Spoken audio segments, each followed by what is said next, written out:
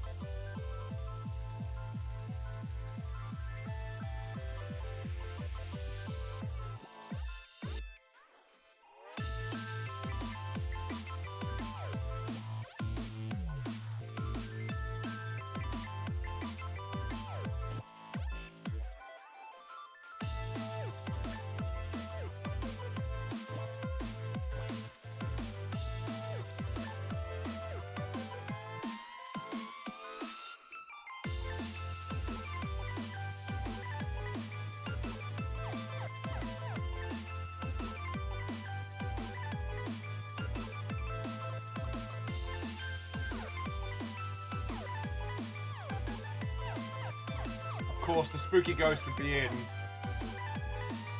Yeah. Well, I cast Will-Faced Ghostbreaker. Papa Jar. Your pyramids will not be built this day. Sorry, along with spooky ghost, Almus, Ehrman. Good morning, Watto friends. How are you doing, you lovely Mother Hubbards? And apparently, it keeps making me quiet. Cool.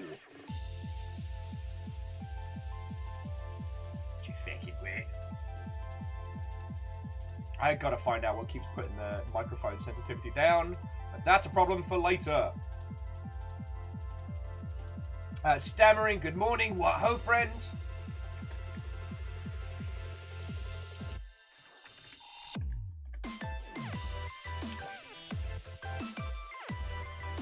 How goes it, you lovely Mother Hubbards? Apparently everything is happening today. Today is the... I'll be trying to move this closer, sorry. Apparently, yes, today is the day that everything pops off.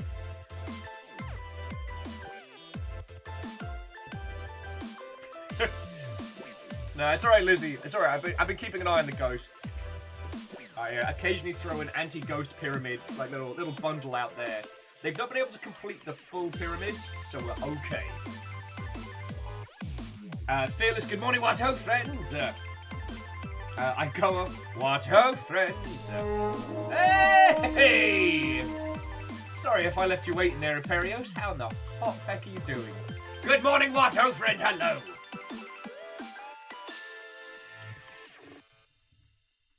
So, friends, come one, come all, come on in.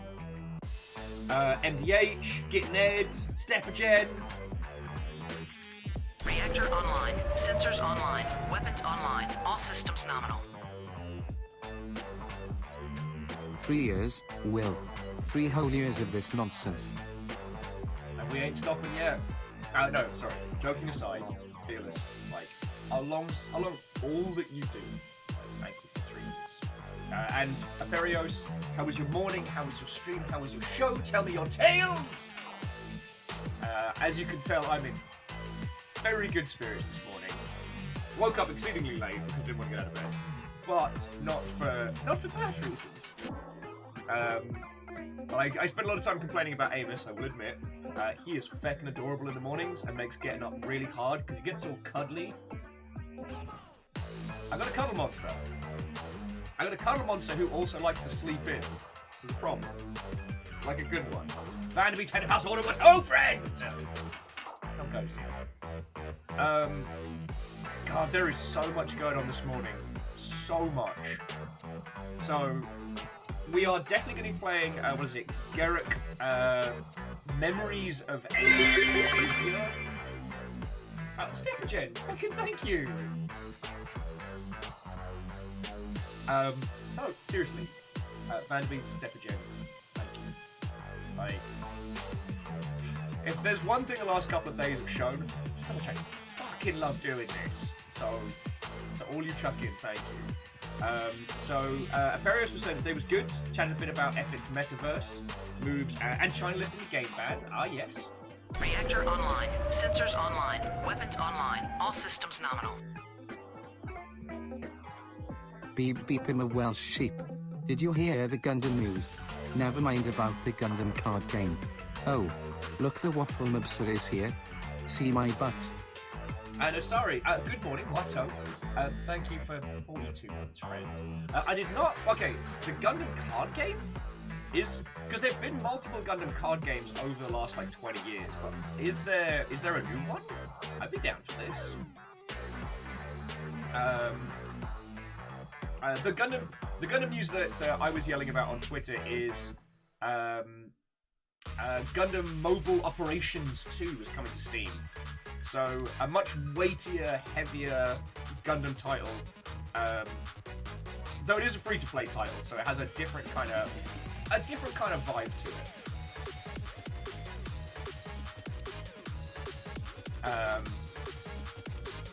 I really enjoyed Battle Operation when I played it. It was just, I was playing it on the PS4, which is specifically my no friends console. It's kind of like my anti-social space on the internet. God, I got so much to talk to you about, all of you.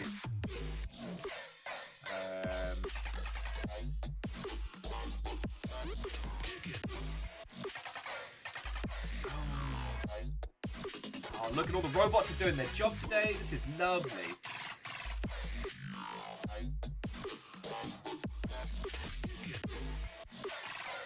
And Kestrel, good morning, Watto friend. Yeah, Kestrel. To shock and delight, I will be using my face hole to make people talk noises. I really wish I hadn't said that again.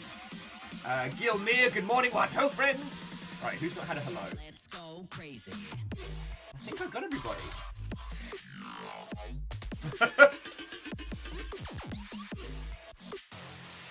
Kestrel saying, I changed my name color to mess with you. There's a few people who are absolute terrors with their name colors. And Fred just goes for random, which always throws me off.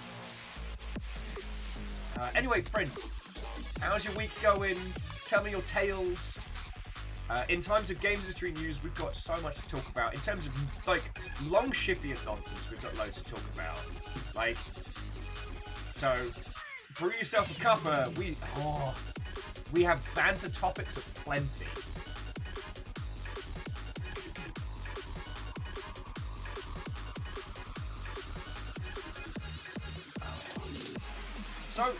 So I'm not double stacking. So Aperios, what was the on the epic metaverse stuff? What was your general vibe coming off of that one?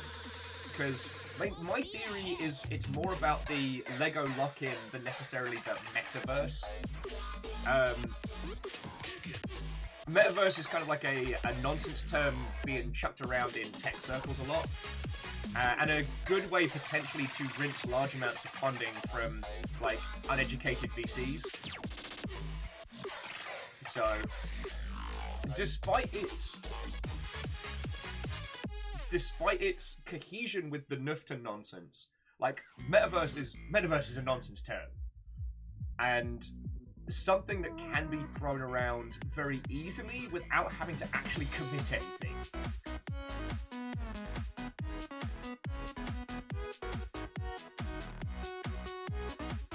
Oh, Vanderbeest, do you tell us? Because I've been... so, Vanderbeest, once you're done with Tunic, that's when we'll start the long ship run. Guess with yes, the verse is meta, we've all heard it.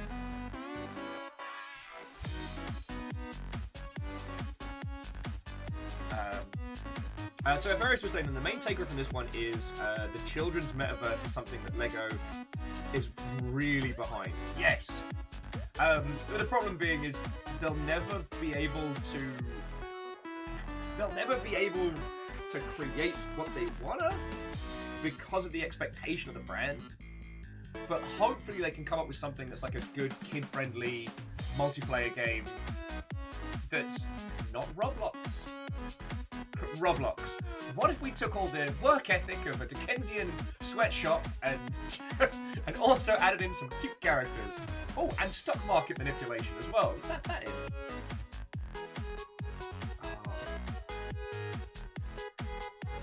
Roblox was weirdly absent from GDC this year.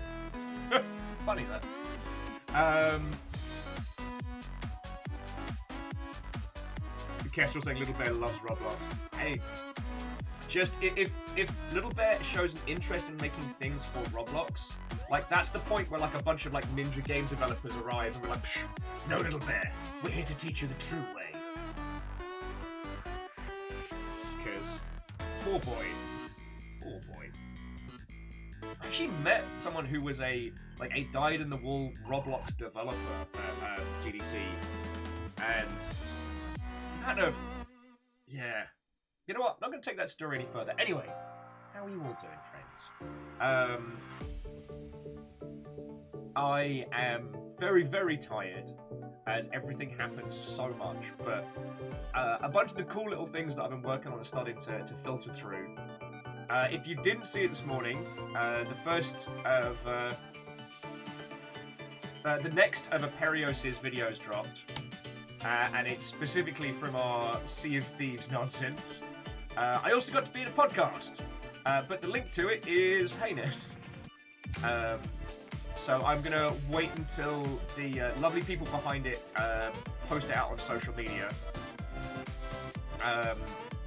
I got to be on the Spiritual Successor podcast, and the pitch is their viewers come up with awful game ideas, and we have to like create them live on air. Did I say? Oh god, I'm so sorry. This is my first coffee. Deus's new video dropped. Perios is still cool, but I have dropped it in link. Aww. Now you both heckin' rad. Sorry. And Bird Stink, good morning. Oh, C222! What hope, friends?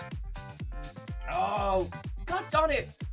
Yeah, I need more coffee because I'm missing a lot of the good bangers.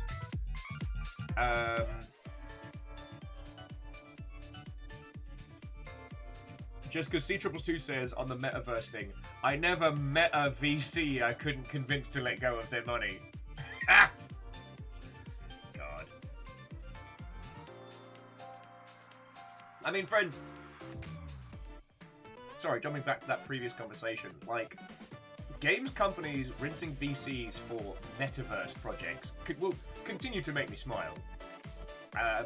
As I said, like, while the Nufta crew believe that they are the key to it, they have no use or involvement. And it's going to be fun watching the Nuftas die the rest of the year. Frankly, that's going to be like my guilt-free Schadenfreude for 2021. 2022 even. Time travel's weird. People will be chasing the everything game for quite some time. But, again, you look at things like Roblox and stuff like that, like, take away the child sweatshop element, but that's the closest we have to projects like that, you know? Oh. Yeah, and Kestrel, I'm applying more coffee as quickly as possible. Oh yeah, so the things have been happening. So yeah, Deus made a new video. It is exceptionally funny. Once again, Deus keeps taking our nonsense and making it freaking hilarious. I was on a podcast, as I said, where we had to take awful game ideas and make them into like big budget video games. And friends, I nearly vomited laughing. Not only were the two people hosting the podcast funny of their own right, but we went down a rabbit hole into a place I never knew existed. So, like, I'll get the link for you later on. The lengthy, chunky link is in the Videodrome. Like, and you know I'm not a podcastian type usually, but I I can't tell you why it's funny because I do not want to spoil it. But I went on a fucking journey. I even, after the podcast finished, I was still on the line with one of the hosts just going deep down a strange rabbit hole, the likes of which you have never seen. Oh, it's so good. And there's more stuff going on as well. I'll give you a little sneaky peek, friends. It does involve Perun. And... Oh... I am very, very looking forward to showing it to you. So Robin, the podcast link's currently in the Videodrome, but they're going to be making it into a they're going to be making a proper social media post about it, because it's one of those where you can listen to it on like iTunes or Google or Spotify or wherever you will. But all of the links are fugly and long because of the old RSS feed nonsense. So, now Hunter's saying any bad game idea can be made into a dating sim visual novel. They can, but Hunter, we have to be a better class of criminal. We can't just lean on the dating sim maneuver. We gotta throw ourselves towards thematics and nonsense. The podcast is called Spiritual Successor. And yeah, so what they do is they have their little Reddit, and their fan base submit ideas for awful video games, and then they have to jam live on air.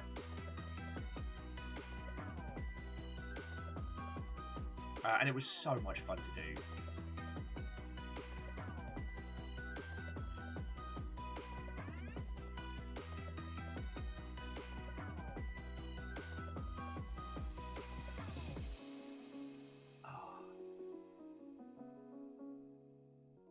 Anyway, give it a listen. I promise it'll be entertaining.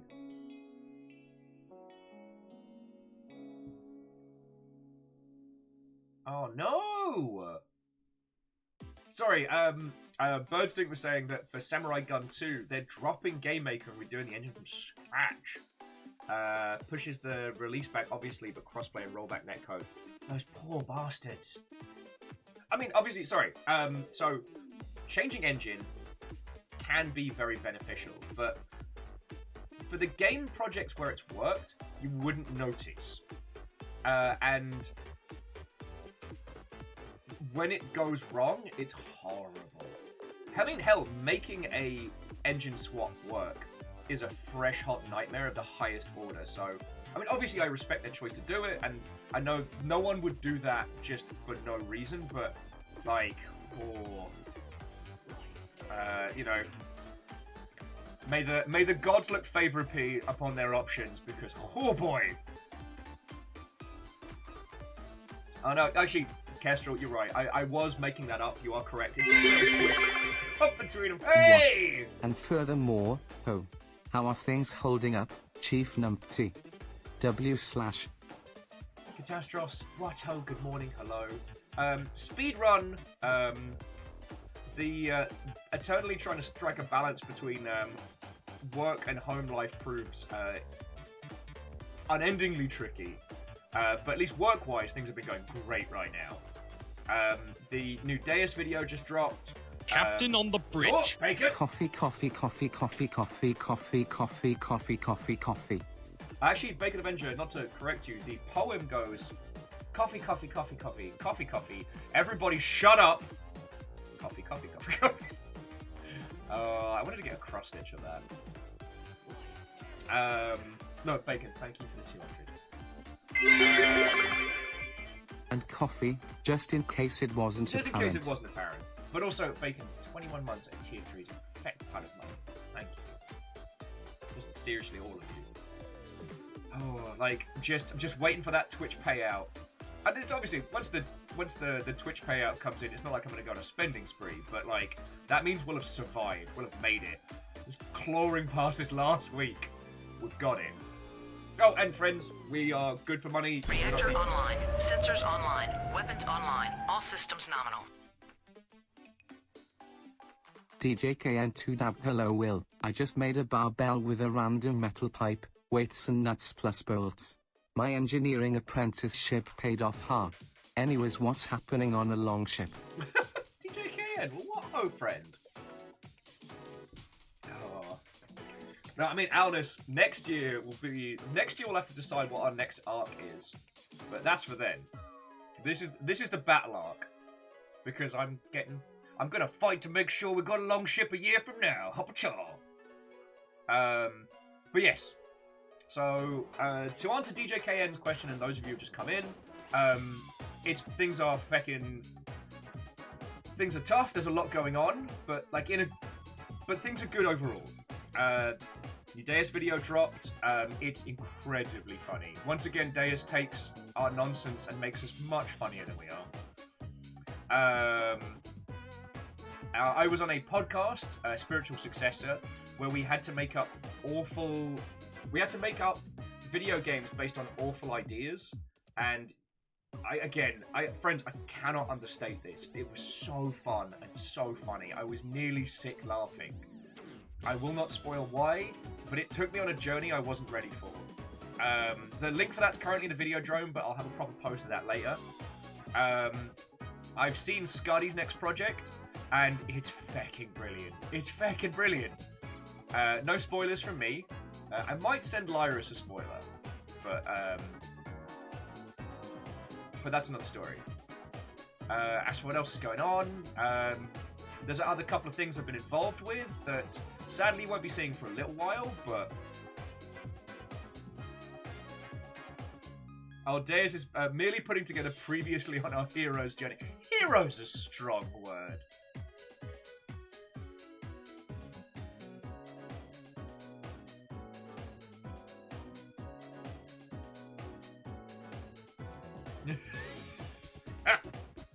Catastros adding, the lesson of the day is if someone in your party finds a dangerous item, explain what it does, rather than just going, leave it.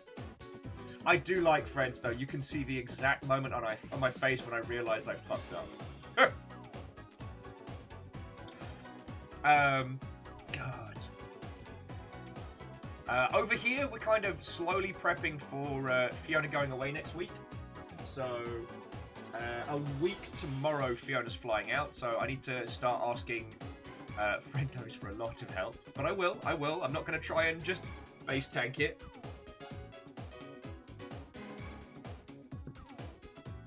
God. And yeah, no, there's been a ton of stuff going on games industry-wise. I'm still not 100% sure Kingdom Hearts 4 is real. And I think it might just be some kind of fever dream. Some kind of like post-drinking, I wake up and go, oh, man, have you ever been Kingdom Hearts 4 hungover? However, from the assets we've seen of Kingdom Hearts 4, well, I know it's not the way that they will go. Because of the semi-realistic world that it's being set in, I really hope it's going to be like an open-world style Yakuza game. Because I desperately, desperately need to see Donald Duck shit-faced in a small Tokyo club belting out Living on a Prayer. I need that in my life! What happened to Will's face? Oh, he tanked it.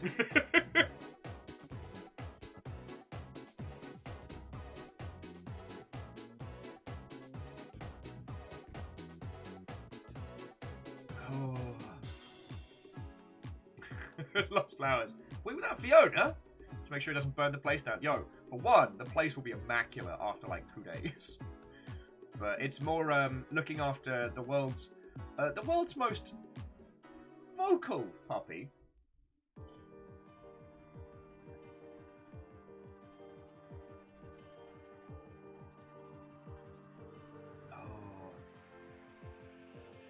Oh, sorry. Did someone gift us sub to Bird Stink and I missed it?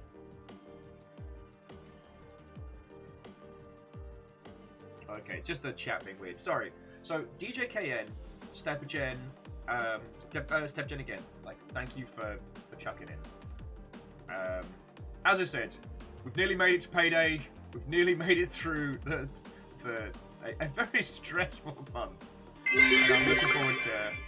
BTW Will, I found a chest of sorrows last night and left it outside the boat on some random island. Just letting you know. Just let me know. Just let me know.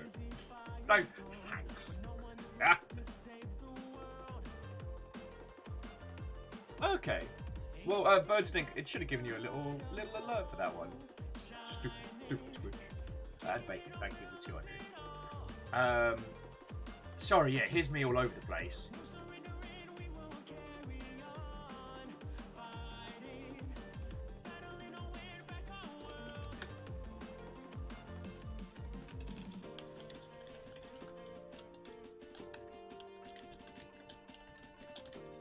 Sorry. Tippity tappity, let's make it happy. God, there's so much going on. Okay, so some friends... Deus, I will not.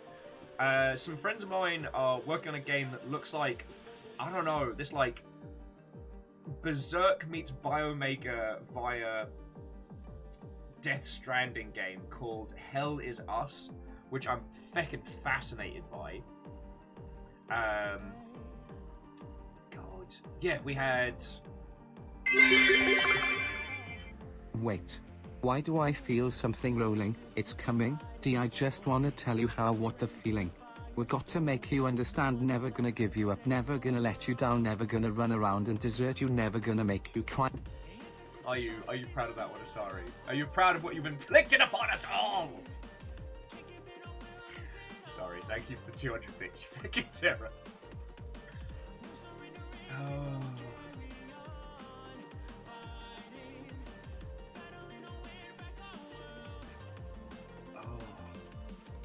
Anyway, how are you lot doing? Catastros is charging back into Neo 2. Good luck. I haven't actually started it yet because I'm afraid of that game. Just because Neo 1 consumed me. Crows announced that they...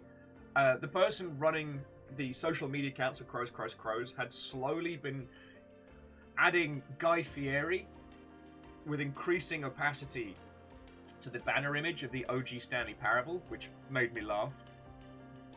And Sonic the Hedgehog 2 has had the single best opening of any video game movie to date. Does that have something to do with the fact of Idris Elba as Knuckles? Quite possibly. I mean, and perhaps that's where all the other video game adaptations have failed. They haven't been uncomfortably sexy. Maybe that was always the hook.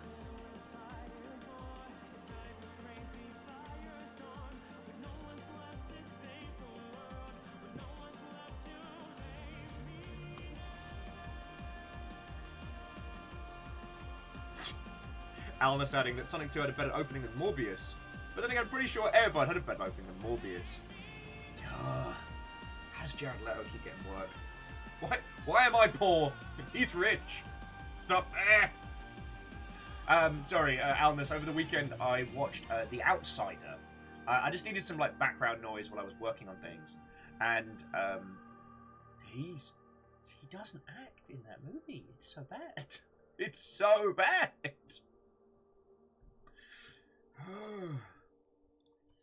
Sorry, not that anyone needs my opinion on old movies that were mostly ignored and were basically condemned to Netflix jail.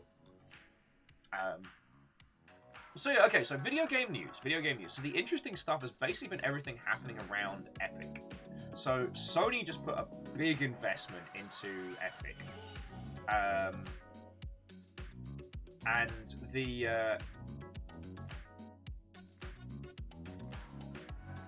Sony and LEGO investors in Epic Games is a very interesting one. Now, my feels are... Wait. How did the hilarity of the cursed game Odd Yawoo CO Thieves go? The Yawoo was strong that day. It was epic. Sorry, I'm glad that you ask, because I can sum it up in a single video made by Deus. It goes a little something like this. But yeah, sorry, as I'm kind of slowly getting caffeinated. So here's my personal theories on the Sony and LEGO investments is the LEGO, making close ties with LEGO is always a good thing. And Sony is still one of the big three. So having close ties with both of them and getting what is essentially like R&D and speculative investment for the metaverse is a really good one because it's such a nebulous term that currently everyone in the money world is in a tizzy about because Facebook was like, oh, we're called Meta! The metaverse, it's what's next! I mean, the big video game. The next big thing is bigger video game. Everyone industry side's kind of like, we're at a breakneck race, like 15, 20 years away from that, assuming the world's like internet infrastructure can be solved. Okay, though, there are some theories. Some of them have been like trying to plumb low latency physical connections between data centers across the world to compensate for shite internet in certain regions. could possibly work. But again, like, we're talking a drastic physical change of the internet to be able to facilitate the metaverse. It's something that physically cannot be delivered in the next like 4 to 5 years. So what are all these games going to be? They're going to be big MMOs. They're going to be Roblox likes. They're going to be, you know, Minecraft at scale type projects. And whether or not the technology is there to allow for these to be. Incessant clicking. J-Post, thank you for gifting that today. Yes, that's fucking cool of you, y'all. That's fucking cool of you. Anyway. I don't think it's anything we really need to deconstruct. Like, there's this thing in VC where everybody gets a bee in their bonnet about the next big thing. It happened around like Magic Leap and stuff like that, where a company can play the pantomime of like technological advancement through a myriad of different ways that creates this buzz around it. And that's currently where that particular buzzword is. Now, I don't mind discussing like the air quotes metaverse because like the idea of the everything game is still one that I think everybody. But I mean, perhaps not one whole all-encompassing game. That sounds like a horror show. But like concepts like what was it? Dual universe. Concepts like Star Citizen and things like that really do butt up against the physicalities of technology. Like, the idea of being able to have one big space sci-fi game where you get in a spaceship, you fly to another planet, you get off, you hang out with everybody in like a person-to-person and then jump in your ship, and that's all happening in one great big universe. Like, that's a concept that we're striving for as a games industry. And, you know, one day we'll get there, and that's real cool. It's just, there's a lot of challenges. And I mean, J-Post saying like the VR AR mainstream when, I mean, again, it's technological more than anything else. Mainstream AR, as in, if we're talking like the from your phone augmented reality, that's a technological challenge. I mean, Niantic's been leading the charge on that one, and they very quickly hit up against the limitations of what their stuff can do. And VR's been able to sustain, but it's very much I don't want to say niche product, but it's a hobbyist's space because of the time and money investment. The experiences that one can get from the off-the-shelf stuff aren't as transient as the ones you can get from a proper VR rig setup, but that requires a lot of money and a lot of time. And the amount of content for that space is still coming together. I mean, VR chat's the main reason why people keep those things set up, if not Beat Saber. So there's still not a direct path in for widespread adoption, but it's getting there. It's getting there, you know.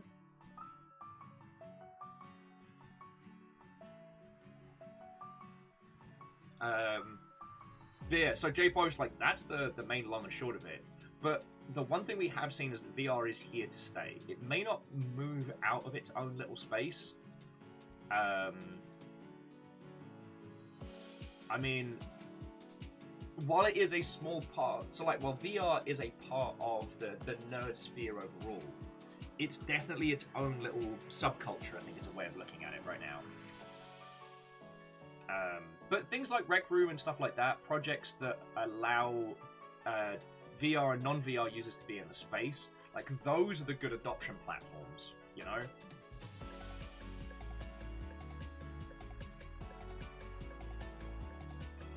Birdsing was saying, so a very good day, mentioning one of the biggest reasons classic RTX games became huge and more modern ones haven't is less to do with objective quality and more to do with capacity for player-developed content.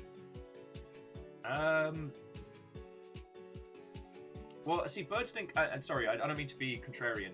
I think the problem with that one is that, like, for a lot of people would argue that Warcraft 3 was kind of the end of the classic Command & Conquer style RTS.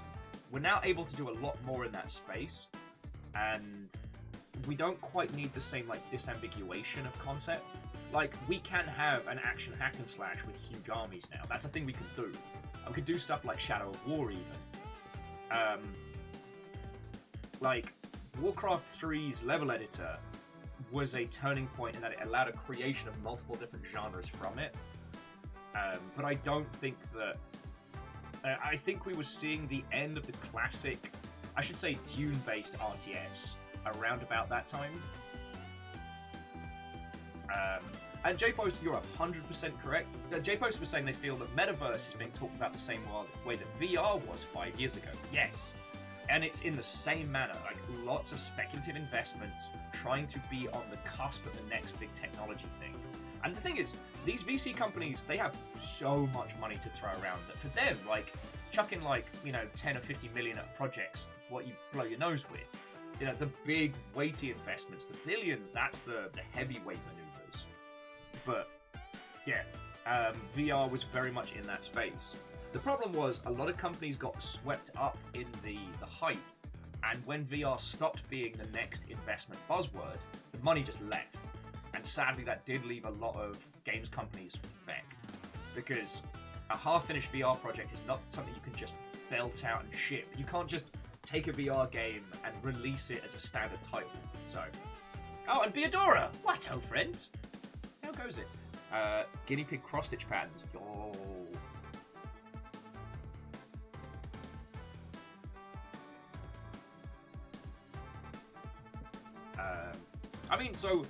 Wolfgrad, Real Hunter, I think widespread adoption of VR will definitely be at the point where, like, mobily VR can be good. That's going to be the hook there. Otherwise, it's going to stay in its little niche space, and that's fine. That's fine. What frustrated me during the big VR boom was that people weren't looking at the use cases. It was, again, the obsession from an investment standpoint of being on the cusp of something, but there not being a something to be on the cusp of. It wasn't really until Half-Life Alyx that I really saw what you could do in the space.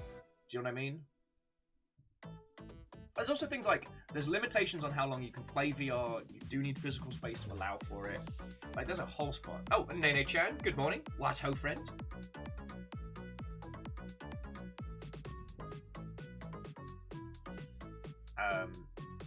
Plus, the irony being is that, as the world opens up more, like, areas like, South Korea, China, other huge new markets that are becoming viable now we use digital distribution, those are also regions that don't own their own hardware. The internet cafe craze and stuff like that does come from parts of the world where it's very uncommon for people to have their own rig and their own setup, or to have the space to do that. So, like, free-to-play games are great because you just have an account, you go to any cafe, anywhere, log in, play your account, have a great time. Over here in, like, English language territories, it at least was more common for people to have their own PCs and go from there. How much the cost of PC hardware increasing over the last few years will change that, I don't know.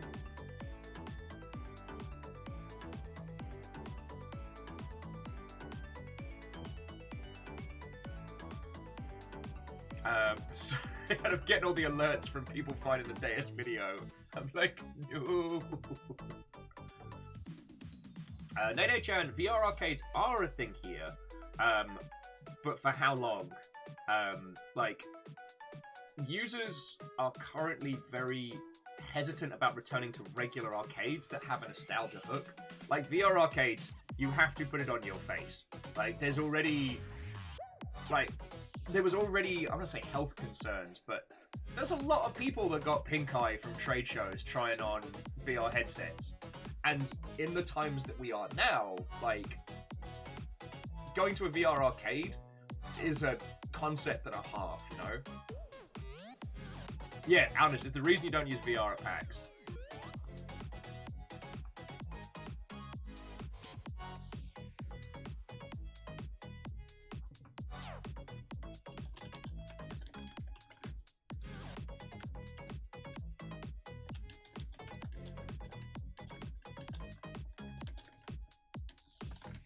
Sorry, bear with me a second. I promise it's important.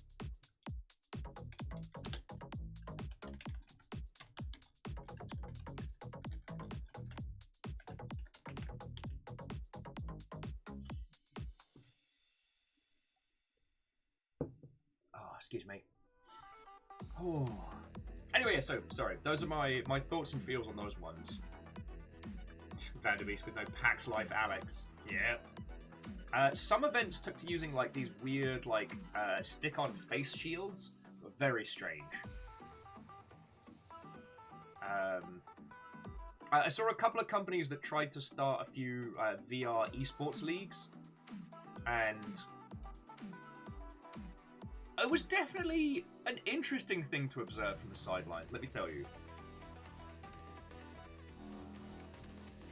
Alleged PAX East is next week, and PAX West hasn't had official dates yet. PAX was never an option. I gotta remember that.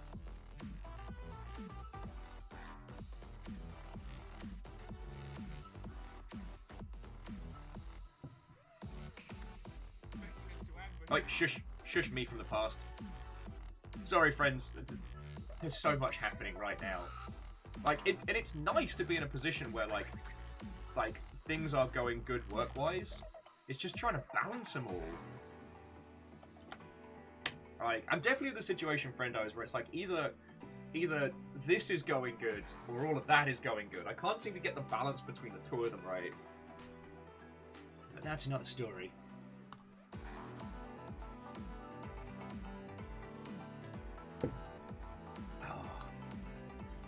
Anyway,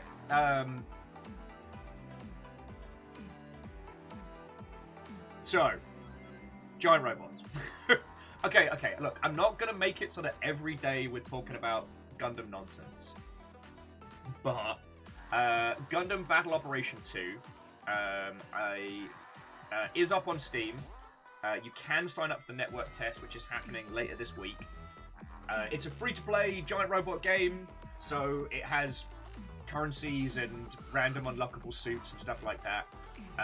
It's fun. Like, it's not going to change your life, but when I played it on the PlayStation, I enjoyed it. Plus, they released a kind of like episodic anime-style game based on the same combat system called Operation Battle Fairy. Was it Fairy Battle? Which was really good. You play part of a what's meant to be like a propaganda team as part of the Xeon Empire. So it's an all femme mech team with like command and mechanic and the whole shebang. That's meant to be using one of those like propaganda pieces, like, ah yes, look at them, look at all these ladies piloting their Zakus. They're sure doing their part. But the people in the squad are aware that they're part of a propaganda operation and are working to actually kick ass and end up getting in over their head and like in some serious fights, and it's fucking good.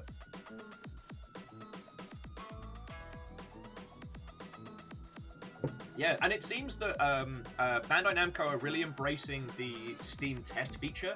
So just like with Gundam Evolution, all you want to do if you want to try this out is go to the network test and just click play now.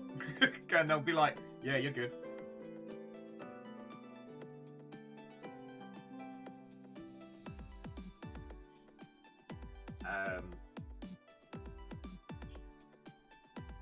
So yeah, like I said, it does have PvE battles, which is one of the things that I really enjoyed about it, and I probably would have played it more, except for I keep the PS4 as kind of my own little ecosystem. Like, on those days where I just don't want to deal with people, I'll go on the PlayStation and play games. And Kimball, a good afternoon to you. I hope you're holding up well, friend. I'm talking about Gundams again, I'm sorry. God, I know. I'm a fucking disaster at the moment, friends. Like, look, I got this much done, and yes, this is exactly what it looked like on Saturday. I'm trying, friends, I'm trying. Oh, Kimball, I'm sorry you're having a bad panic attack, friend. Well, take a breath, take a beat. allow me to converse with you on nonsense things. I have a gorgeous indie platform to show you. And Kymel, we got you, friend. What was it we stole from Warframe? We all live together over here. I mean, I'm a disaster half the time, and you lot keep me going, so it's the very least I could do, right? Legend is asking if anyone's working on their G3 Gundams. I haven't started yet, but as soon as the Twitch payout comes, then I can get the stuff in the PO box sent up here, and then we can begin. What I'm hoping to do at some point, like throughout this week, is take this little guy apart and use it as my first airbrush experiment. I'm just gonna like sand down a few pieces, glue them together. You know how it is. You all know how it is. I haven't decided what color to go for yet, because I was very kindly given a bunch of paints and stuff for Christmas alongside the airbrush. So I'm really looking forward to tearing into that one. I mean, I'm going to see how money is after I've, you know, paid off bills and things like that, but I'm slowly scheming on people's Katanika gifts. Because I didn't get Christmas gifts for everyone because, you know, you were all there for Shark Week. You know how bad it was. But I've been slowly scheming. And I found a few things that are better than some of my original concepts. So I'm pivoting. Because people... I mean, for Christmas, I got spoiled rotten, friends, and so many, like, genuinely heartfelt gifts. And I'm like, how do I back to this? So... Wait, 10 new achievements for Vampire Survivor? Fuck! I was gonna do things! Alright, everybody, close up shop. Alright, everyone, go home. Go home. I'm gonna sit here monosyllabically and play Vampire Survivors. Oh, also, friends, the Flesh Tunnel update just dropped for Back 4 Blood. Oh, and there's an update for GTFO as well. What are you kids cooking? Oh, it's a rundown. It's a rundown extension. Okay. God, I really want to get back into GTFO. My life is gone. I mean, I'm glad I get to hang out with you lot. I was trying to explain to a friend the other day, like, how manic my life is outside of stream. It was like, the dogs didn't, like, okay, Amos didn't settle until, like, 1:30 last night. And I just gave up and went to bed. You know? People are like, why don't you respond to messages? I'm like, you don't know. You don't know. But yeah.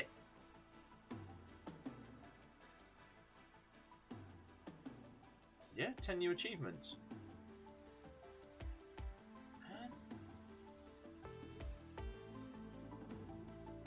I didn't see an update, so I guess these have been rolled forward. Looking forward to it. Daya says the lead VO at Rare just retweeted the video. Huh. I wonder why that happened. I guess we'll never know.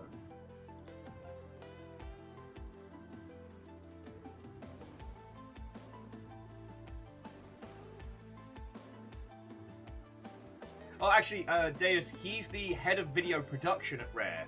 He did the VO for the Sea of Thieves trailer. So, you know, no big deal.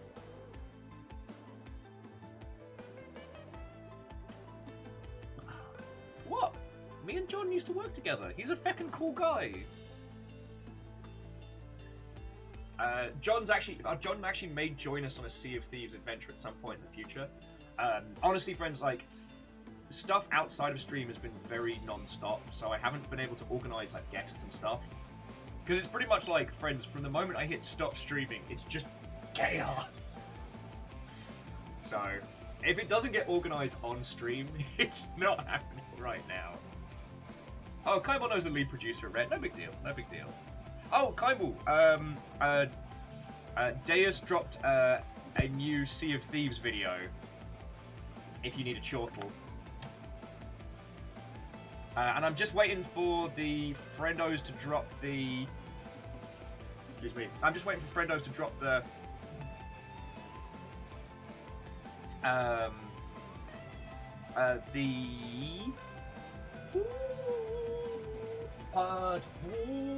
Social media linked podcast. Wow, friends, that's what buffering looks like on a human being.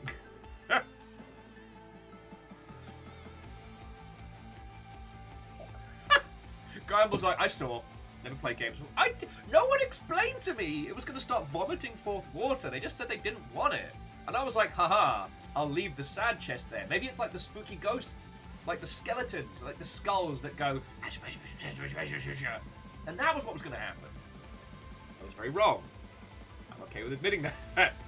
Mainly because it's been well documented. But again, friends, if you rewatch the video, you can see the exact moment on my face when I realised what's happened.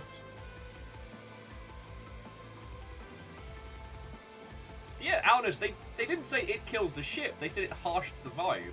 And I'll harsh some vibes for a bit.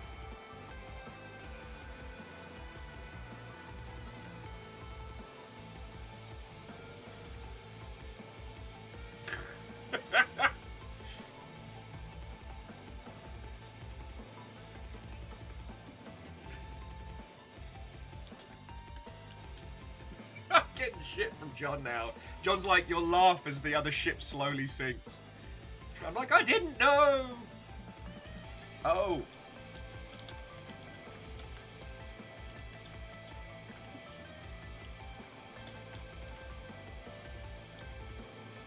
Yeah, that was period. Sorry.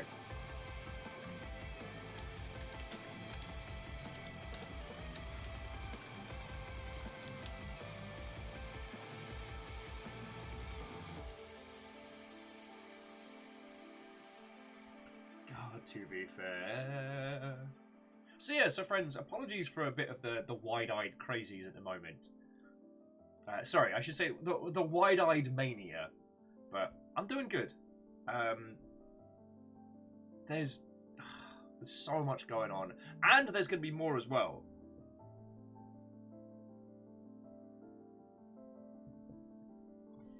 Like, this isn't even...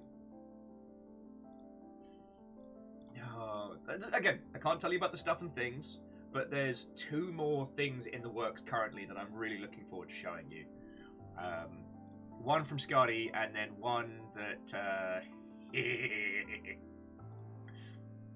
good times had by all.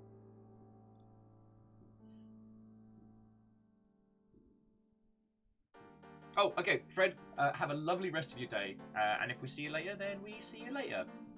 Fucking wee. Right. I don't think there's anything else going on, like for our pre-video game Wafflemancy.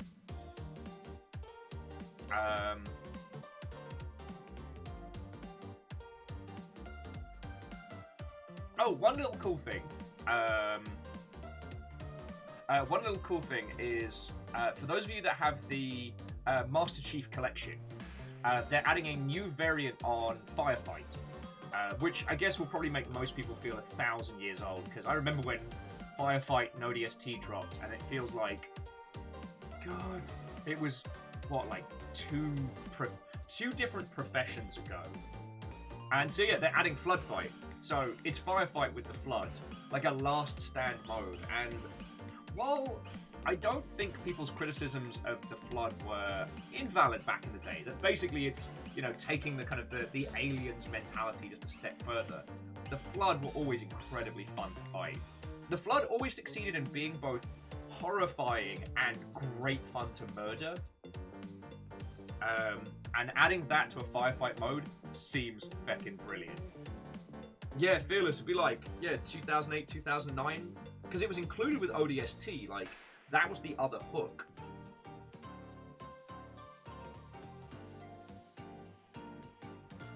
Oh, that's so good. Deus is saying, along with tools for Halo 2 Anniversary Edition, Halo 4 as well as crossplay with ODST, Xbox, and full custom games browser. Feck, yes.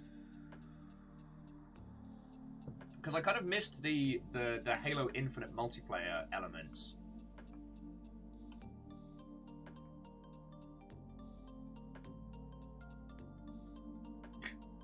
Real Hunter's saying they weren't cool enough to play Halo when they was young.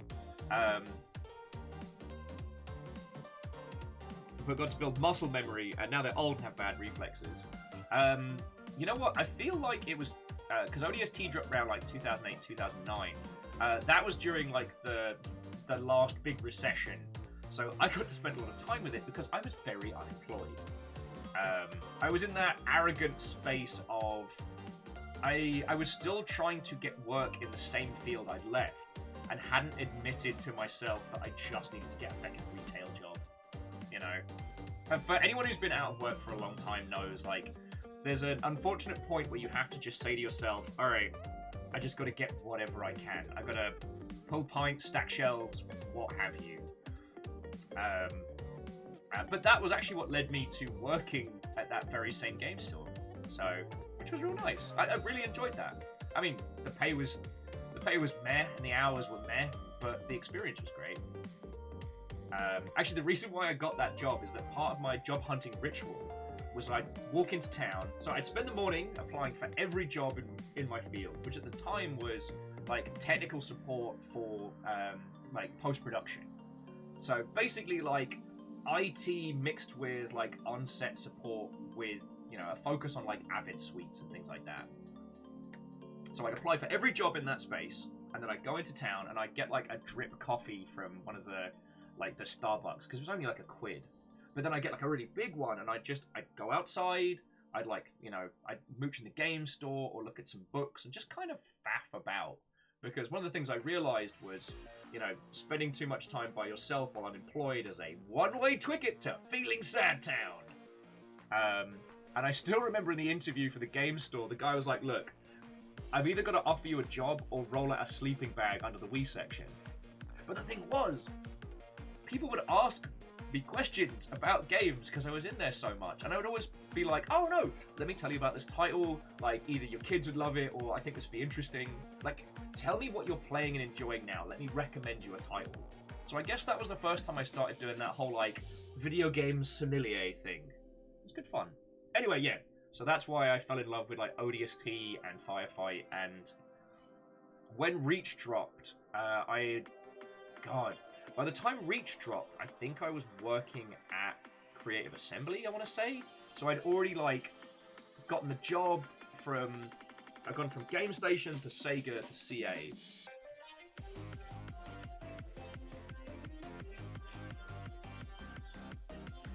God. Sorry, just Beadora saying, Wii section? How hard do you have to succeed in the video games industry for people to forget that you named the console after piss?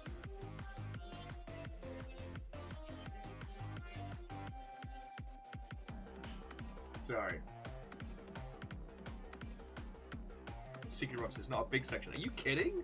At its peak, the amount of Wii games available was a terrifying behemoth.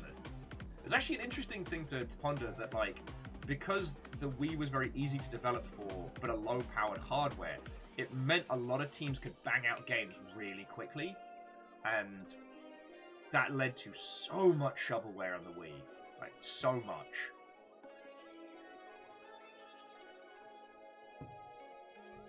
Kyball made a few Wii games. So on. I mean, Kyball, in like the video games industry, we're like the hooded shamans of old. Yes. Welcome, young students. Let me tell you tales of this industry that you have found.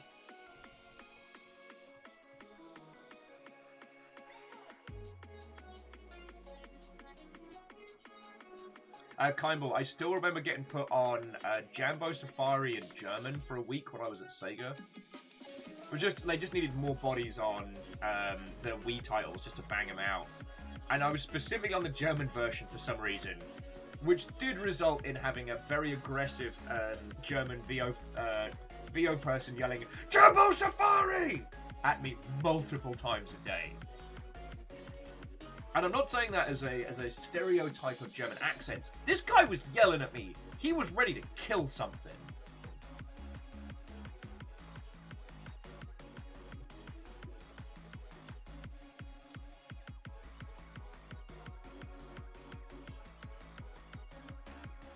Kymble says Family Game Night 3 was their worst Wii title. Ugh. I'm still sad that Mad World didn't do better. That game deserved so much. Mad World and then Anarchy Reigns coming out and doing just nothing. God, the soundtrack to Anarchy Reigns was so good. Okay, sorry, if you don't know it. So Mad World was a black and white, like ultra gore hack and slash on the Wii that had this really stark art style. So it was like black and white, but anytime there was any gore, it was this bright red. And it didn't sell great, because it turned out the Wii did not have that kind of user base.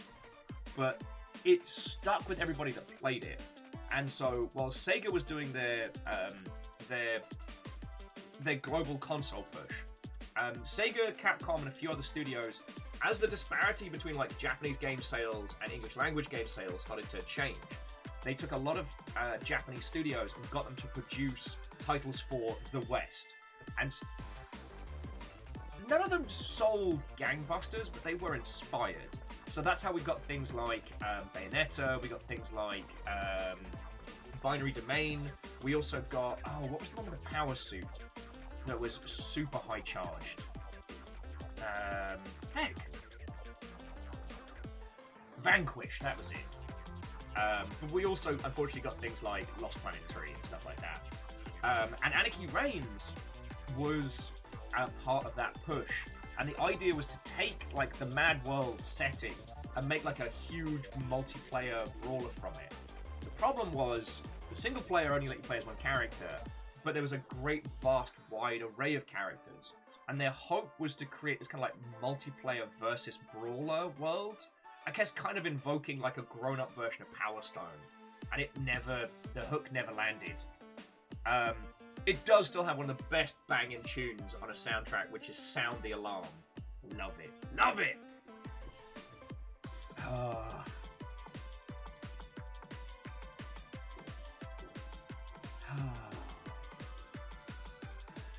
I saw a copy of Silent Bomber for $110. My feels on emulation are changing faster by the day. Sorry, let me take it back so you can track Will's thought pattern across the map there. So, Anarchy Reigns is a game that did not sell great, at least by my understanding. If you can find it in your local game store, at least pre-Retro Spike, you can usually find it between like the $5 and $10 mark. Artistically, it's great. Gameplay, it's a bit confusing and odd. Now, Silent Bomber was a similar title. It was... I don't believe it was a direct Bomberman sequel. That was the Bomberman reboot. Hang on, let me bring it up. Silent Bomber. Here we go. It was a PS1 era title. And... I don't know how to describe it. It was basically like... What if sticky bombs were the main attack mode that you had to go through this, like, colossal spaceship? And I still remember its combat system being one of the freshest that I encountered. It dropped literally in the year 2000, the Millennium. Dropped on PlayStation 1, didn't make any waves, disappeared. I picked up a copy for like £3 and was like, oh, alright, I'm just going to give this a try. And it's inspired. Now, narratively, doesn't do anything great, but what it did is it picked one style. It picked one element and then took that idea and ran with it.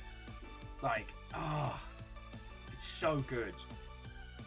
Now, again, I can't recommend it as something that you desperately need in your life, but it's an interesting case piece to study.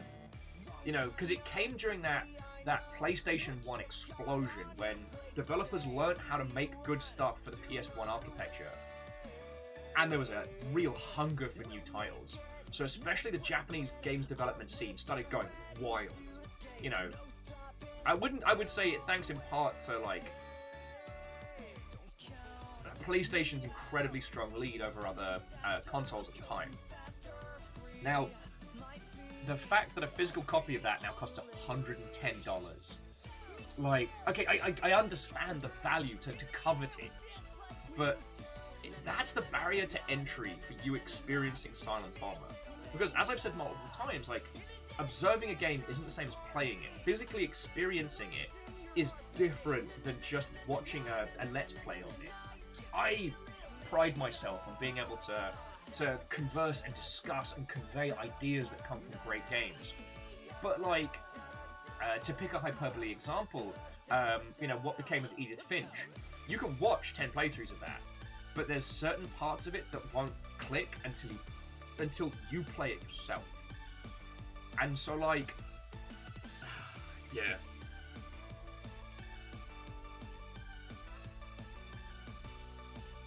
I might, if I ever have free time again, I might, I don't know what we'll do. Maybe through entirely legitimate means, I will acquire these games and we'll play them on like a Sunday or something. And like a little retro Sundays, that could be fun. But that's another story, friends. Will's free time, coming soon. Somewhen.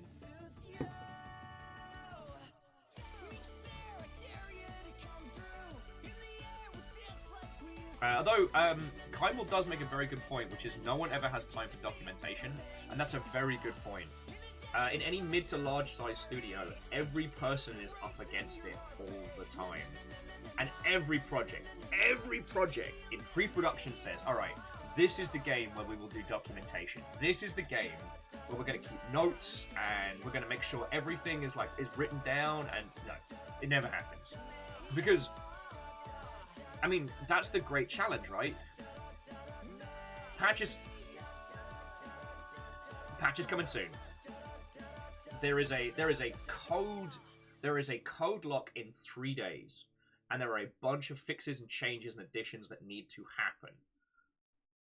This one coder has 3 dev days. How much of that time are you going to dedicate to documenting what's going on? Like, heck.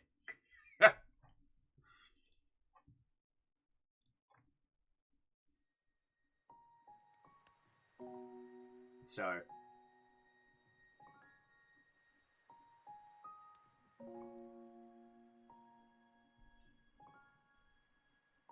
it's an interesting one, and when it comes to games preservation, like for big studios, there's a staggered style of development, which is to say that like as certain departments finish work on the current title, they'll begin pre-production on the next one. So usually art departments are the ones that are the first on. Art and design, programmers just never stop working.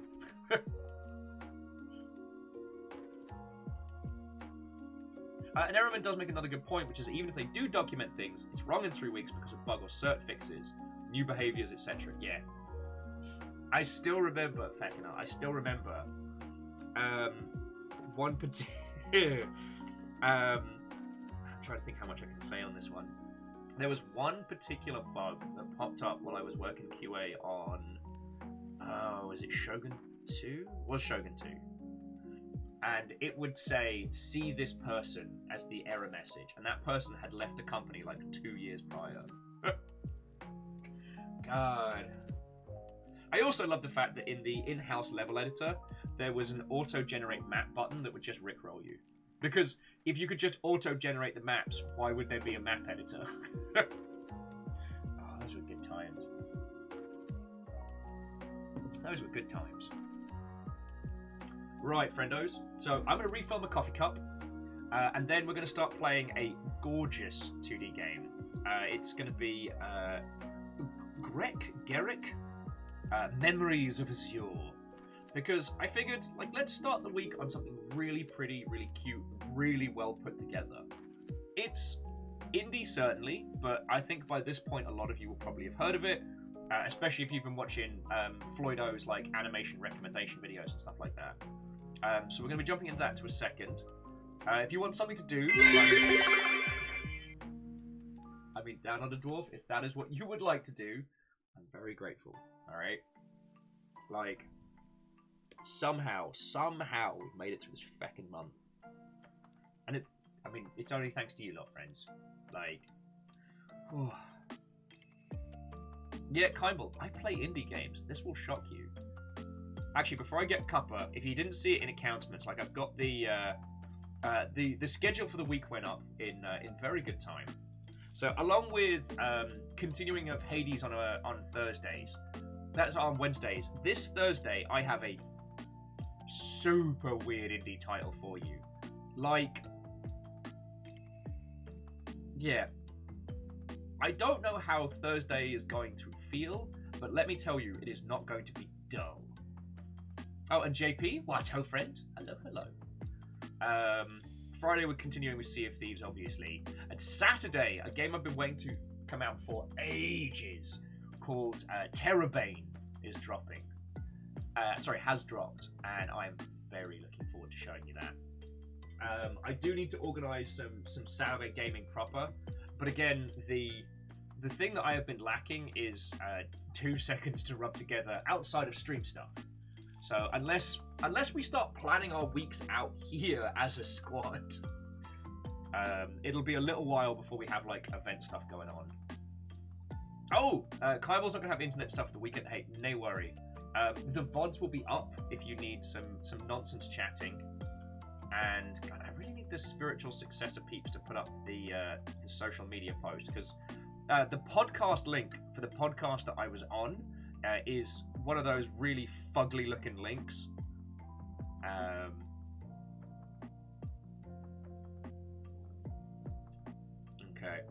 Okay. It's alright, friendos. I'm just going to refill my cup, and then let's get into some proper indie games. So grab yourself a bevy, get some water, pay attention to your pets, and I will be back in. I'll be back in just a second.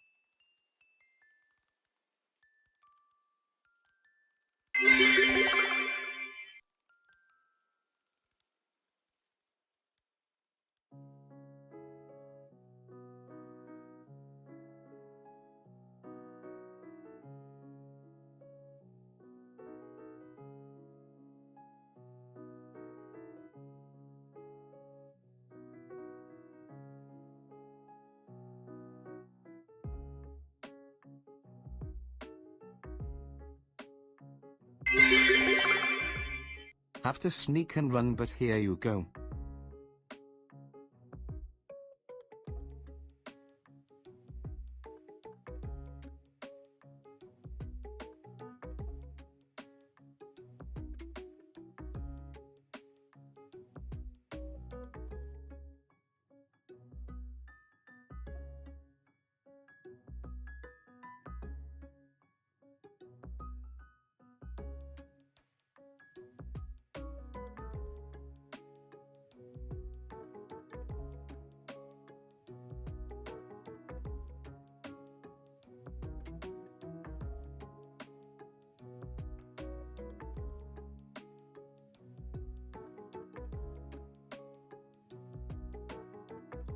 And thank you, Crux, there. Not only for 200 bits, but also for breaking the Ghost Pyramid. Chaos? In these parts? It must be your imagination. I sense no chaos here. You know what?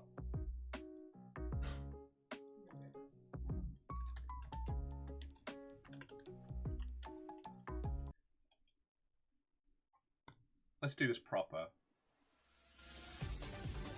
There we go, proper train music. Haven't had that in a while. Ah!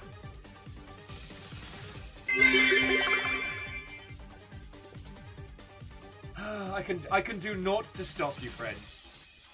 But no, seriously. Fearless, Down on the Dwarf, like all of you, I can thank you, okay? Oh, what a lovely start to the week.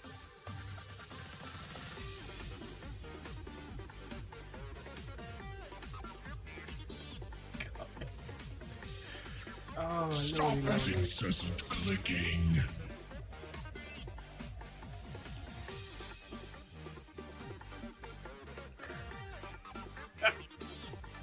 There is the lot, yeah. Ben, thank you for filling the pint glass. Stanley, Castros. Fucking y'all. Oh, I feel a little bit bad now. Oh no, it's Franco, not Frankie. Okay, no. I was going to say, I feel a little bit bad if the dog bits were called Frankie after our playthrough of Subnautica, because I did bad things to Frankie. Let's be honest.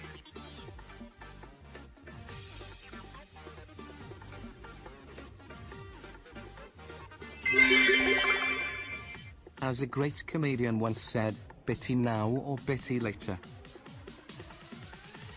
God. And they are not a great comedian. Oh my word.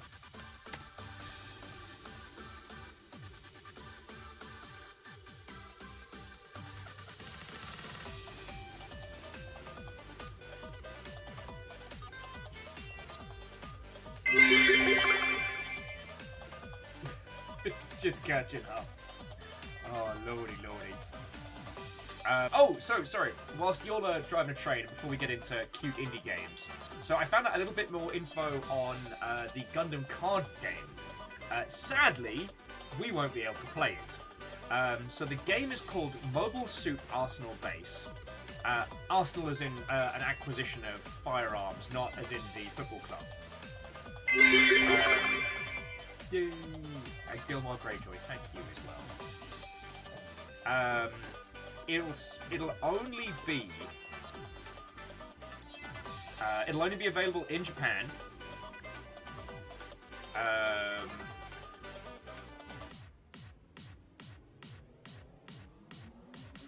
But it will be a collectible card game that you play in arcades. So that's kind of curious. Bits for the cursed chests. Look, I thought they just didn't want to hear sad noises, alright? I'm still sorry. And she, what ho, friend? Hello, hello.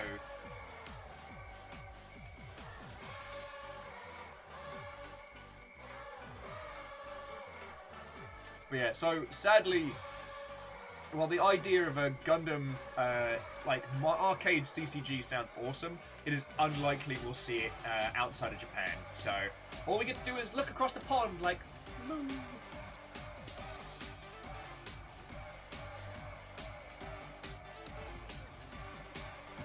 Lizzie with hashtag Frankie was innocent. Frankie knows what to do.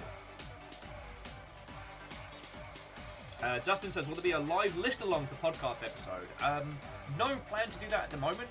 As I said, I'm waiting for the spiritual successor people to post their social post, so I can push you all to, like, into their varying things. Because there's multiple different ways to listen to the stuff. But, yeah, if you need something to have a listen to, friends... Oh god, it's just... Like I said, I nearly vomited laughing doing that. It was so good. So good.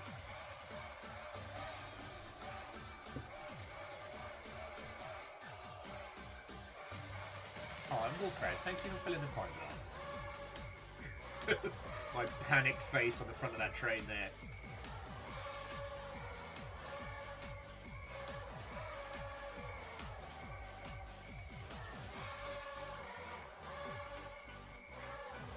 The old gods and the new.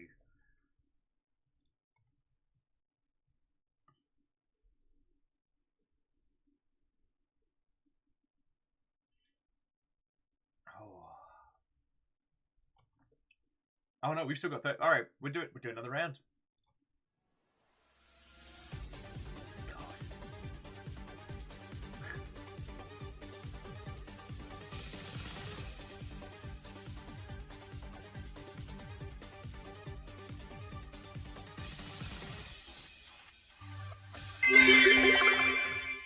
Oh hey, what this?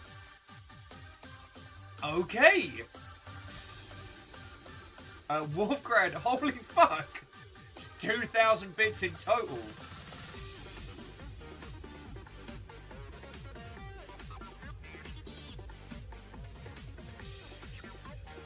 Wolfgrad, sincerely thank you. It's $20 are keeping us going.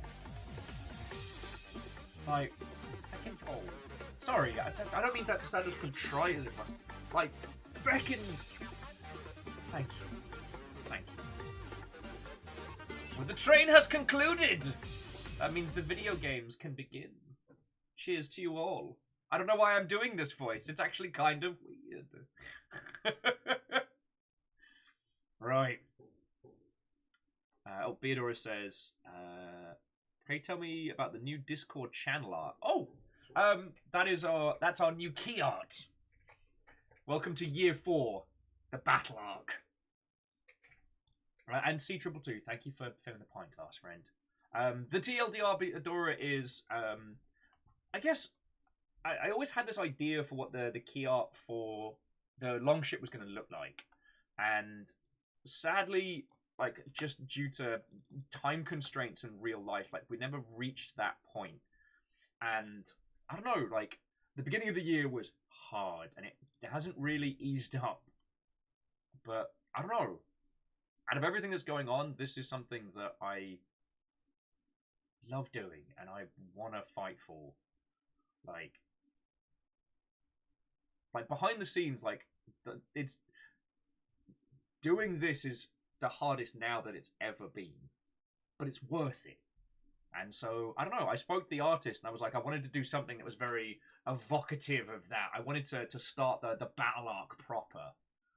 And it's real cool. If you look at, like, the details and stuff like that, like, on the shore is all the wanted posters of the rest of the crewmates and stuff like that. As this kaiju left shark crashes through the water. Also, I've been watching a lot of the latest season of Attack on Titan. And, I don't know, the opening, that gives me that kind of vibes. But I can't share that with you because if you're not up to date on Attack on Titan, the opening song itself is a spoiler. We're at that level. Anyway, friends. Anyway. Let's get this game going. This is going to be Greak. People come up with weird names just to mess with my dumb ass. So this is the game we're going to be jumping into today. It is very pretty. And again, like, if you watched Floydo's roundup of, like, best animation of last year, you'll have seen this title. We'll probably not be doing a full playthrough of this. So this is probably just going to be a day just hanging out and having a look. But if you haven't had the chance to play it already, like, it comes as highly recommended as possible. Now, let's get this party started. Let me push some buttons.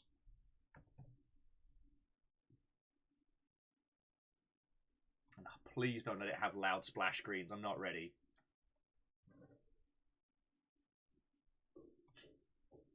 Video games, what are you, some kind of nerd? Okie dokie.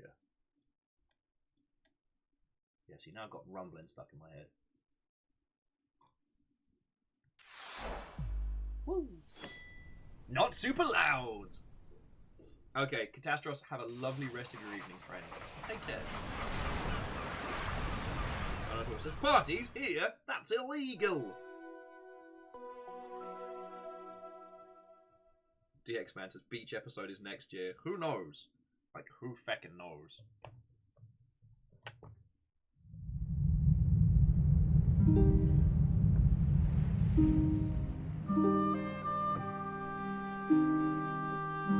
Oh, and the hand-drawn animation in this is gorgeous.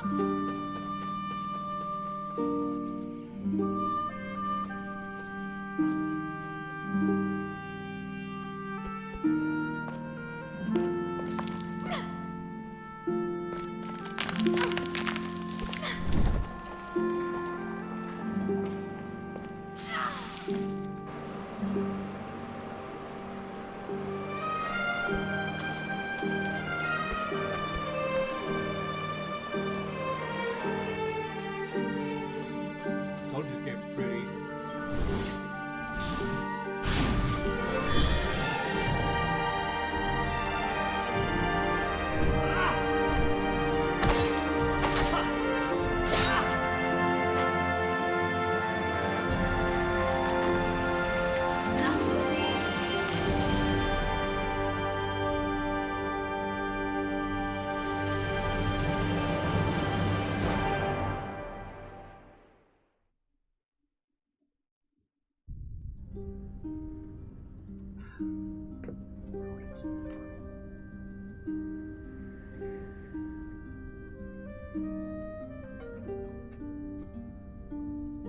Let us begin.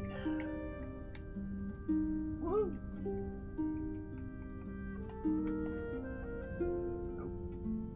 Oh, there we go.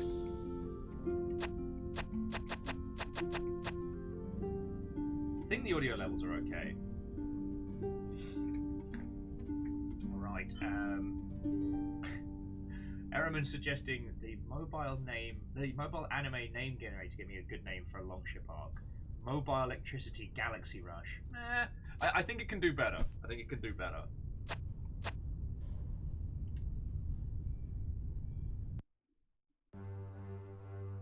Eons have passed since the threat fell north of Alasia in the unexplored lands of Azur. From that moment on, and without any cause, some beings appeared, called Koreans.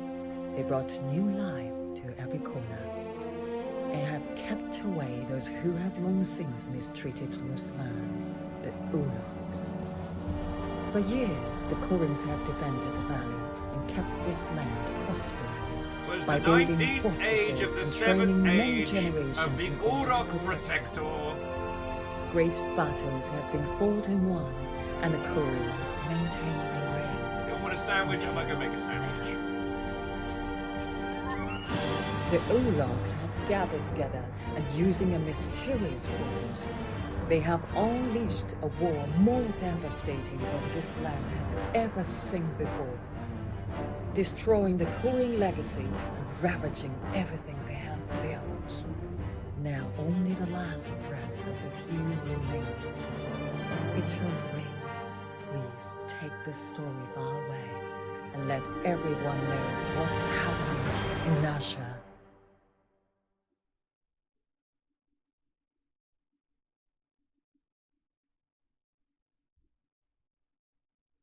Hey, I know this game is going to be good, and I know that elements of this will be utterly beautiful.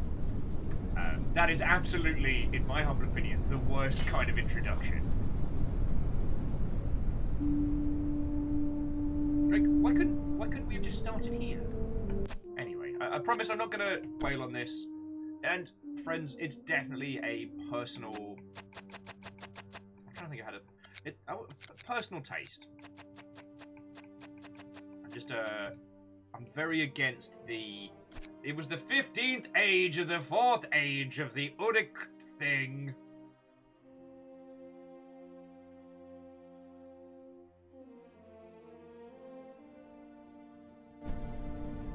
Alright, how's that for audio levels? That's still very loud. Okay. Again, friends, I do not know what's going on with the mic. It's like every time I start the show, the sensitivity's gone further down. So I'll yeah, I mean, if I ever get 2 seconds to rub together, I'll have a look into trying to find out where that's at.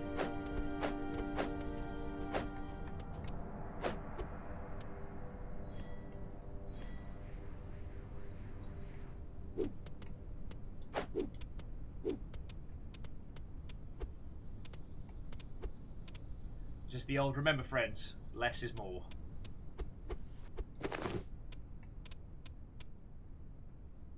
At least in my humble opinion, So, Garrick, don't be scared. See, this is a great way to start.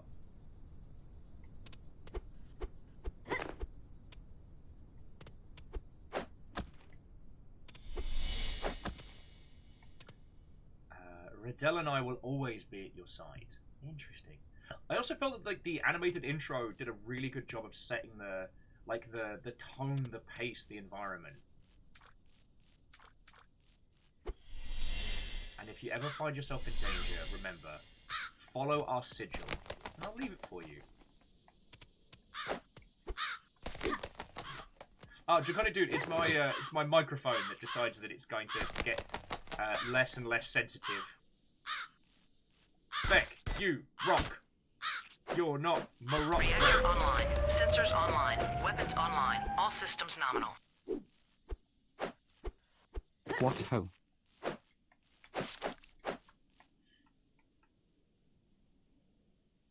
Neo Shadow, thank you for 41 months, friend. How goes it?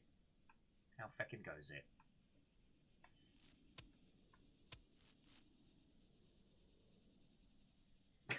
Alna says the opening crawl can only work if someone is arrested for a crime they didn't commit. By someone saying, you're under arrest for a crime you didn't commit. Well, see, the thing that strikes me is that, like, narrative device, like the A-Team device, right? The idea is that those kind of, like, opening crawls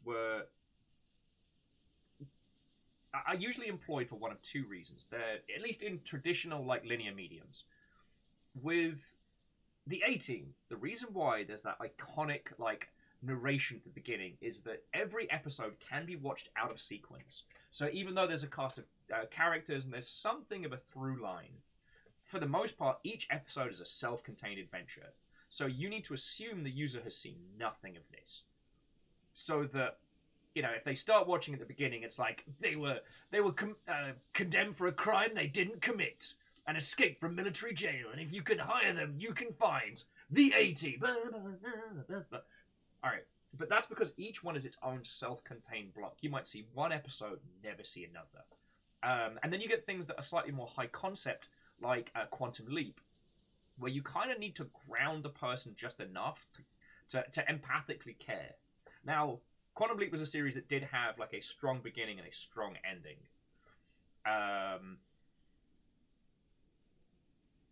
But again, there's a high science concept which you need to ground the user in. And especially in like TV's linear format, that does make sense. But then you have things like trying to use an opening crawl to paper over the things that you can't show. Oh, sorry. Let me just close the door.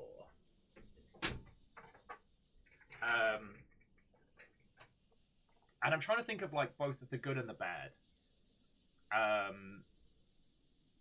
Star Wars is a good example.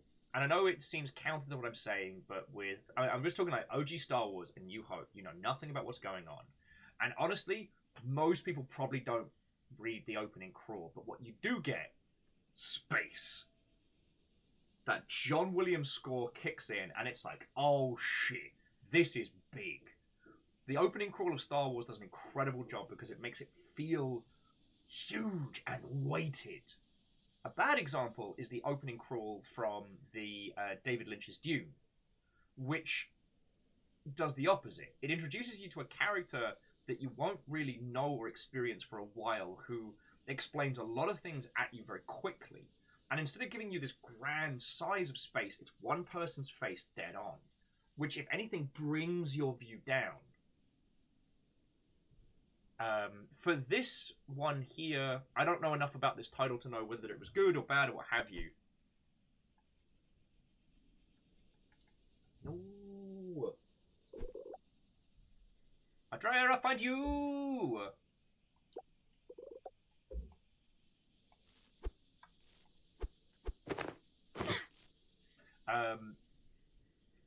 But I don't know. Maybe it's just as I'm getting older. Ehrman says Lord of the Rings also did good in its opening narration to set the world. It did.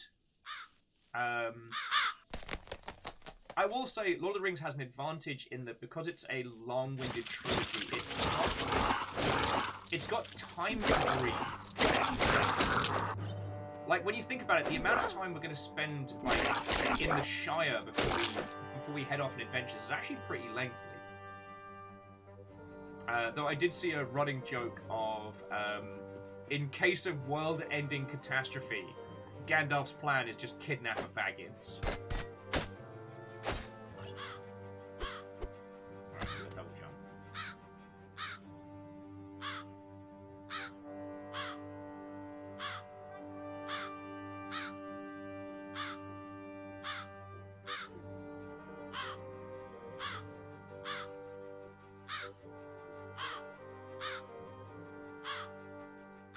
Oh god. Ubisoft titles and their obsession with extremely long-winded openings. I mean, okay, we were talking about this when we were playing Sven Co-op, but like, one of the reasons why we go back and play and replay Half-Life is that yes, Half-Life does have a long opening, and it does ground you in the world. But the thing is, you're always free to move around throughout that entire endeavor. You're not just being talked at. That's gross.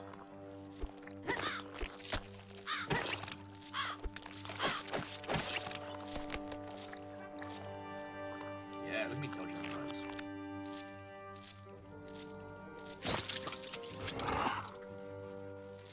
What up? Monster. I mean, alright. If we're going to talk about the grades, let's talk about Hollow Knight. How does Hollow Knight start? You push start, your little bug character is dropped in, and you go through kind of like the tutorialized area, and then you walk into village, and jobs are getting.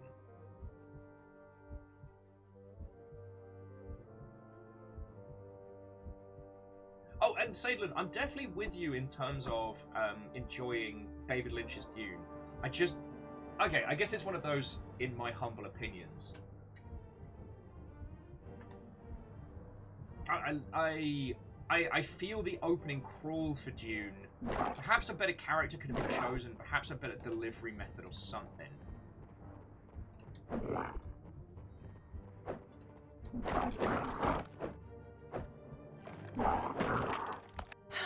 we go. But I know what you mean, I know what you mean.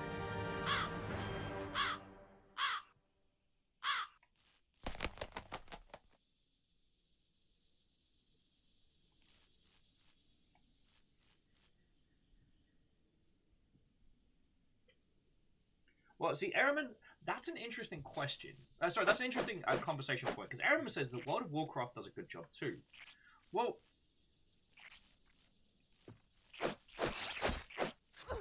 if we're talking about like World of Warcraft as a whole, I mean, each character, each race has their own space, their own setup, and it does allow them to tell a story in a particular manner. So, like, you get to have a safe starting area where you ground characters in their world, their race, their lore before throwing them into the big factional element. So the question you need to think about is, like, when does World of Warcraft start from a narrative perspective? Does it start when you walk through Orgrimmar, or the boring place for boring people? Or does it start when you finish hitting create character? Where does your journey begin narratively?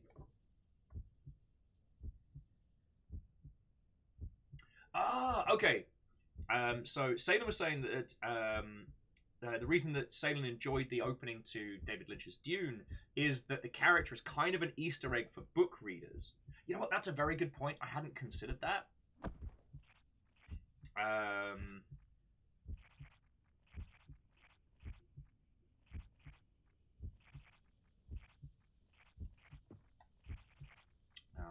I'm also in trouble here.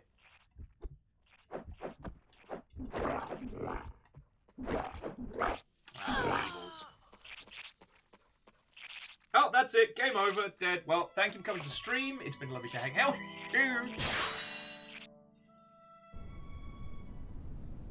Oh, really?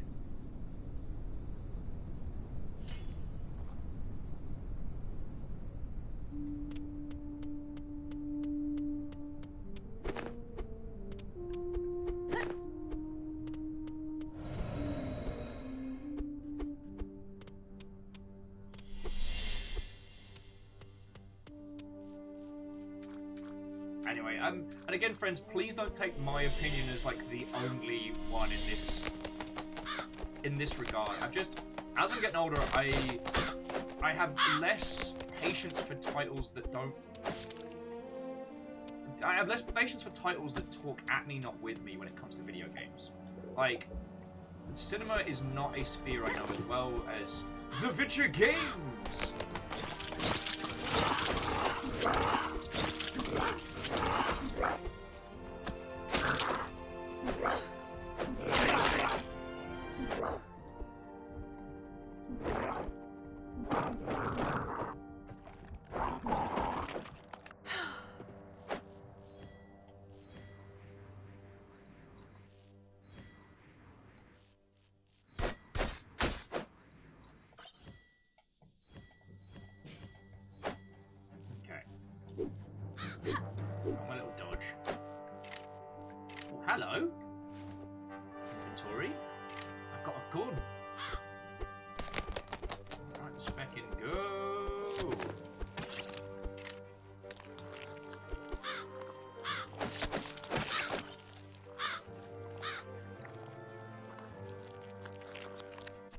Wool credits that they posted an alternative opening of David Lynch's Dune in Videodrome. They used in an extended cut in its entire prologue covering more backstory. Okay.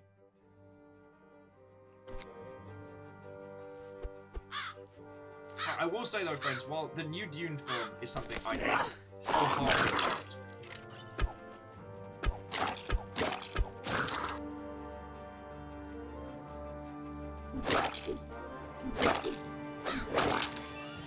I have such a soft spot for David Lynch's Dune because it's so gloriously weird. The newer one does such an incredible job capturing size and scale and just the unbelievable. I'm trying to get afraid, like just the unbelievable weight of that whole universe.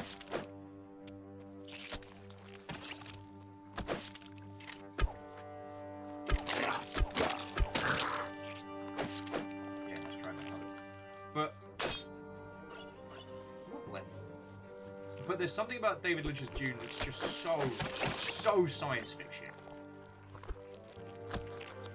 Like, I'm kind of reminded about, like, why I fell in love with OG, like, A New Hope Star Wars. Because it's so truly different. Oh, no, I don't want... No boss fights. No, no boss fights. No. Ehrman says, I think both with the story of that character and the race the nation built up. Well, the plot story in Vanilla starts around 40-ish when you get involved with the Lost King. I mean, I think this is where everybody gets so enamored with MMOs, is because you get to play your own prologue. You know, the story of your character and how you come to be, and then your involvement in the plot overall. Like, even if you make, like, a silly joke character, you know, by the time you put like a couple hundred hours into an MMO, like, you're invested.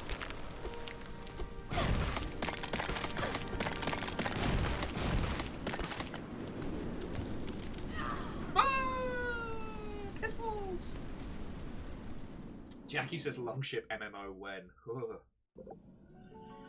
I've considered some projects, Jackie. I've considered some projects, but again, time's the great constraint.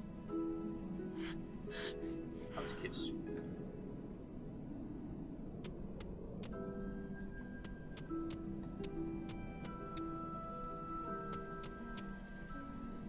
Well, there are some old school MMO makers from back in the day, which could be interesting to start working on, but like server hosting and technical limitations would be the first thing you butt up against.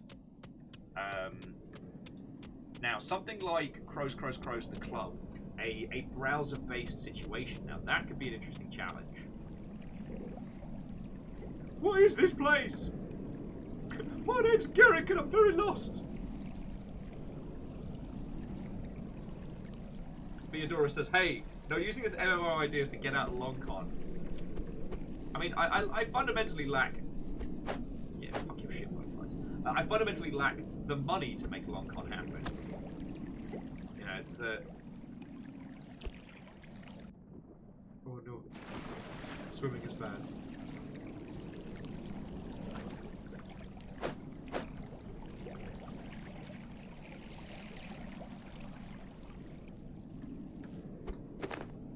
Oh, okay, so we can climb on stuff now, alright.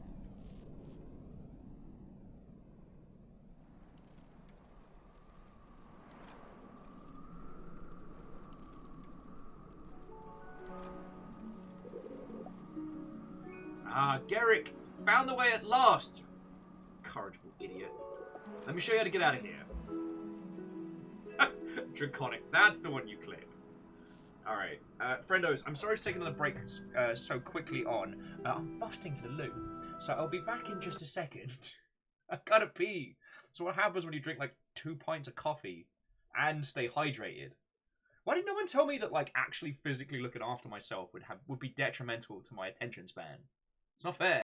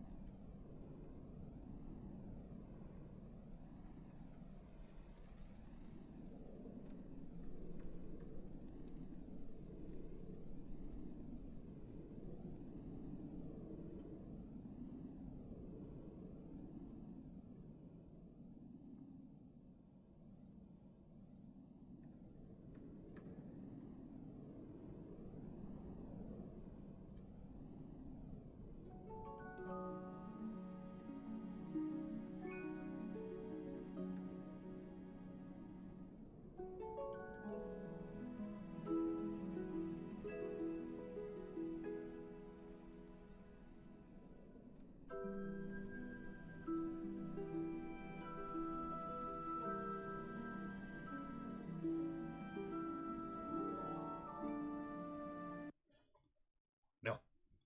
Okay, I have returned. Sorry about that.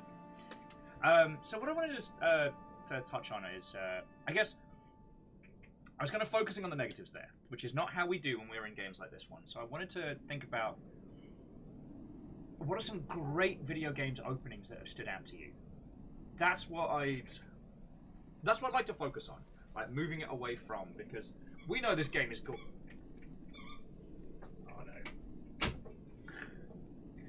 I'm not having round 3 of the squeaky squeakies.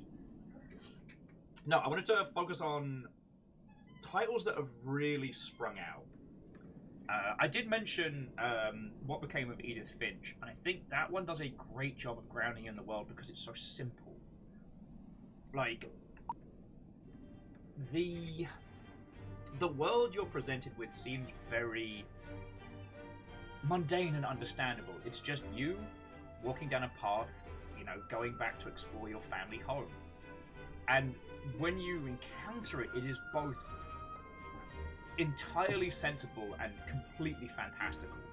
It feels like a place that you could absolutely have gone to visit, and yet there's something just ever so slightly off about it. And...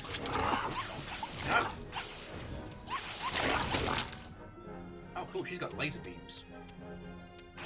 Laser magic, you bastard!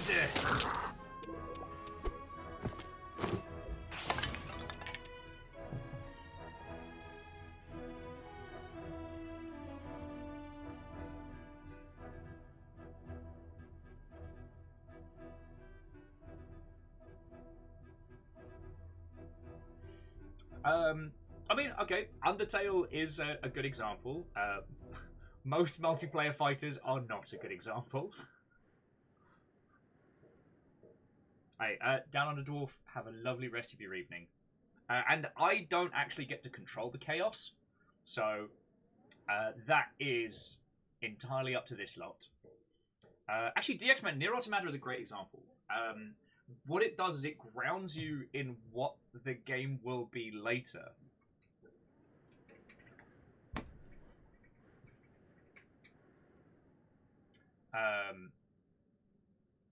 The kind of the I don't want to go into it too hard. The demi shit. The way in which, how to say it without spoiling it. Basically, you get a huge chunk of gameplay right off the bat with Nier Automata, and the stakes and relationships are set before you even know who Jorheim is, before you even understand the world. It's a great example of giving you the stakes,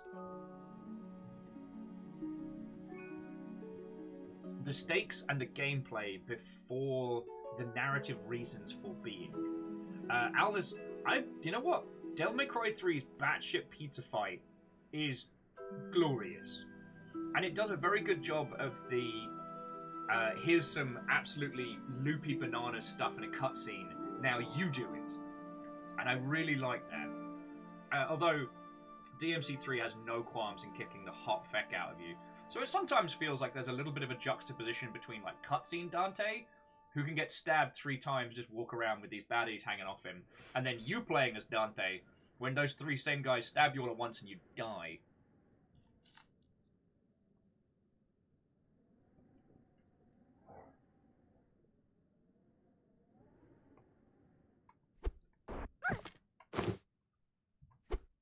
Okay. Theodora is mentioning Stardew Valley, a good example.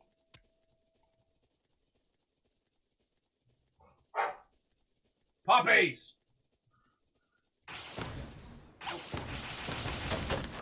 Aha. Stardew Valley is a kind of a classic introduction. I don't know the best way to describe. I mean, it's very much evocative of. Oh, there's no. It's very evocative of the classic kind of Harvest Moon intro. You know, you inherit your grandfather's farm. Though Stardew adding the hook of you used to work in a big corporate open plan office as like a, you know, a programmer or some equivalent, definitely hit people. Oh god, I'm trying to remember Majora's Mask's opening, and I'm coming up blank, which is bizarre.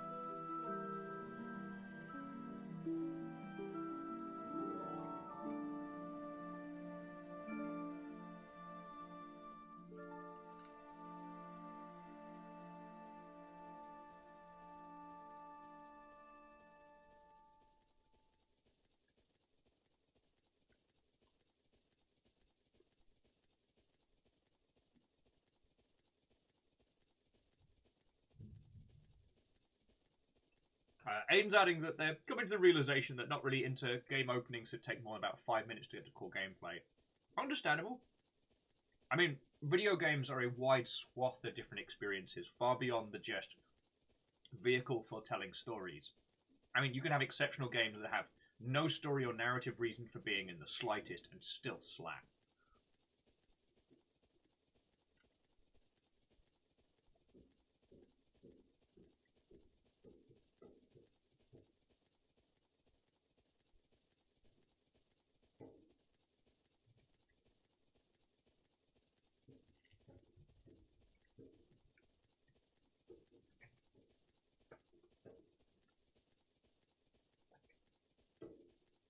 Sorry, friends. Forgive me for stuffing my face. I forgot to have dinner yesterday.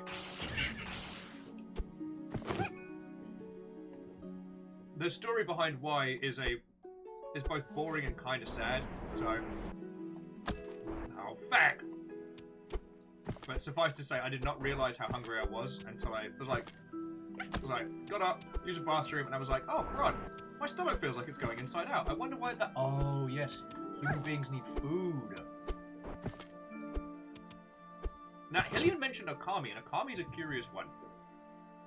Okami's kind of like Eraman's World of Warcraft example, because when do you count the start of Okami? Like, when does it truly begin? And book, what ho, friend?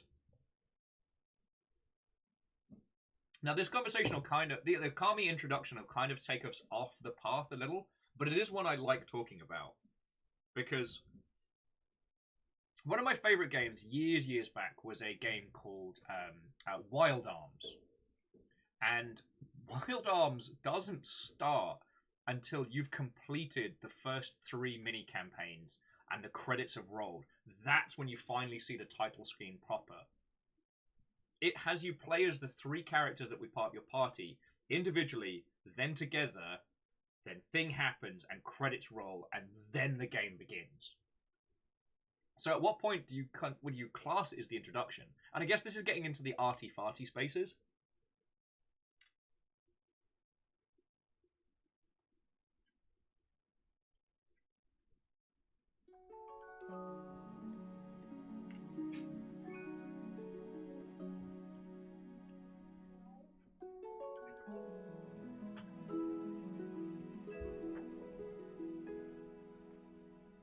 Oh, and Aiden, I absolutely agree with you. I'm not a fan of having a huge, vomited dump of exposition before you begin. And I think it's more nuanced than I think it's more nuanced than, like, you know, let me stab things. Give me the tools to understand my place in this world before you start trying to throw huge swaths at me. You know?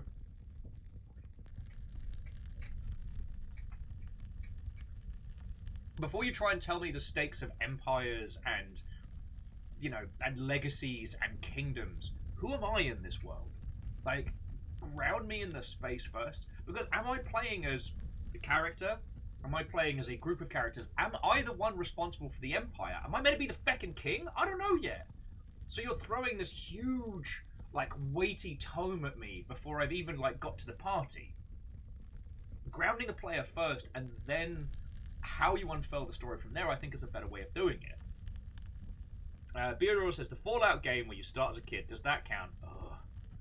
Don't get me wrong, I love Tunnel Snake's Rule and all that, but I don't know if you all have tried to replay Fallout 3. Second time going through the growing up introduction is just painful.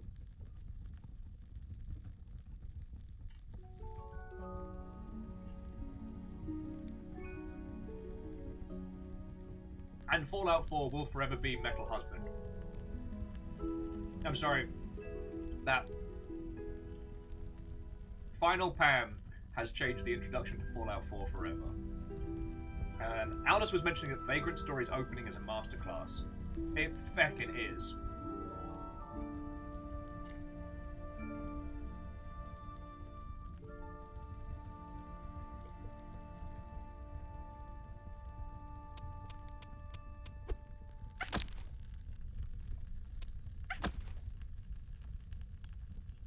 DXS reminded me of the opening of The Last of Us. Yes! And this is one of the reasons why I wanted to say, like, you know, I am by no means the feckin' arbiter of video games. Because The Last of Us has a very long, drawn-out introduction, technically, but your perspective of who you're playing as grounds it very well.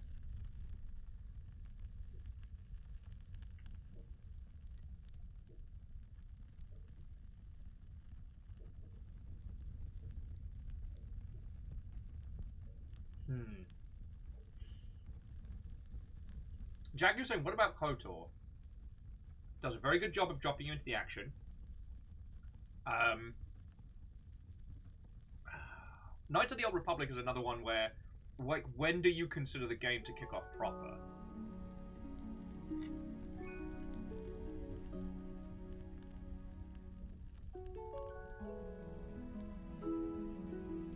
And Theodore was saying, it struck him how many games you play as a grown-up, yet never put anything about your own history. Sometimes it comes down to... Excuse me. Sometimes it comes down to ratings boards and stuff like that. At least for AAA games. It's very strict on... Like, you're not allowed to harm children. Oh, God. I try to remember the rules now of what you can and can't do with kids in video games.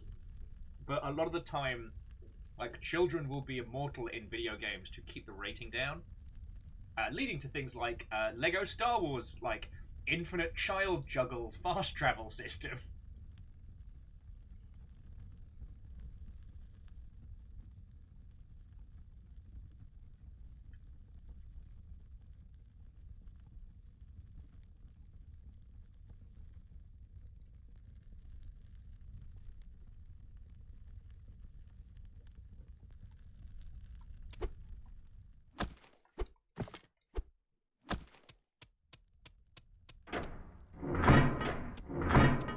Okay.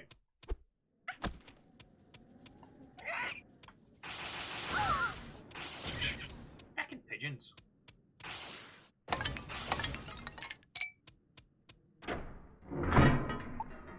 All right, squad.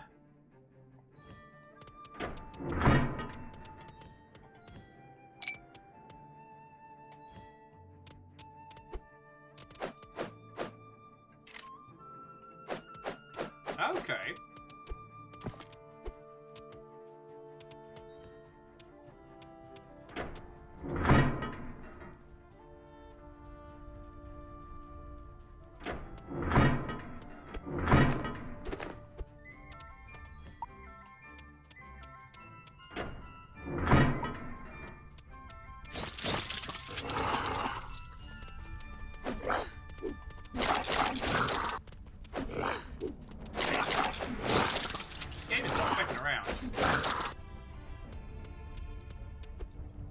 Sorry.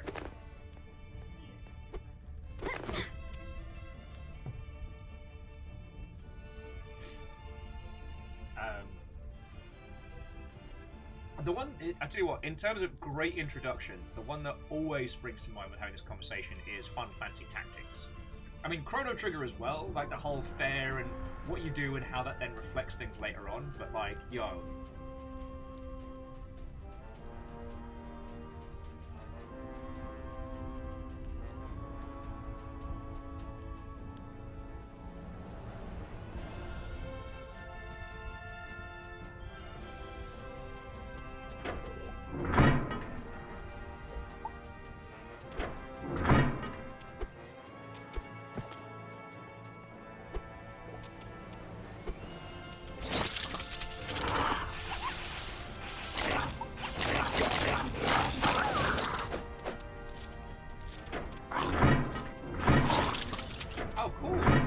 So little friendo will kind of fight alongside you. They have like an auto fire. That's cool.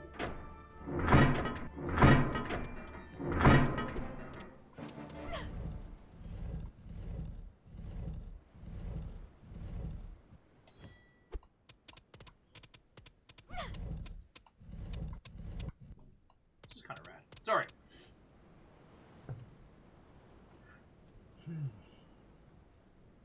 Do you know? So Erin was pointing out that with Fallout, that the earlier Fallouts were a better one, and I think the reason that works is that the Fallout introductions served the same purpose as the animated introduction to this game. It's not telling you necessarily the history; it's grounding you in the thematics. It's not and this year the Americas attacked, and then there was some nuclear weapons, but thankfully the vaults were there, and oh boy, the vaults were built by this man in this year, and you're already there snoozing. You know, you've got feckin' Ron Perlman's dulcet tones with War Never Changes. Rather than, like, explaining you a history, what it does is it gives you the vibe, the feel. Before that first kind of, like, mournful guitar riff kicks in Fallout, like, you already feel it.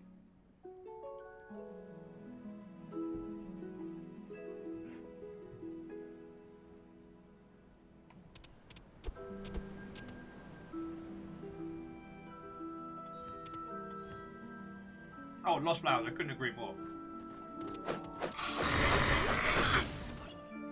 Lost Flowers is saying for openings, New Vegas did it better than 3 and 4. Absolutely.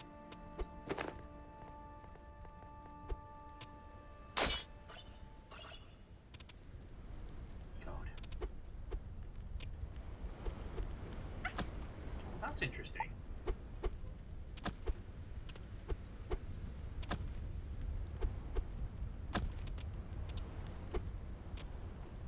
Wait, so both get the double jump together, but not the...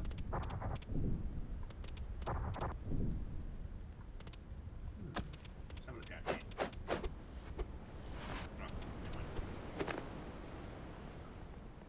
Now, Lost Flowers, here's... And I promise, I'm not just, like, doing this as one of those, like, here's a thought exercise.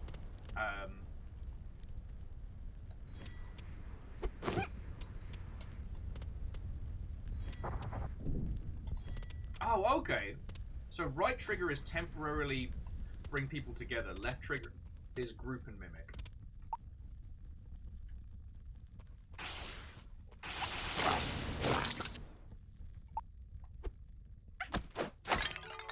Sorry, I'm slowly learning this game.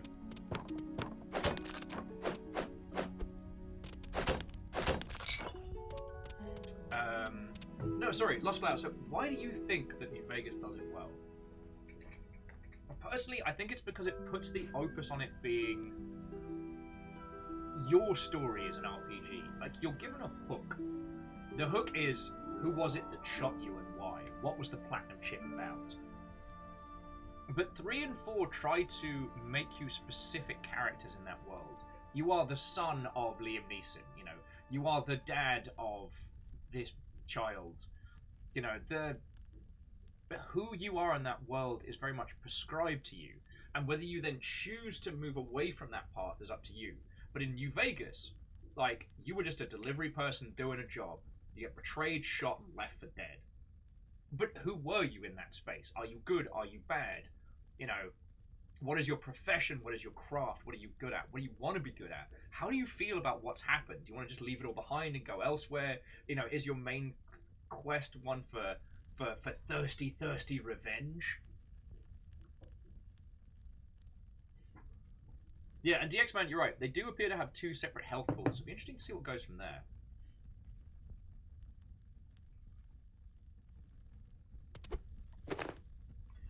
Abiadora says then you got games like Subnautica that's got an intro scene, the second game skipped it. Well, I mean, the interesting thing about Subnautica is, like, the intro scene is just, and then the shit goes down.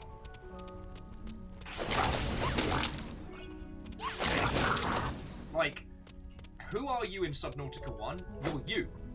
Like, you are not playing a specific character. There are characters in that world. And we've discussed it multiple times that, like, Subnautica is an incredible story game masquerading as a survival game. What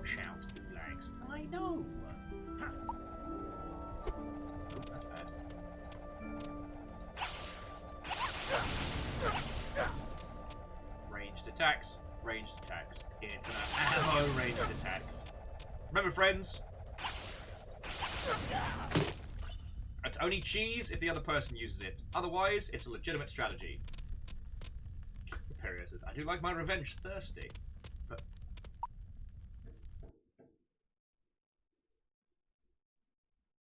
Okay.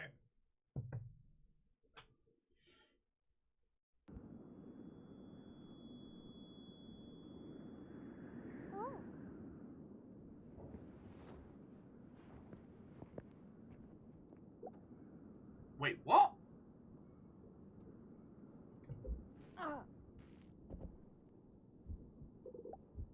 The adventure begins. Ah, you're awake.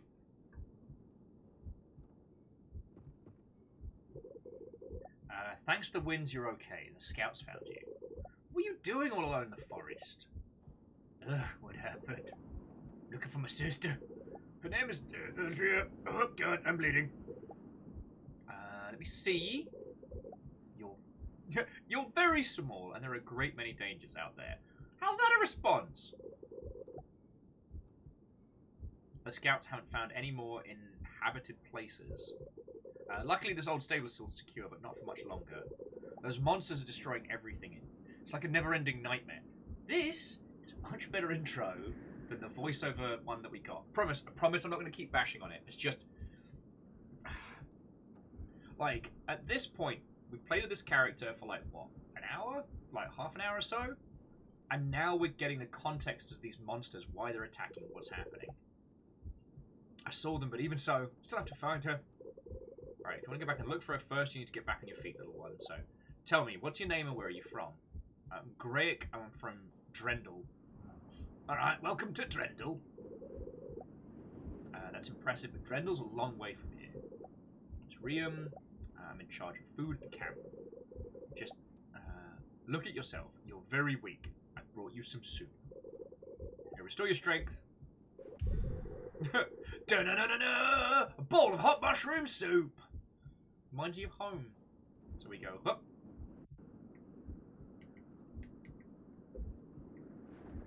Oh, there we go.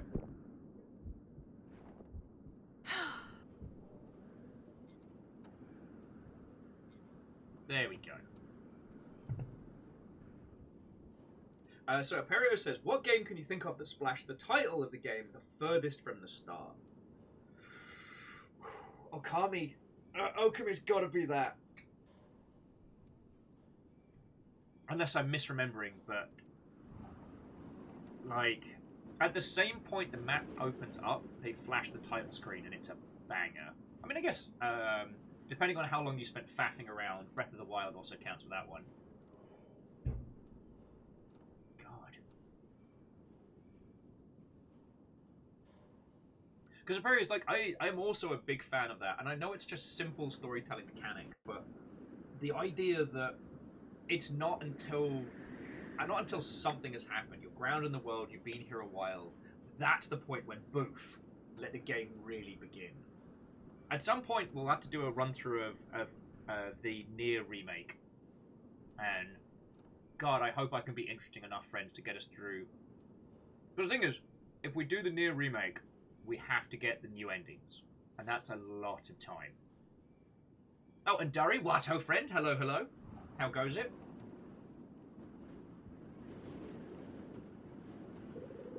Feeling better, made himself. Okay. My brother's out there and I hope he's okay. So, what a dialogue. Speak to Taurus, we'll be able to give you a map. Okay.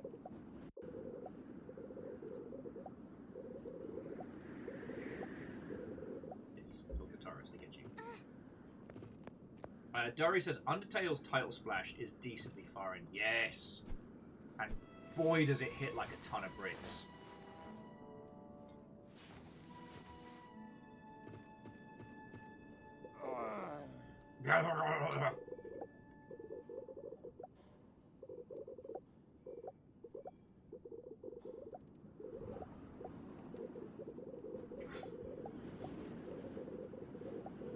Fanada.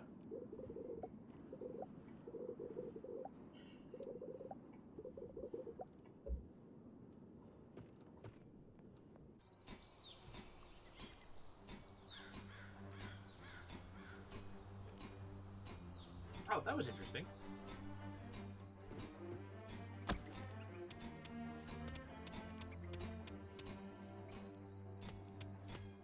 Greetings, blacksmith.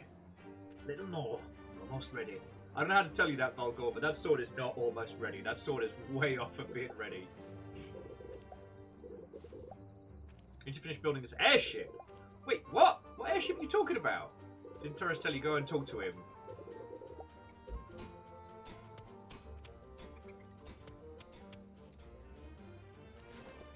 Pacing for days, pacing for days.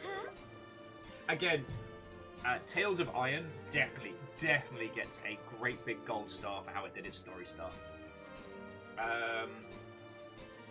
And Jackie, that's not really a controversial take, but it's an interesting one. Because Jackie was saying, when does the Stellaris game really kick off? Now, Stellaris is a fascinating one because Stellaris is like a story generator masquerading as a strategy game. One of the few strategy games that I really have enjoyed, even when I'm getting crushed. God. I can love it.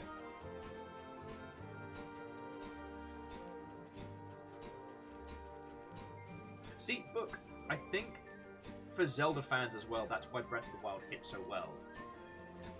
I'm not saying that Skyward Sword is necessarily an awful game.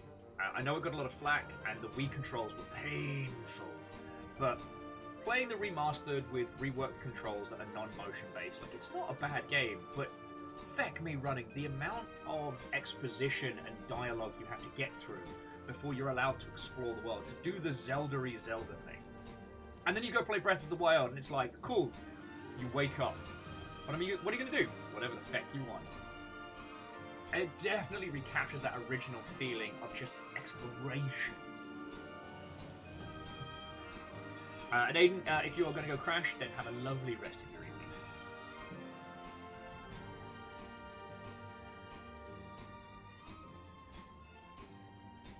Pup time does have also a bedtime.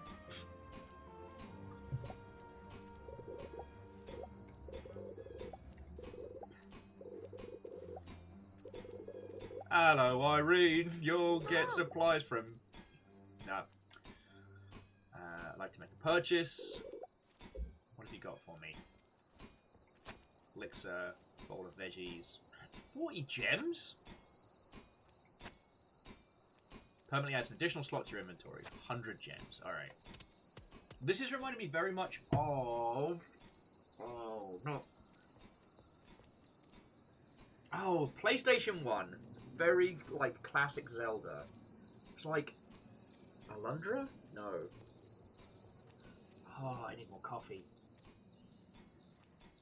Elf protagonist as well. Very, very anime-styly cover. God darn it. It was Alundra. Okay, thank you, Sadland. I thought I was losing my marbles there. Alundra was a very interesting one, and again, one that's definitely worth studying, because it took the idea of, like, the Zelda village and allowed you to kind of have more to do, more to improve of that little world. But definitely went overly ham on, like, dialogue and description. Okay.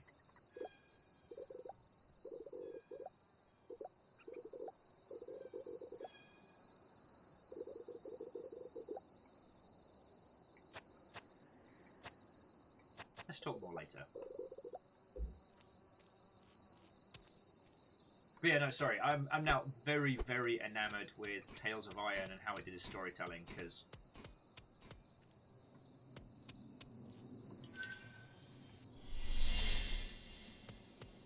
I want to just get out into the world and explore now, you know? So let's check out here. This is probably where the person we have to talk to is at. No. Alright, blah, blah, blah.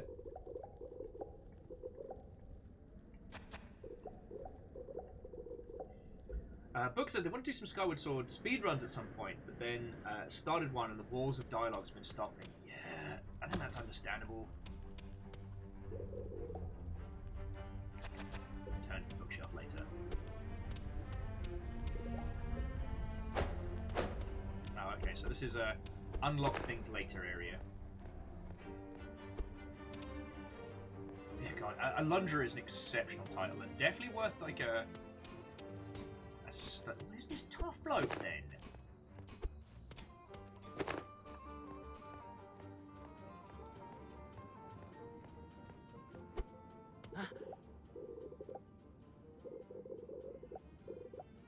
The bird stole the telescope. Alright, no full damage!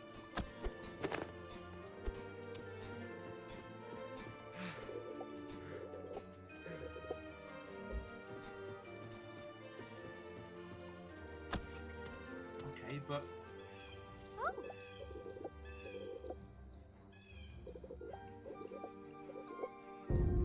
Okay, new quest. Make more soup. Alright. Lord Wiggles. What ho, friend? Huh?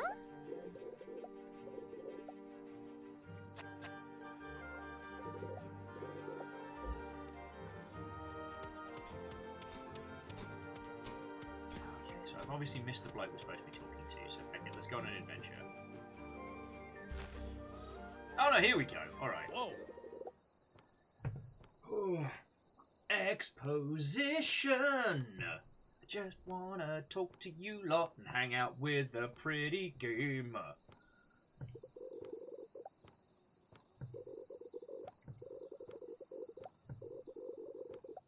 So apparently we need to get materials for an airship now. Feels a little early in the game to start talking about airships, but okay.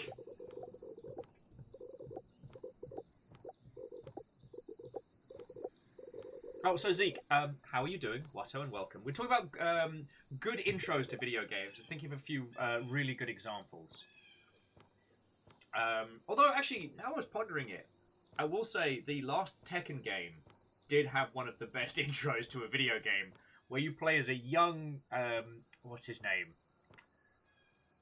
One of the feckin' family. One of the Mishima family. You play as a young lad trying to learn kung fu from your dad, who then beats the snot out of you and throws you in a ravine to toughen you up. You can count on me, whatever it was.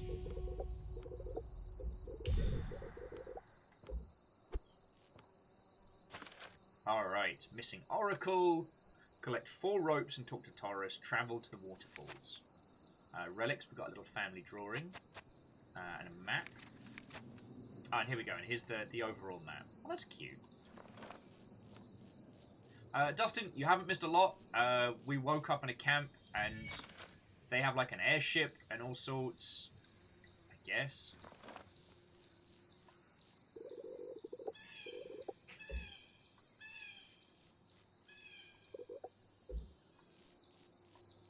Wait, so why is that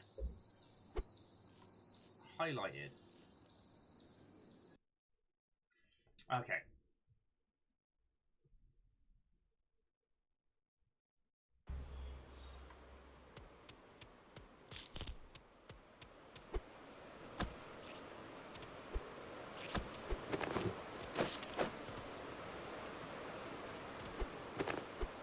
Alright, so now we're free to start, like, exploring proper.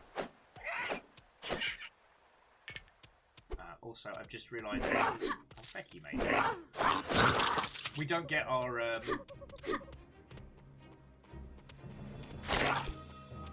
We don't get our arrows back when we travel between areas, so... No arrows for me.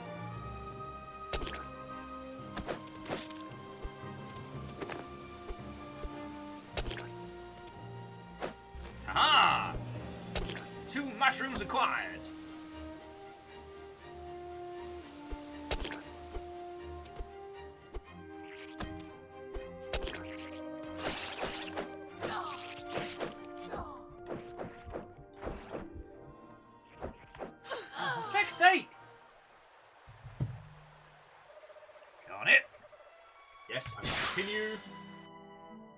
Perry is pointing out we have 69 crystals. Nice, nice, nice.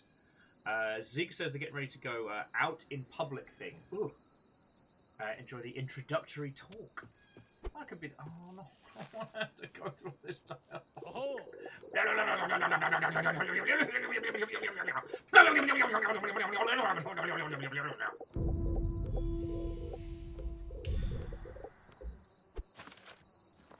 Okay.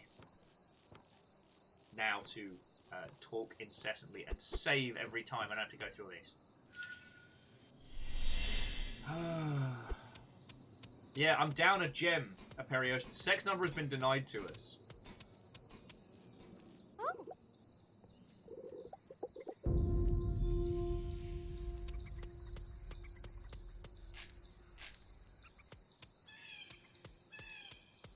See what's over this way. And then Zach says.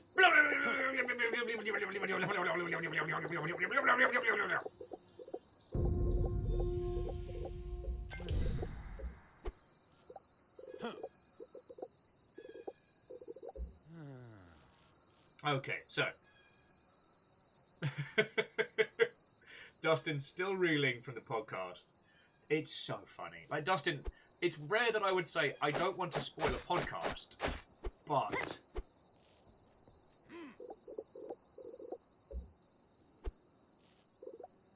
okay, so this is the Zindra Forest. Defeat plague crawlers, go to soup.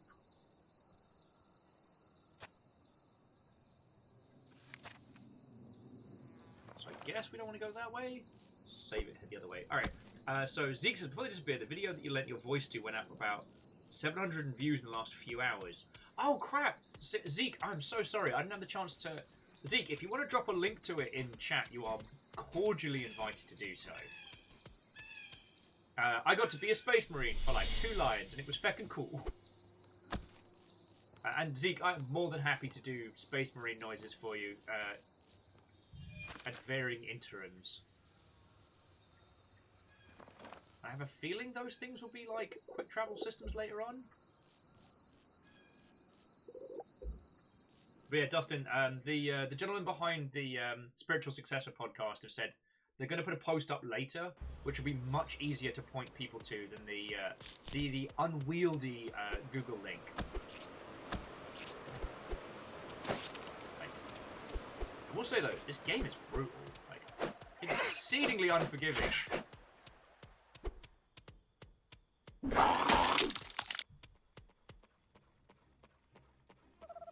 Oh, Theodora, go get some sleep, friend. Have a lovely rest of your day. It's been lovely chatting and hanging out. I need to check out the thing you put in Creation Celebration, don't I? God, here's me and my terrible manners.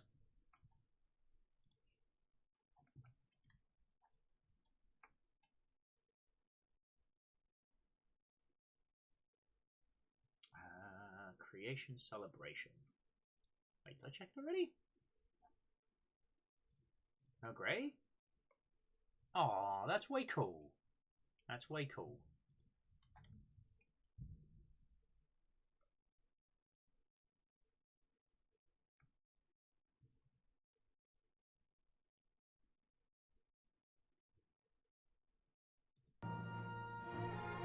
Okie dokie Lokies. Sorry for that. And brave. Oh, I guess... Sorry, I keep banging on at the moment about, like, retro game prices. It's just... It's something I've been thinking about pretty hard of late. And one of the reasons being is that we have these conversations, like this evening, like... You know, we've talked about Okami, but I've also talked about Alundra. And Alundra is an expensive game to get. Like, it was an expensive game to find back in the day, let alone now. Oh, thank you, you little bastards. I'm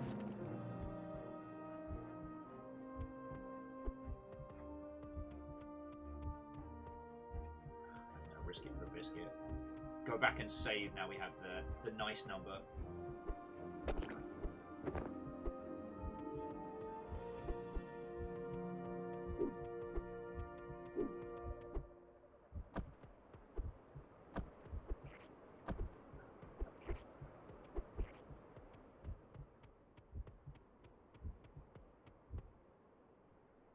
Oh, sorry, Clank.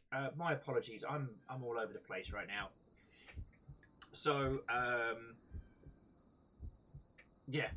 So the little link there from Zeke, that was a little like a small animatic that Zeke did with some Warhammer minis he's been painting.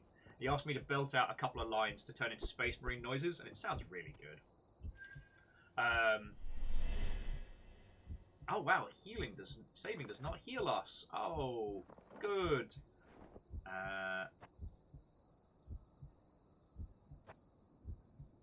Restores 5 points. This is not going well. Also, as tropes that can go die in a fire, your character is unhealthy, and therefore you have to hear the heartbeat noise and muffled sound, but you have no form of regeneration. That is a trope that needs to get in the bin. I get it. I'm dying. I can see by the red. The muffled noise does nothing more than remove bits that I was already enjoying.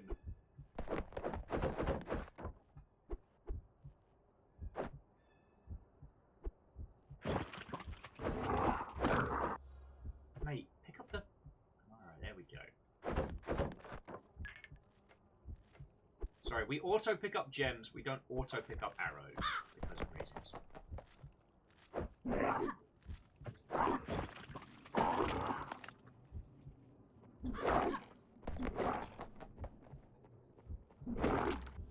I'm basically going to stop playing as the little kid from Berserk. I'm just going to run under everybody's knees and just speed stab them.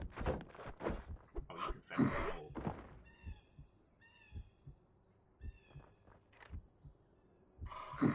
Oh!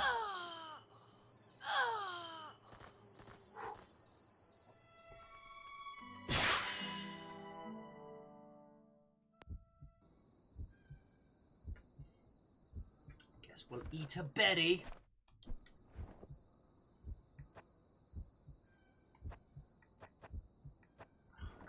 The only potion we've got is a full heal. Oh no, we have to go take a snooze to heal up. Alright, free heals. Early game, free heals. 2 bells!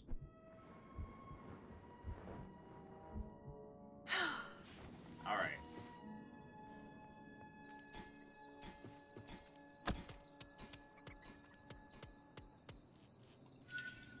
There we go. Now we can actually hear the beautiful music and sound work that people put so much time into. God, friends, it's not that this is a bad game. It is just, it's interesting a few of the choices that have been made in this title. And I honestly think it's because I've been spoiled. You know, Hollow Knight, Rain World, all these incredible 2D games that we've played. And, oh, feck you, mate. Like, Hollow Knight and Rain World are far more brutal than this game. And yet, I find this more frustrating than its counterparts, if that makes a weird sense. Yeah.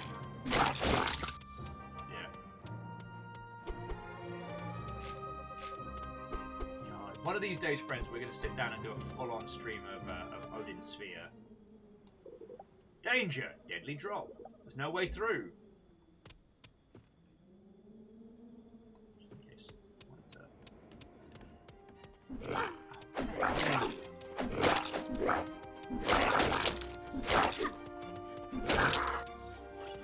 There we go. Like I said, gonna go for the old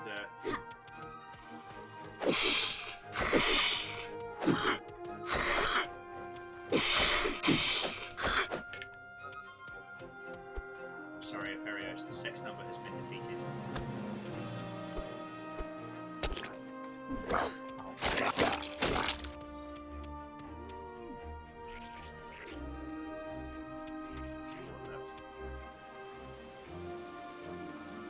Oh no, the other way was that heinous cave of murder.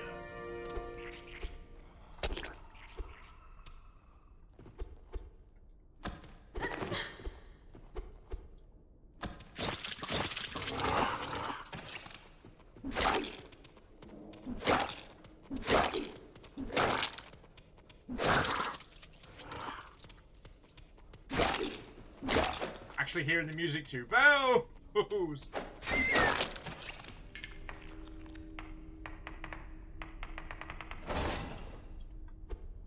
Oh, okay. We find ourselves in an area we can't really progress. Let's try heading back the other way, see what it gets us.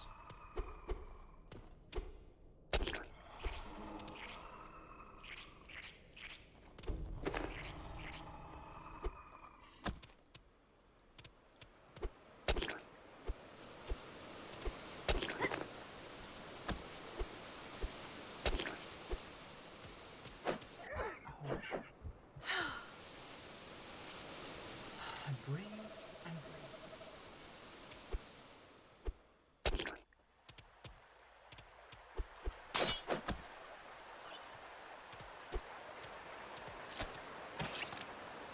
That's a fast little spot right there.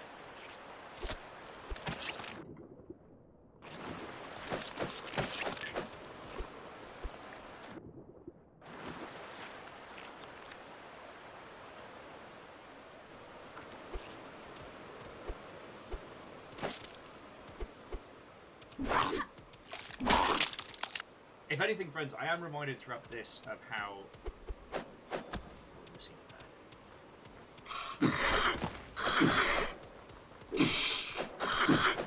I am reminded now of how exceptional Hollow Knight was in total. Long piece of rope, one bit of four. Gotta build that airship. Back in we. No, sorry. I was trying to think of some other games that did like exceptionally good intros.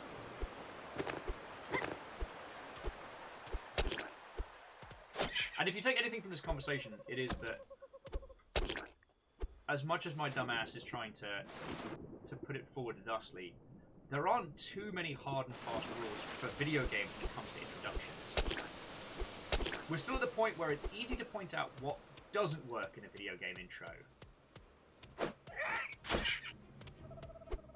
It's harder to make a strong case for what does, and that makes a weird sense. Because, like, I was talking a lot earlier about how, like, you know, grounding us in the environment, grounding us in the world, or giving us, like, a character to understand from is the real crux of it. But someone mentioned The Last of Us Part 1, and the introduction for that has you swapping characters. It has a very different gameplay experience than what you'll have later on, but it works. In a strange way, it works. Whoa!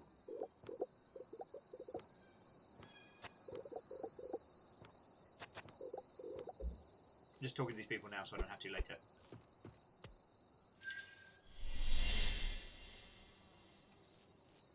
I will say, juxtaposition in terms of, like, an inordinate amount of action followed by slower pacing elements can work very well. If you haven't played Nier the original, or the remake of it, like, you start out, like, battling a sea of creatures, and then it cuts to what will be the world that you'll be spending time in. It's kind of like... Oh. Oh, I've still got to get one more mushroom, don't I?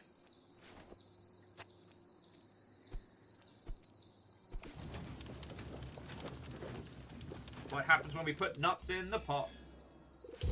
We make a yerd muffin.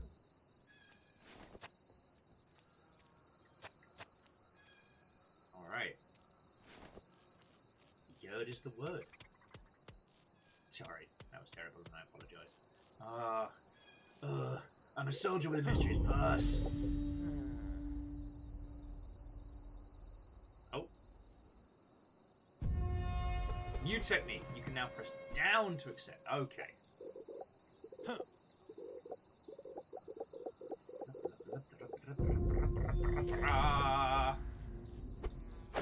There we go. Oh, book! That's a feckin' great one! The opening to Azur's Wrath. Holy feck. Okay, why did they have to do the last time in Azur's Wrath chapter thing? God, it took away so much of the weight of it. But yeah, friends, if you haven't seen it, the opening to Azur's Wrath is just... like... it's a special kind of... it's a special kind of off the chain.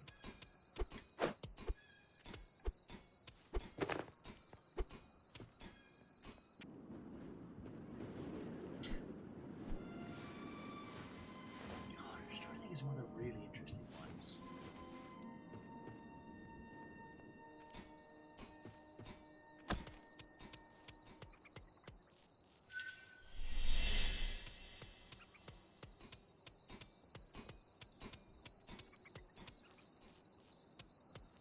I'm seriously drawing a blank.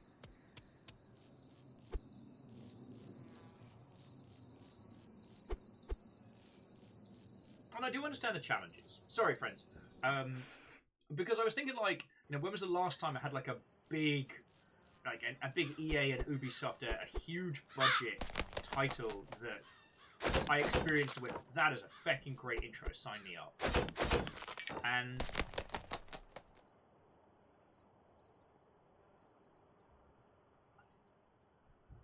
I feel saying things like BioShock is a bit of a misnomer.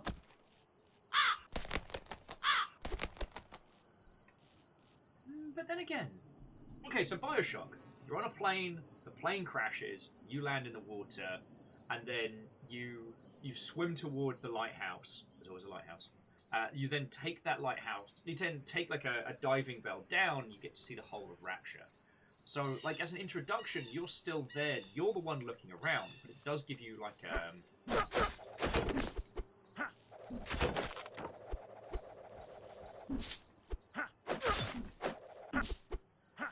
cheap win still wins! Oh wait, I've got a crossbow. Heck yeah.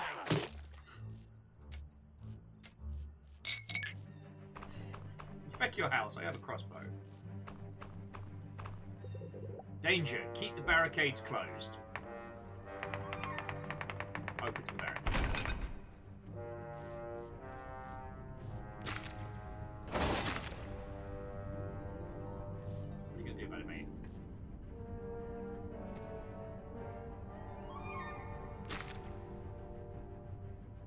So, Fearless, I agree with you, but I wonder if we need to split these into two separate conversations. Because Fearless is saying they love the opening of the original Mech Commander. Like, it's a cheesy, like, real actors, CGI background, arena setup. That it sets both the story and the scenario. But what I will say is that Mech Commander does something special, which is you see people playing the game as the actual commanders. So the idea is that you are playing a Mech Commander. Your job is to lead a lance of mechs through an invasion of a clan homeworld. Like, it's your turn to wreck face on the clanners.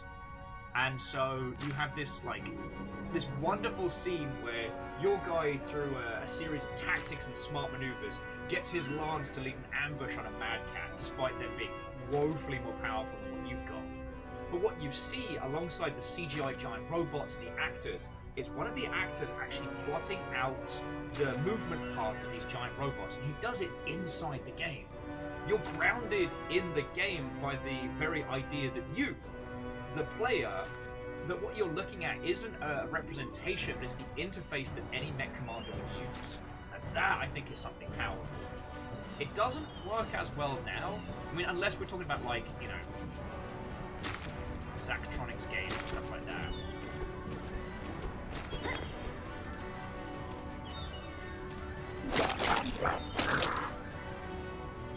But I mean, something like 19.4 could certainly be used in that manner if it needed to create like if it needed to create something that was more like a thematical kind of trailer.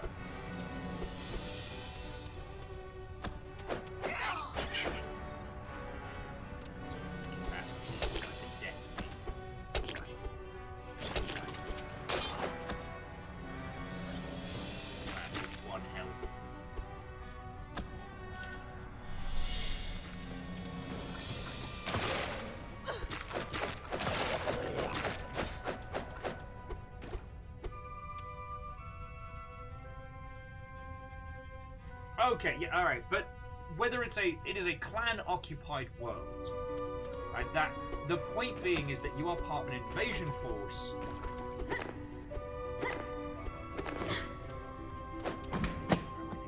Oh, money. The important part being that you are part of an invasion force, and the character that we see on screen. Grabble, grabble, grabble, grabble. Feck it, I'll eat the feckin'. I'll eat the muffin.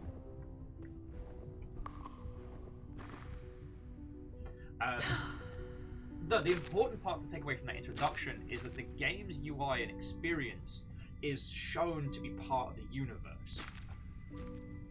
So, like, you can say thematically that Mech Commander is the method by which lances are led. Yeah, crossbows.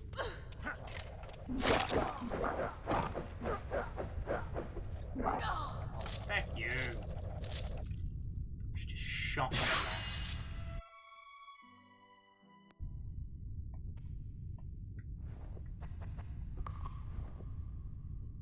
But when we're talking about game introductions, I mean, Mech Commander and as a whole, it's just CGI intro, title screen, and then you're at the menu screen, you hit start. Like, perhaps for the sake of this conversation, friends, we should just frame intro as everything after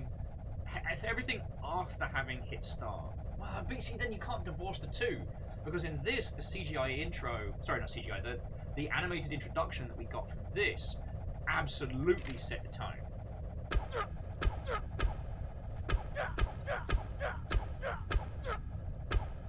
Take that, you cheap bastard. Two can play that game. Alright, now we got 3 mushrooms. Sneaky back and save. So yeah, this is one of the things that's so fascinating about feature games, is that, you know, do we need to count everything from the splash screen to onward? Like, when is it counted as the intro? When does that intro start? When does it end?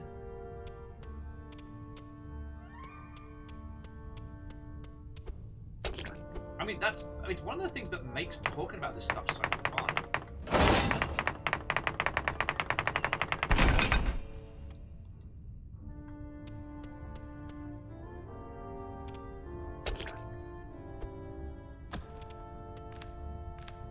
Bag full. God, feckin' darn it.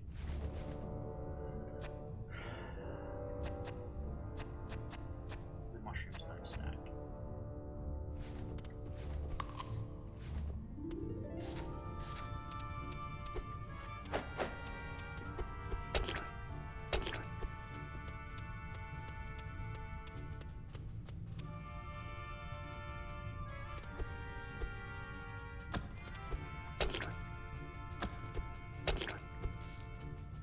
Oh, okay.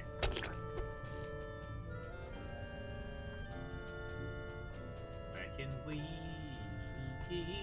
Utah?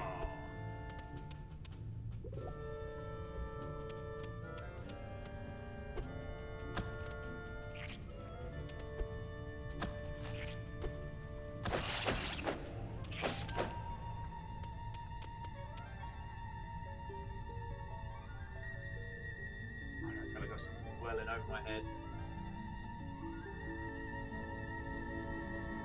I feel like, considering how full the bags are, I should be making a move back the way I came.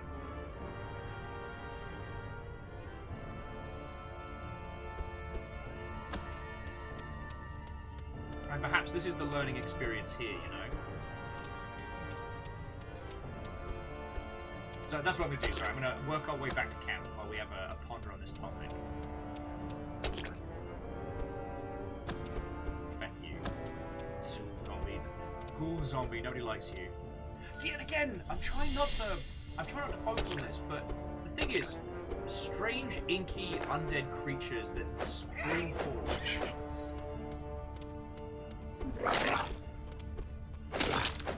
Like, that is something that conceptually we are very used to in, you know, fantasy media of all sorts, right? You know, it's one of those, like, main staples of the genre. We don't need an explanation as to why these things are evil. I mean, just look at them. But earlier on, it was kind of implied that they were like some kind of empire or something. But that doesn't make sense.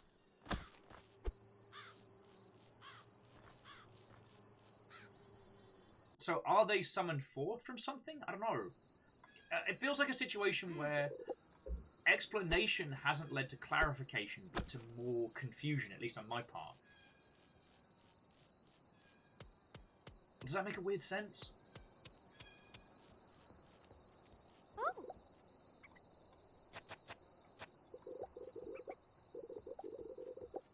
Okay. Alright, so cooking pot. Mushroom stew. Job's good.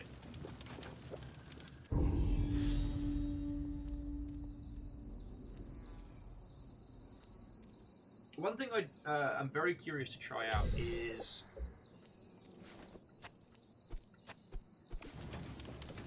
I don't know if you've all seen it, but the introduction to Total War Warhammer 3 is supposed to be a... Ooh! Eggo bread. Lovely.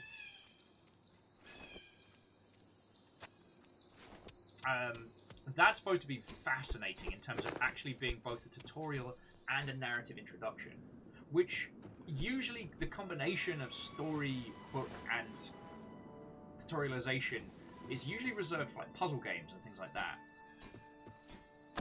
I mean, I know it's a big hyperbole example, but you know, Portal's a really good example of what to point to and go, oh no, okay, that is something that is simultaneously grounding me in the world, explaining to me, and showing me how to play. And it's also a bit of a cheeky example because, as we well know, like Valve's philosophy, especially around Portal, was to never stop teaching the player. You know, that each new mechanic was an introduction and an experience.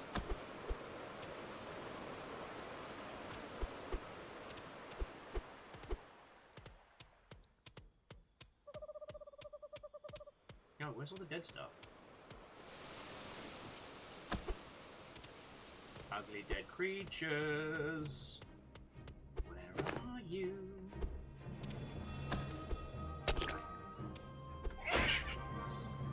Ooh, there's my plague back slain.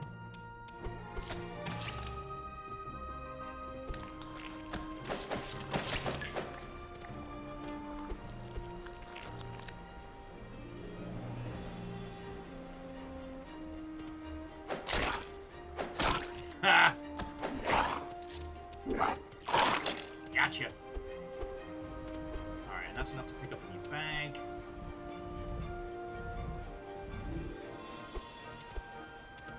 Oh, okay.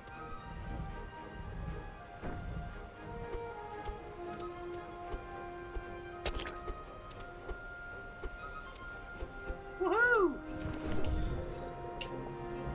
Another standard piece of rope.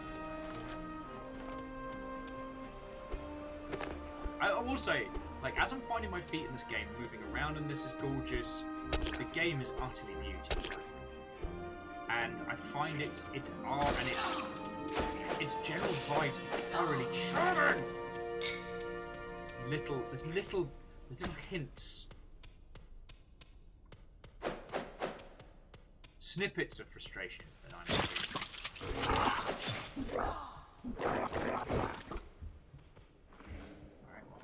Eat a raw-ass mushroom, then. Well, you know what? I'll just go for some soup. Spicy garlic, coriander, chili chowder! Crouton, crouton!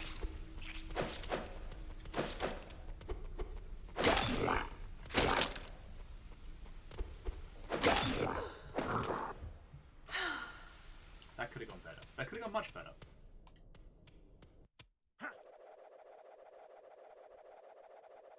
No. Saw the guy swinging his chain and I went, no. Oh, save point. Take that.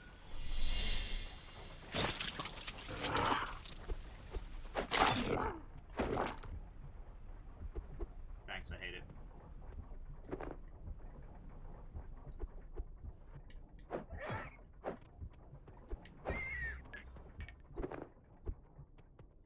Pick this up.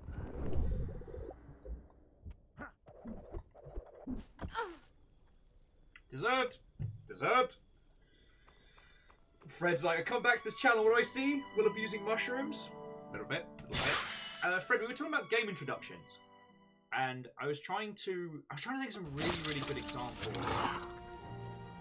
And it's kind of fascinating to think about everything that comes into being when talking about, like, introductions as a whole.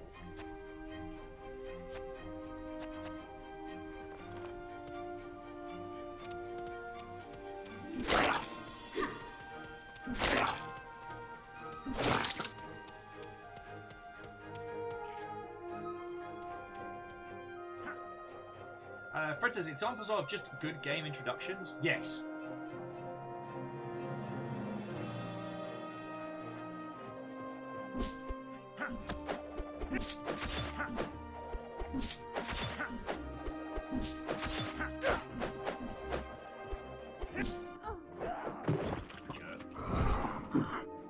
No, don't cook now!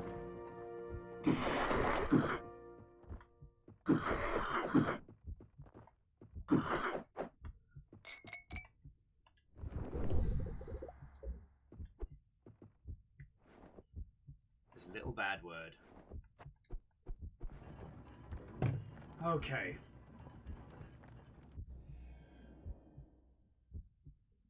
Well, so Fred, that's where this conversation was getting interesting, because I was trying to think of a way to define a game's introduction, right? But it's really bloody hard. Because I was trying to say, all right, maybe it should be everything between pushing start on the title menu and the player seeing the title screen, sorry, the name of the game pop up. But then, like, any pre-rendered videos, like, CGI, hand-drawn, what have you, any introductions from before that part are absolutely going to shape the experience. Back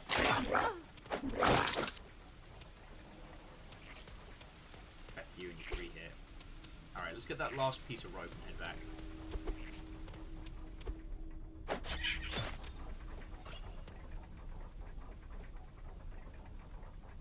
Vanderby says, what was it that got you into this video intro discussion?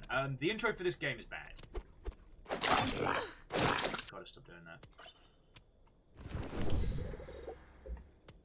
that. This game does the whole... It does the whole, it was the 14th age of so-and-so and the evil so-and-sos had attacked.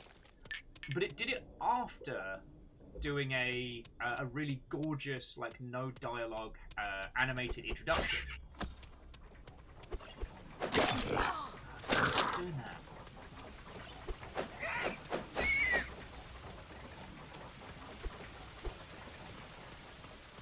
Yes, put like some nuts and those.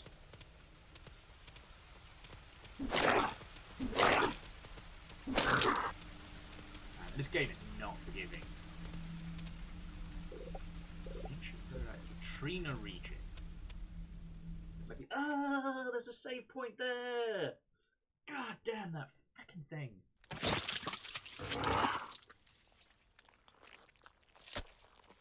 Now you know what? Fuck you.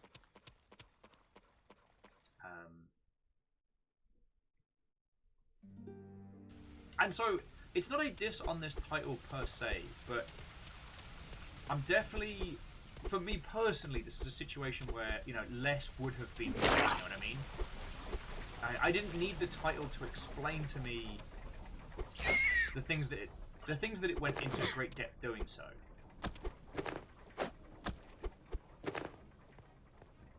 And rather than bring me into the story, I felt like it pulled me out.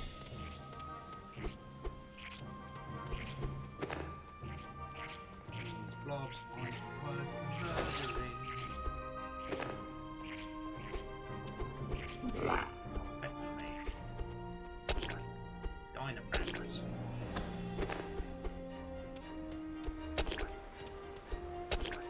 Take a free gem though. Cha!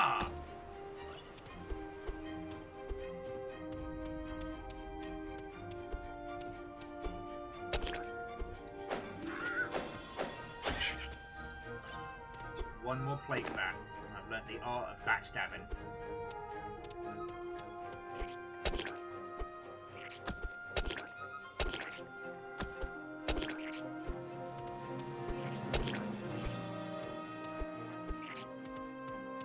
Backstabbing, of course, not being too dissimilar from rock lobster. Somehow. But yeah, so Vanderbeest, it was... It's interesting how a little part can kind of like puts one's head on the tilt.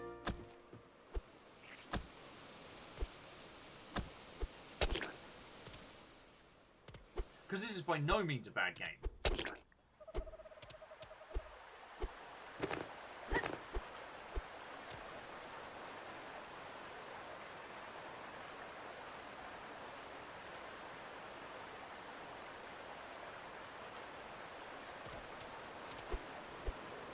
I mean, Fred, I hadn't thought of that, but you're spot on, mate. Fred was saying that Diablo 3 is a very good example of an early starter play, in that you start the game and you are very clearly high fantasy while everyone else is low fantasy. It absolutely highlights that, you know, you are a hero.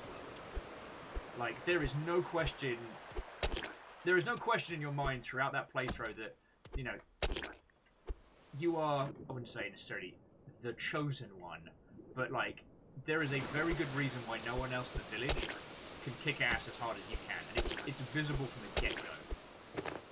And I think that distinction works very, very well.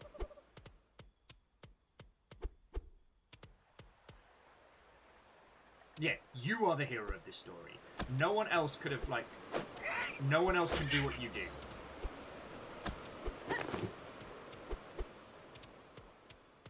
And especially kind of like harkening back to those classic kind of high fantasy concepts. Now, I always think that's an important thing. I sometimes feel it's missed in video games because, you know, by virtue of the fact that you are the player character, you know, it makes you... Oh. I mean, what brings me here? I found what you needed!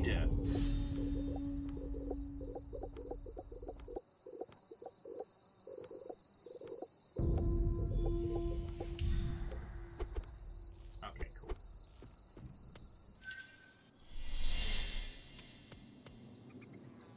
Yeah, as Fred was saying, you're fighting zombies that have forced the town into a corner to try and stay alive, and you one-shot and ragdoll the first zombie. Yeah.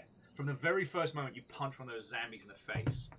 And actually, Fred, that's something we haven't really discussed here, is how early game mechanics have been used to really set the scene in an introduction.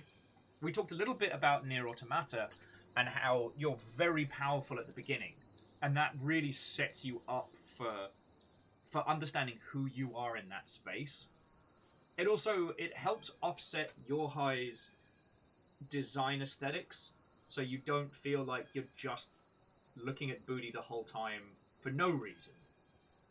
I do love, by the way, that once you've played through Nier Automata, the Yohai designs and the robot designs make sense. But that's another story. Book says, did you read any of that, or are you just reading the quest indicator? I'm just at quest indicator stage. There is a lot of dialogue for this game already, and I'm struggling to become invested, but the visual art style and the mechanics of it are very engaging, so that's what I'm choosing to focus on.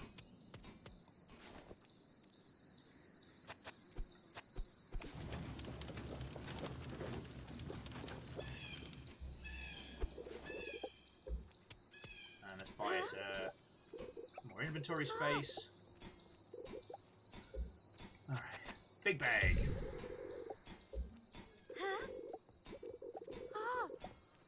See if there's anything that's worth money. Oh wow! As per every trader in every town, they're giving me shite all trade-in value. I mean, props to them.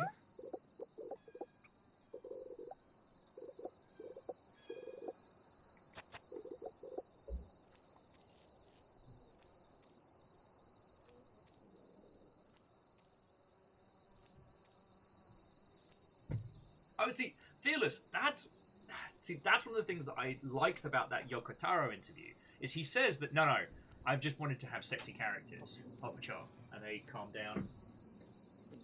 Okay, I love my boy. Oh, yay.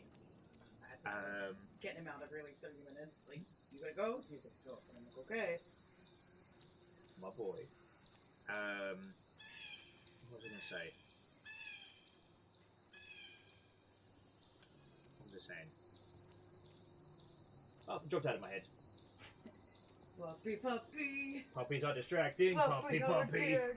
Puppies are distracting. Let's take a puppy break. Puppy break. Puppy break. Hello, Amos. Puppy break. Rivers here. Puppy break. It's a puppy. Puppy break. Yes, a puppy. Puppy break. Puppy break. Oh, puppy break. I hope you friends can understand how fucking big this is. Don't break the TOS, my boy! He's just like, Pop, yours, and the squeak, squeak, a puppy, puppy, a puppy, puppy, puppy, puppy. Oh no, we're talking about Yoko Taro's designs, and Yoko Taro does this thing where he says, "Nah, I just want to put hot ladies in my game," and it turns out he actually did do it for a reason. Puppy brick. Yep, just and totters away. Puppies. But no, that's what I find fascinating about his stuff is rather than just being like old AAA titles where it was just, you know, pointless boobs for days, and then they'd be like, "Oh no, we decided to go with these feminine characters because of reasons." And you look at it and you play the game and you go, "No, you just wanted boobs to put on the poster, you degenerates." And then Yoko Taro's like, "Nah, I just like hot ladies." And then you play through Nier Automata and you're like, "No, you did that for a very specific artistic reason, which is very clever."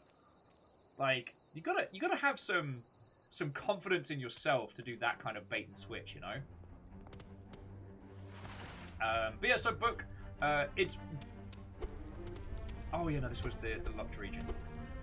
It's just been due to the sheer amount of dialogue these characters have been throwing forward so early. I do not think this would necessarily be a bad thing if you're playing it for yourself, but like, there's so much dialogue. Okay, up and X. I've got. There we go. The 1-2. All right, now he's gonna give me another. Blah blah blah blah blah blah blah blah blah blah blah blah blah blah blah blah blah blah. Getting rid of the plague. Okay, and so that is kill some plague Khans. All right, there we go.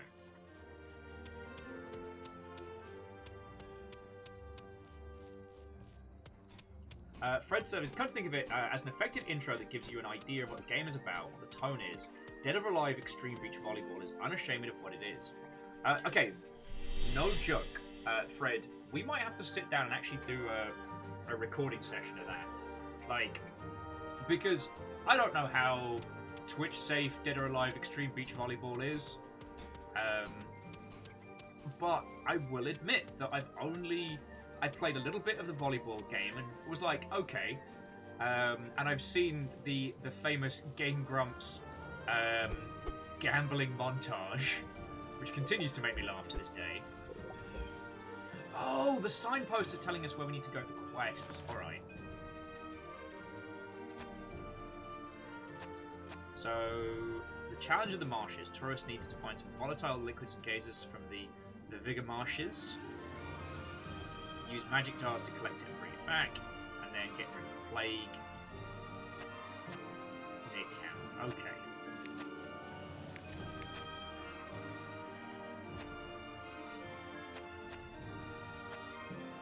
Very nice, right. Okay, so we need to go this way. Alright.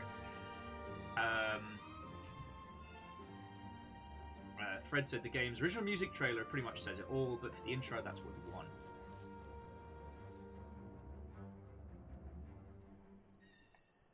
I mean, I think Fred and I have had this conversation many, many times, and I'm of the agreement that it is entirely fine to make a game purely for, we'll say, aesthetic eye candy, in the manner of something like Dead or Alive Extreme Beach Volleyball. It's a title I'd like to see them have a diverse cast of characters to thirst over, you know. But I don't see anything... I don't see it being the fault of the intent, just the narrow view of who that is for that I find to be at fault. Does that make sense? At least as games have progressed. For those of us that were old enough to remember when Dead or Alive started coming out, the marketing around it led heavily into the, you know, trying to sell 3D ladies to teenage boys was pretty much their only string of their marketing campaign. And to this day, if you go back and look at the old 90s video game ads, it's really uncomfortable. It's not good. Like, I'm going to use one small example. I promise we won't dwell on this one. But in the marketing for Dead or Alive, their fighting game, that is, not even the beach volleyball, one of the USPs, the unique selling points of Dead or Alive was, and I quote, a wipe clean cover.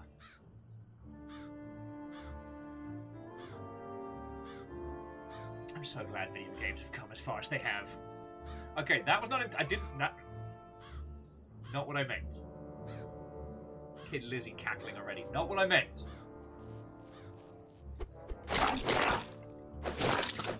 Alright.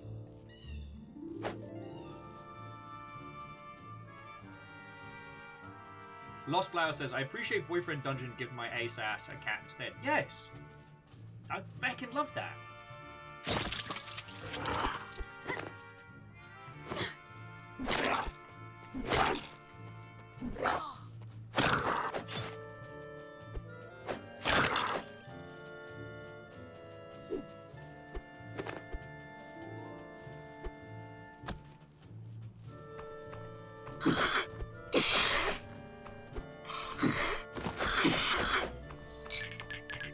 That's 1 of 5.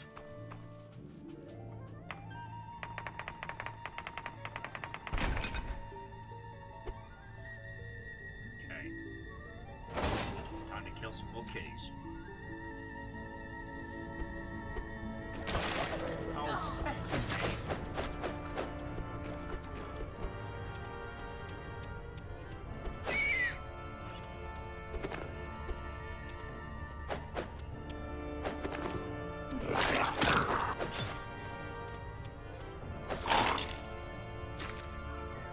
Plus side, if I cleave them in two like that, it doesn't make my life a lot easier.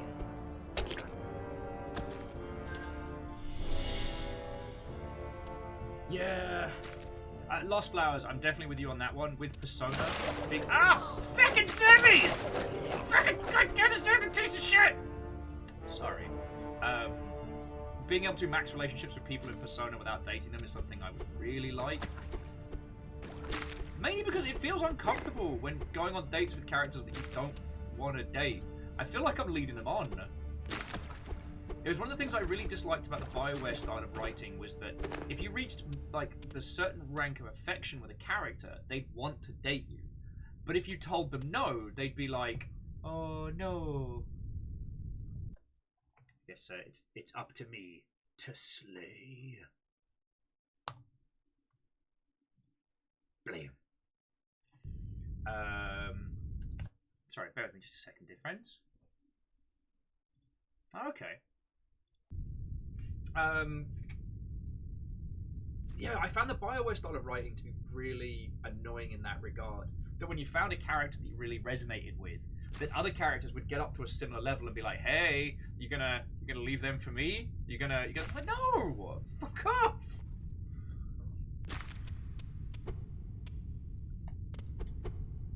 Which I feel like led a lot of people to play BioWare titles with like relationship guides rather than kind of experiencing it organically. Oh, he was the worst. Rather than Becky Bird. And Navalis, Watto friends.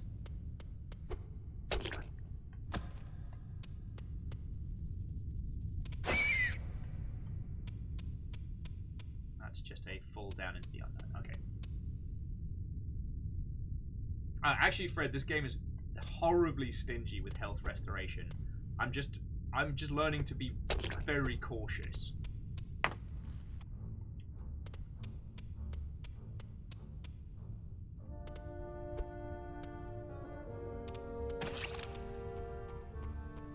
This game is incredibly stingy. Your healing items do not recover, and you can only find a handful of the ones that do in the world.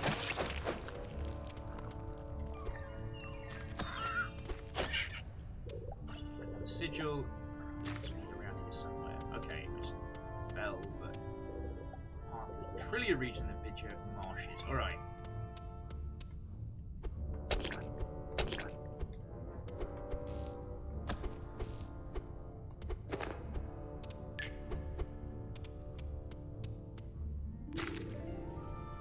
See there, mate.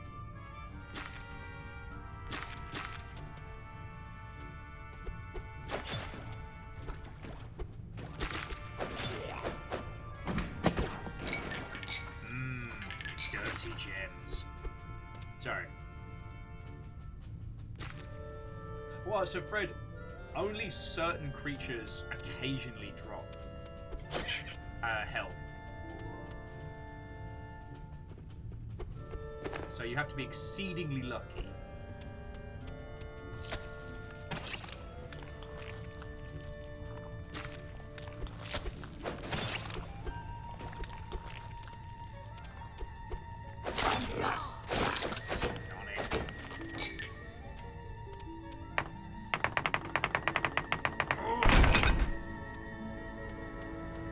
I've got like 2 health now.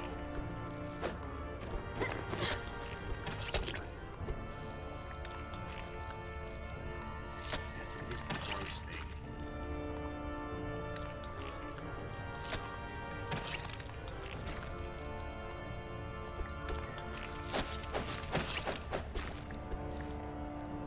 There we go.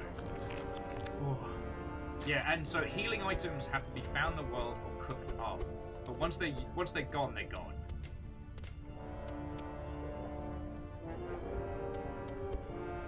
So if we've got enough, we don't. Heck. If we had enough, we might be able to cook up some food there.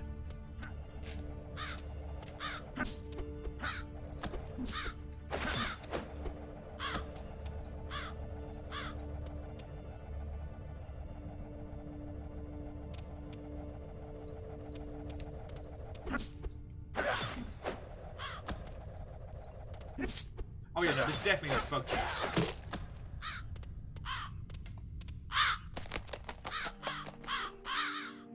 Ah! Crowman! It's lovely to see you, I guess. Oh no. I hit one of his crows.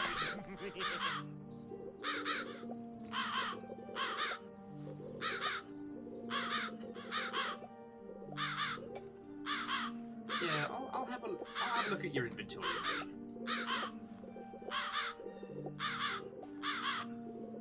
Just show me what you got to sell, mate.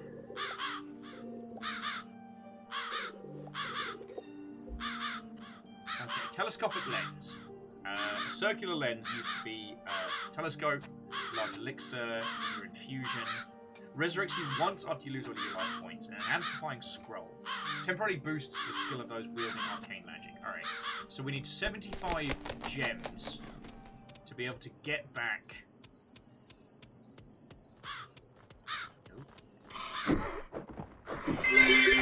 Crab sticks, crab sticks! What are you buying, stranger? What are you selling? There we go. Yeah, King Reggie would not be having this much trouble, let me tell you.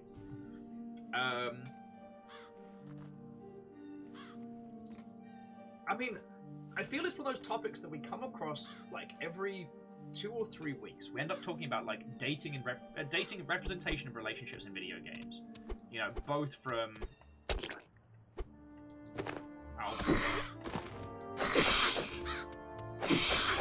sorry. They're both the like, you know, emotional relationships and physical relationships. And I feel like we hit upon this topic so often.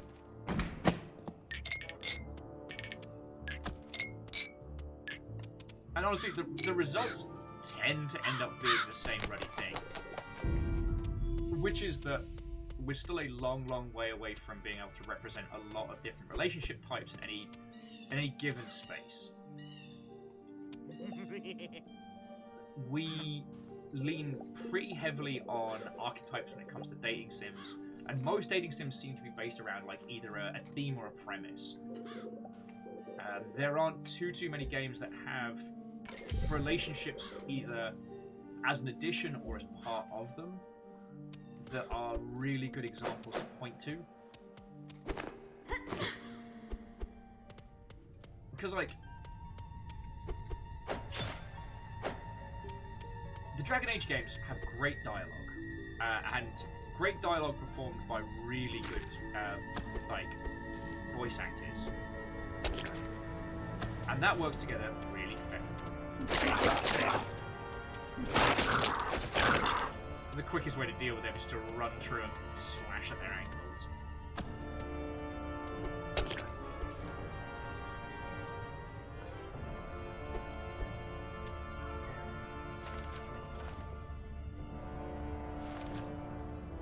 Wait, why is the telescope lens a souvenir and not an item in my inventory? But the other... You know, I'm going to stop asking dumb questions.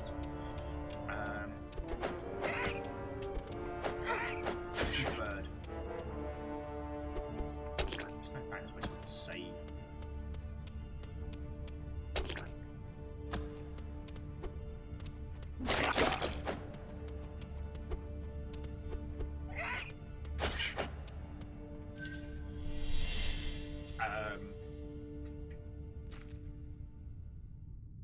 CMC says the music is so dramatic compared to the action in the game. Well, you can get killed very quickly in this title.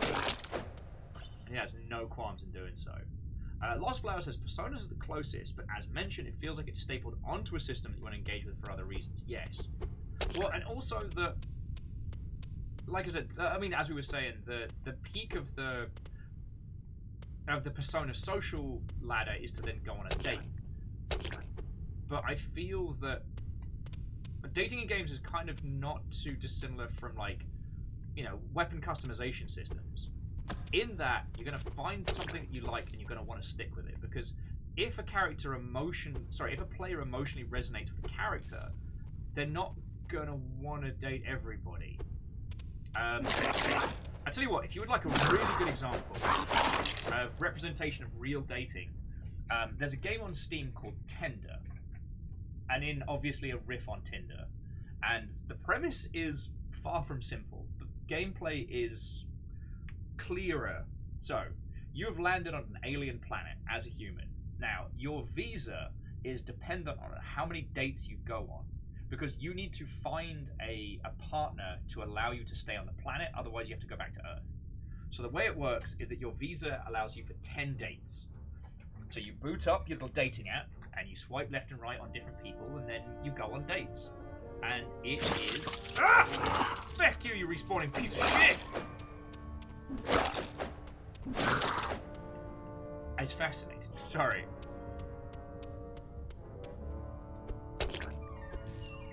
Like, I ended up dating this, like,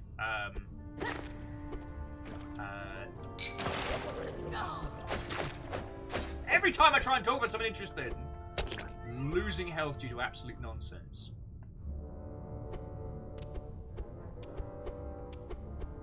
Anyway, what I found with that game is that once I actually, having gone through many dates, some of them good, some of them bad, some of them successful, some of them monstrous failures, when I did finally, like, hit upon a character and we had that kind of connection, I didn't feel the need to...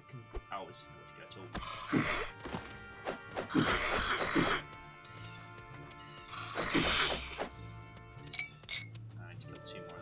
I didn't feel the need to continue playing and experience all the other runs because I felt like I got like a good ending. Do you know what I mean? And that could just be me. It could be because like I found like a femme-presenting punk lass who had been part of the scene for a while and really kind of wanted nothing to do with it. And so had some initial reservations about like dating again and things like that. And it was really interesting.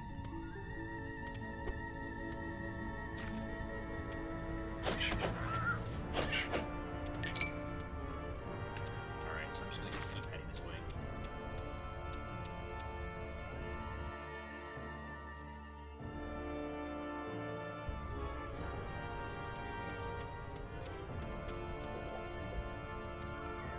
But I don't know, it's like... I guess it's also like a philosophical difference.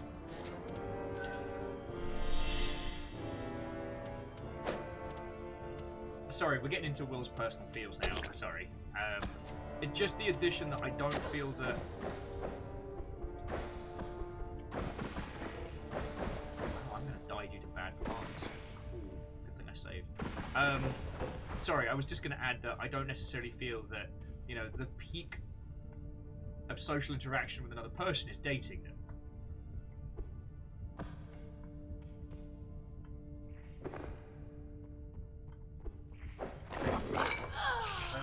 Stabbed.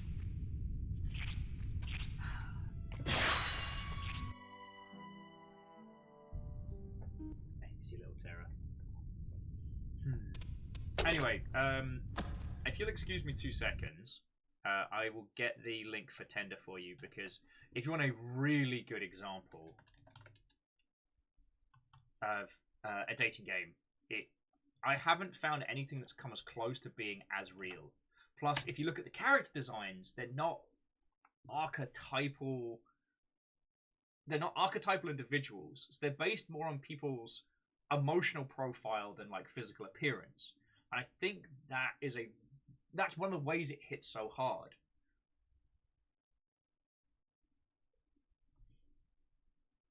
Right. It's something properly special. Just don't underestimate it in the feels and narrative categories, let me tell you. It's giving me less items this time.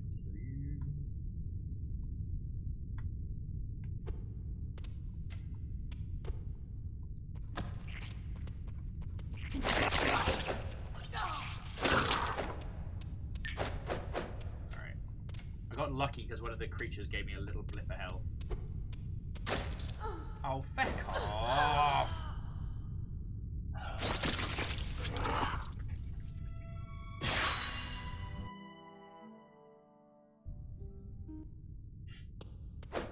You know, for a person like myself who talks a lot about games like Rain World and things like that being ones where you have to learn the environment, knowing your way through them, and then getting my shite wrecked by this bit. The irony is not lost on me at all. Also, I cannot wait for more Rain World stuff. I need excuses to play that game more.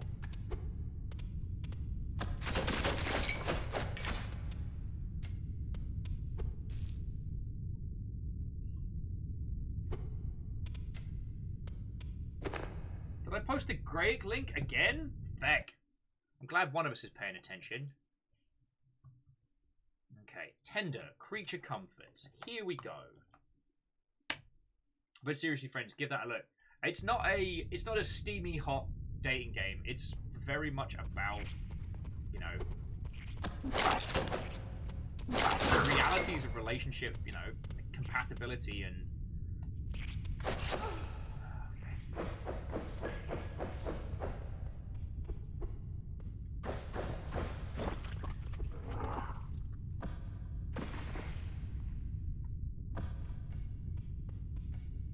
He's not gonna make it. Our boy's not gonna make it.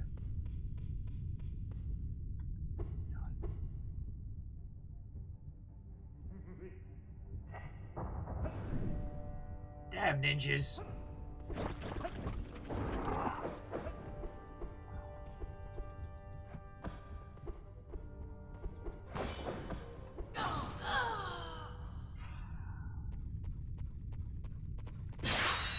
You know what? I'm going to take a breath and have a little banter break with your lovely selves. And breathe. We should just watch the Deus video again. What do you reckon, friends? Just take a little video break. Watch my great failings.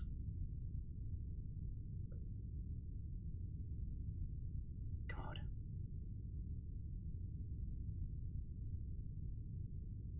Oh, here we go. All right, dear friends, and on other links as well. On other links, the Spiritual Successor team finally put out their social media post for the podcast. Friends, it's about an hour long. I nearly vomited from laughing being part of this. I haven't had the chance to listen to the mix, but I learned a lot on this podcast, so much so that after the fact I ended up staying on the call with one of the hosts and just delving into the weirdness that we found and laughing and having a feckin' great time. Like, if I hadn't had so much to do on Sunday, I probably would have just kept hanging out. And it's a pretty rare thing to say, especially for a podcast. So look, there's the link to the tweet. It's I think it's the Spotify link on there, but they also have links to their stuff on Google and YouTube and all sorts. friends, I cannot say how funny it was. However, for those of you who have not seen it, I'm gonna make sure it's not too loud. I would love to show you Deus's video if you did not see it earlier on in the day, because it's fucking funny. So this is from the Sea of Thieves stream we did on Friday, and again, friends, if you haven't been seeing the Friday night stuff, like, oh, you deserve it. You deserve it. Sorry, without further ado, you know what? I'm just going to play it for you.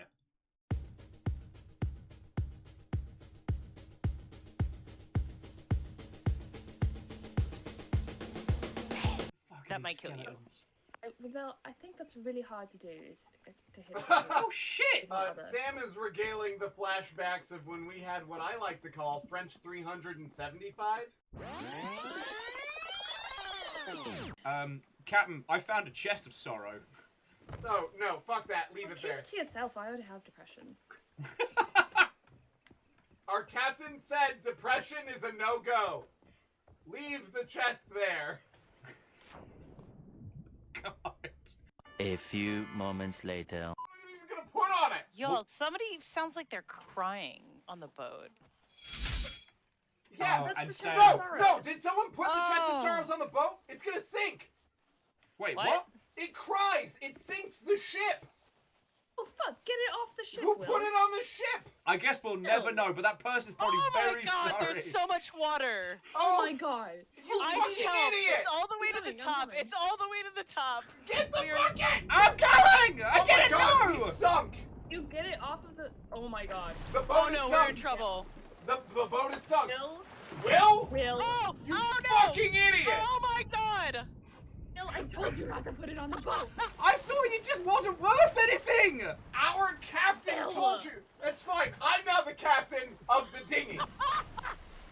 Ems is still captain. All of We my... still have a boat! It's just very small! Will, all of my meat that I cooked this entire time. Oh my god! There goes all of our shit. Way to go, Will! You son of a bitch. You know what, your mother's probably very nice. You're a bitch. When you said don't get it, I thought you meant, oh, well, I guess it's No, not I meant don't get it! Don't let it. Look at all the shit! I hate you. I He actively dislike you. We lost so much shit. Let's get some of this. Let's get some of this in the boat. I Moira guess. Elizabeth fucking Overguard. Captain, God damn it, Will. Captain. So you could essentially put one of those crying chests on someone else's ship and Yes! fuck them. There's so I mean, much that's to learn one in way this to game. I hate you so much. I didn't know! We told you! I thought you just didn't like sad things! I also don't I like said- sad things! What did I say? I said keep that to yourself. We already have depression. And I thought we were doing a bit. And now it's It's just not hanging a out. bit! So yeah, if you wonder what our Sea of Thieves streams have been like on Friday nights, that's what. There was so much on Friday. I mean, in a lot of them. And thank you so much again, Deus, for chopping that together. But like, fucking yo. Anyway, Rilu, how are you doing, friend? A happy Tuesday to you, Watto, and welcome. We're playing this game, which I don't think I've learned how to pronounce all day, and it is currently kicking my ass.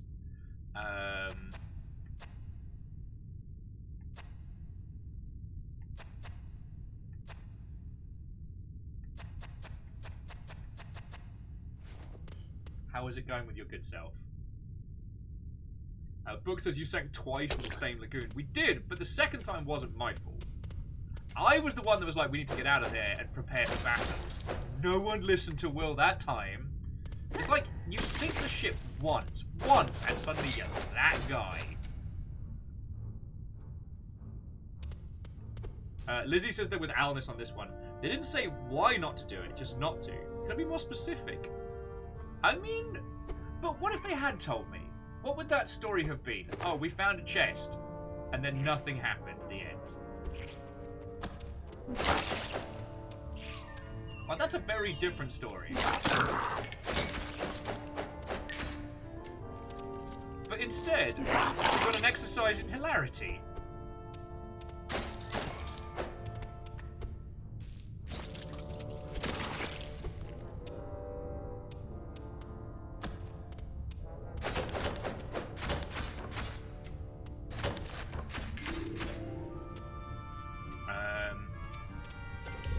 Oh, a small elixir. Hold down of the inventory to restore some life points. Lovely.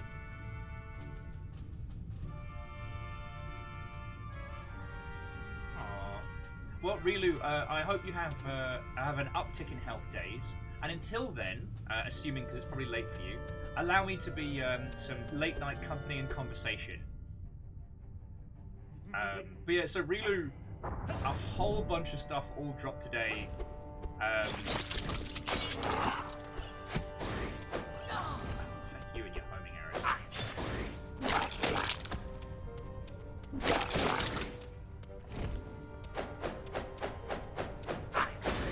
Yeah, you better run, you piece of... Wait, what? There's more than one?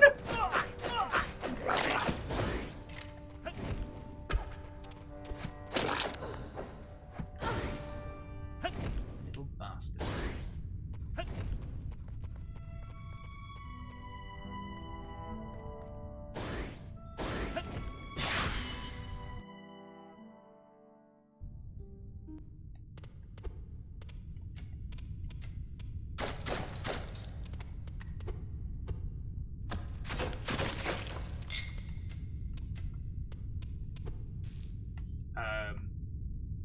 God, sorry, I completely lost my train of thought there. I'm trying to do this, what is probably going to turn out to be a weak source medium enemy, currently presented to me as a boss fight.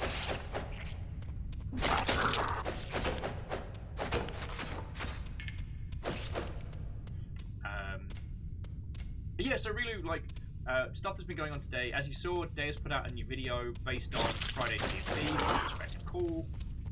I'll wreck this guy and hope he gets help. No! See what I mean about it being stingy with healing? I also got to do a podcast on Sunday called Spiritual Successor, where people come up with terrible ideas for video games, and we have to come up with what those games would be. Alright, that gem heals for 3, so we're gonna wait until I take 1 flip of damage.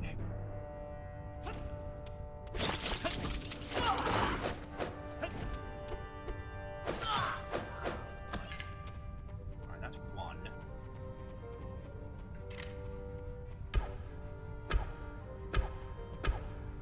Oh, feck you!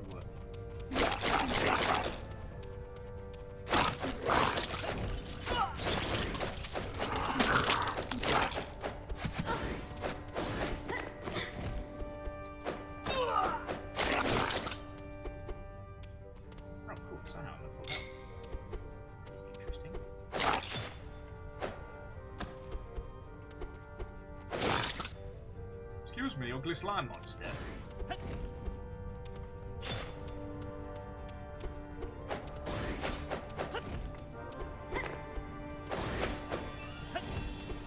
Ha-pa-cha! Oh, here we go.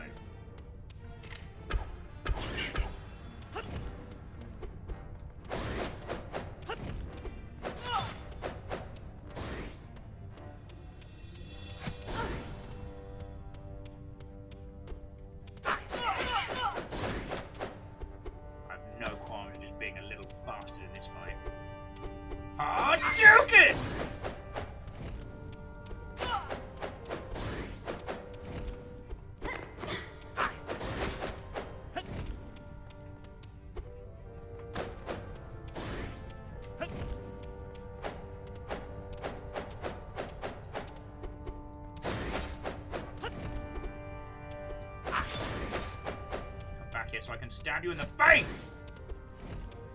Bullshit, homing arrow Okay, there we go. Oh.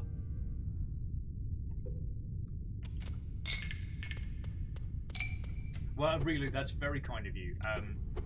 Like I said, I am not a podcast listener, and all I can tell you, I can't tell you if the podcast itself is good, but I can tell you that I nearly puked laughing when we did it. I went to a place in that podcast that I didn't know about, and I've learned things that I can never unlearn.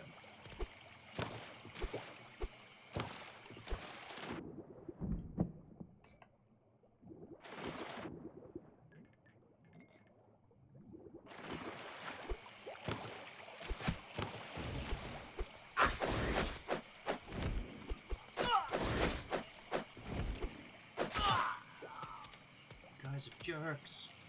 Alright, so my bag's full. I have no idea what these plants are. I'm getting so many Odin Sphere flashbacks.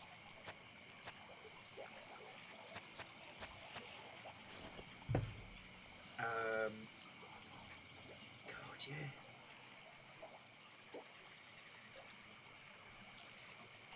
Oh, crunchy, crunchy.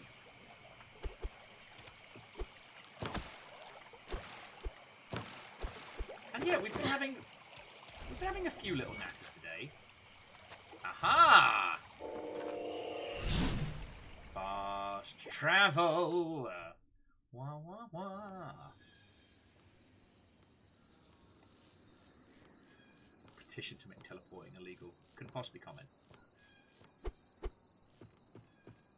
Again, like, when they do it, it's bullshit and broken. When I do it, it's cool and fine.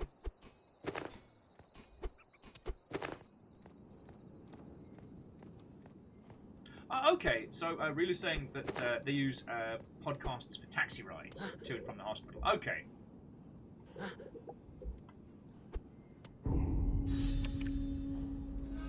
Oh, this is cool.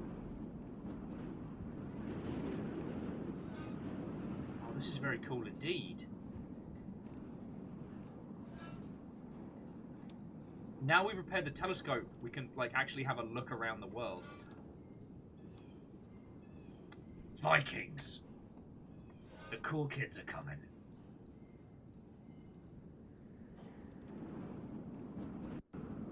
But yeah, so really, I'll say no more. Only that I went on a journey during the filming of that podcast.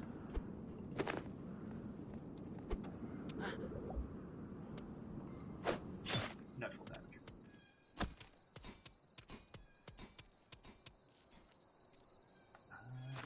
What are our quests?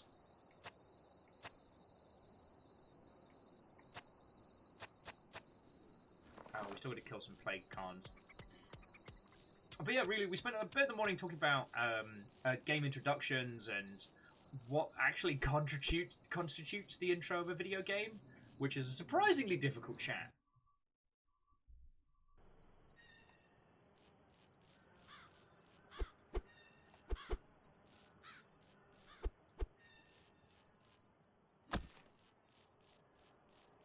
Hey, isn't this place supposed to be filled with baddies? There is an inconsistency to the enemy logic here that is rather infuriating. But yeah, that's been the long and short of it. I mean, there's been a lot of game news. But a lot of it's kind of been like just big bombastic announcements like feckin' Kingdom Hearts 4 is happening. The Gundam free-to-play game is going to be on Steam. Which, I don't know, I might engage with a little bit. I've been playing a lot of Inscription recently as I've been trying to get into Kaylee's mod properly. And I've been struggling with it.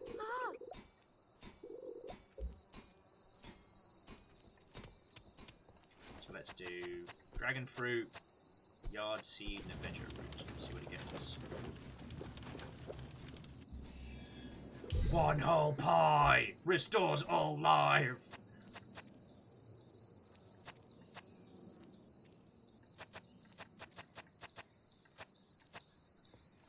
Get some Yard Seed. Fluffy says, "So Will, I blame you for something." That's fair. Now, I'm curious as to what it is.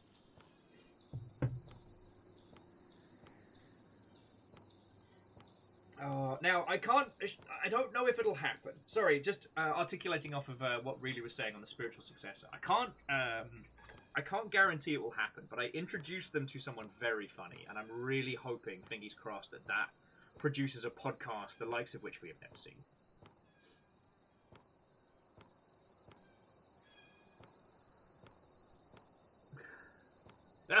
Fluffy Adorable saying, I spoke highly of Daemon Ex Machina, or Machinima, or whatever it's pronounced, on Epic. Fluffy then went on to play to rank C boss in one sitting. It's good. Like, you can see what I mean about how it's like Diet Armored Core. It's got all the stuff that makes Armored Core really fun, but it's not quite as hardcore. Mass Builder's still getting updates. That's the one that feels the most like building Gundams, but it's not a... The combat system in that is still coming together.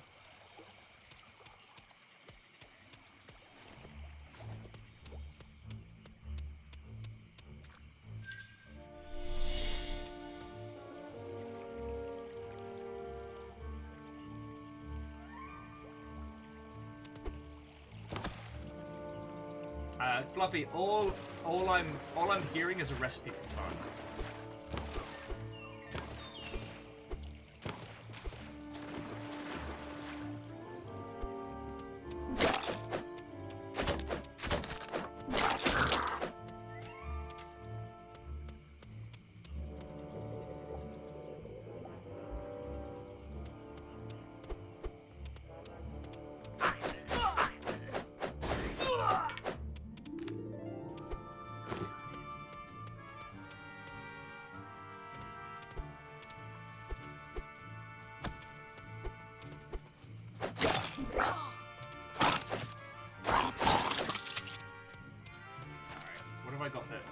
Takes up one heal.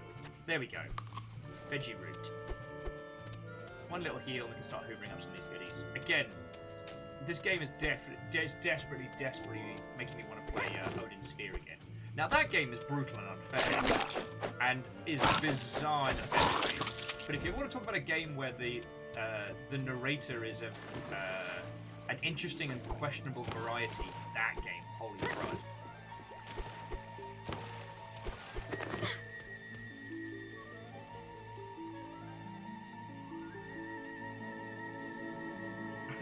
Fluffy says it's not fair in the poor AI. I didn't even know that game had PvP. I never played it that much. I got into Armored Core PvP, and that's a larger portion of my life that I'll never get back.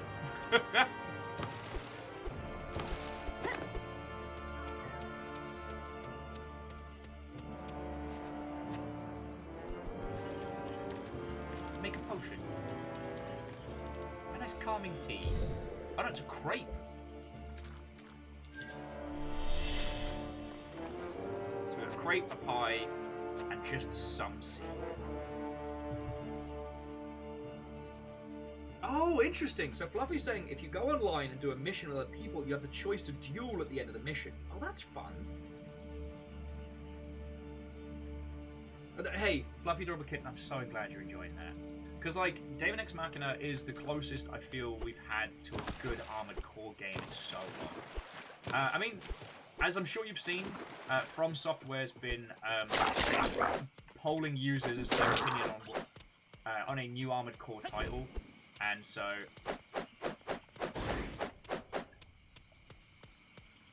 Oh wow, he just wholesale fucked up. Nerd.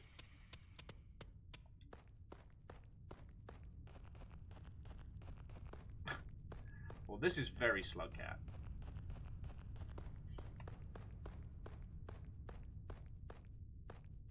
And what ho? And get the boat. How goes it, friend? How goes it? What ho? And welcome.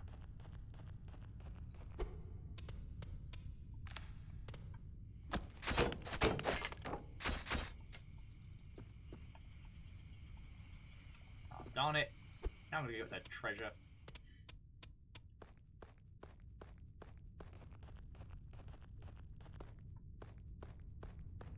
Well, see, so Fluffy was saying that they seriously state, though, it's not fair on the poor AI. as they outran the plane boss that was rushing past them. It was too fast, but also very glass cannon. I think that's one of the places where Armored Core really succeeds. Because there are lots of giant robot games, and a lot of them say they offer customization, but I'm often reminded of like how much cool stuff you used to be able to do back in the... Well, that seems important. I'm just going to eat it anyway. Hard-wearing stone that temporarily adds more damage to a sword blade. I don't want damage consumables. You cretin.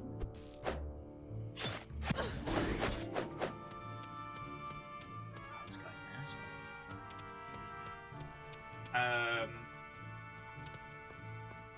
Sorry. I think it's entirely fair to be able to build those kind of broken builds against the AI, because I think that's a really rewarding experience. You know, I think Vampire Survivors has done a great job of showing what a really good broken game can be. Like, a game where you can build, like, absolutely glorious nonsense tier builds that allow you to break the game in your favor. I can't say too much, but I finally got the chance to play a game called Rounds, which I was very kindly gifted way back in the day.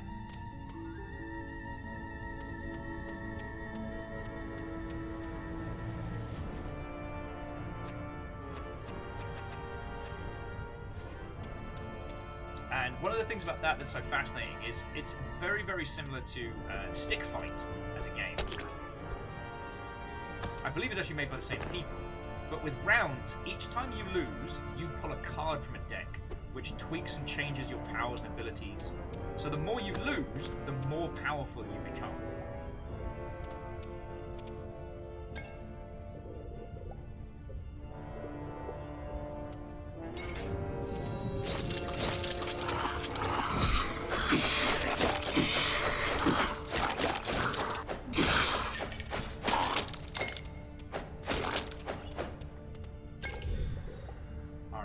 Jar full of volatile liquid, or as we call it, tequila. I'm so gonna save because I feel like I'm getting into the rhythm of this now. Oh no, so get to the boat. Stick Fight is a 2-player versus game. I think you can get up to 4 people. Available on Steam, and it's silly fun. Each level is based on like a random premise. You pick up weapons in the world. It's just designed to be like a fun, like I don't want to say quick play couch.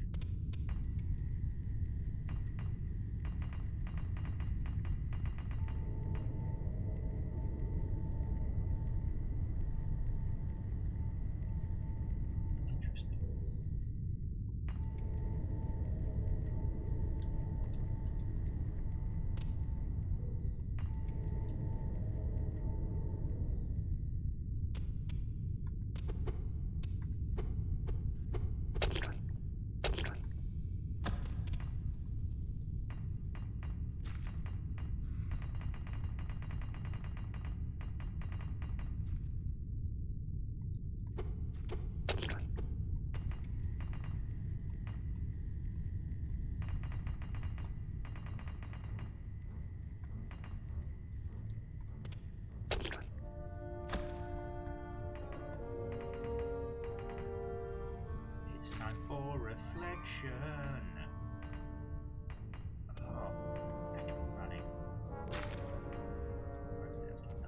Sorry, Imperios.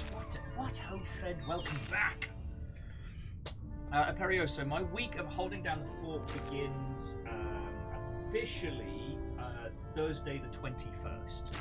Fiona's flying out Wednesday night, so that Thursday stream will be the first.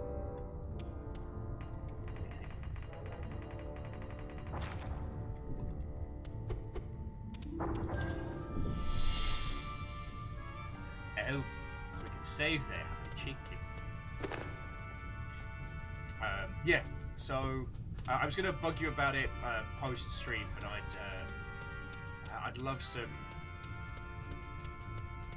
I'll give him some assistance.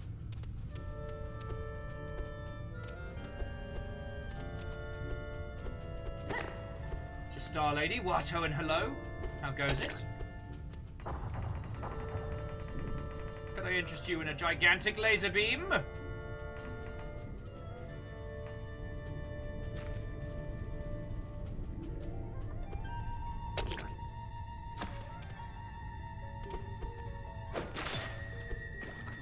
See that? What fool do you take me for?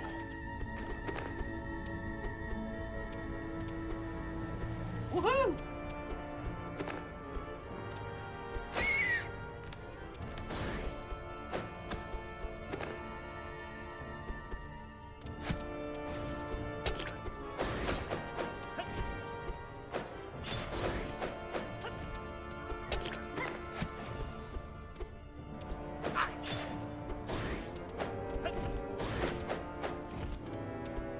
Get your couch! Sorry, having a day.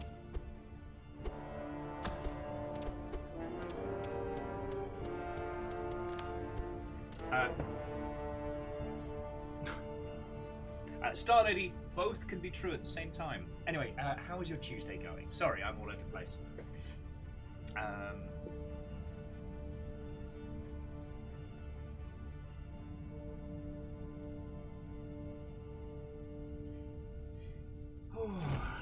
Oh. God, this guy's an ass.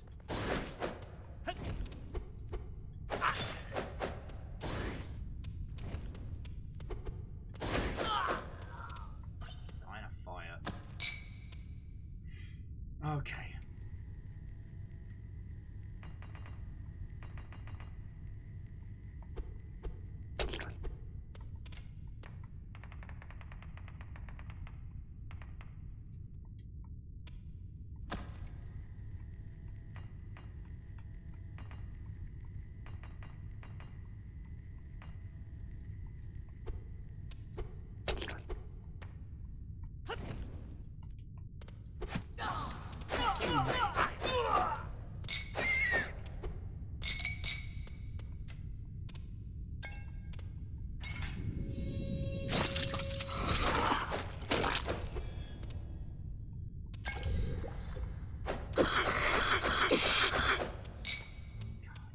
Thank you. Alright, I'm gonna get a cheeky save in.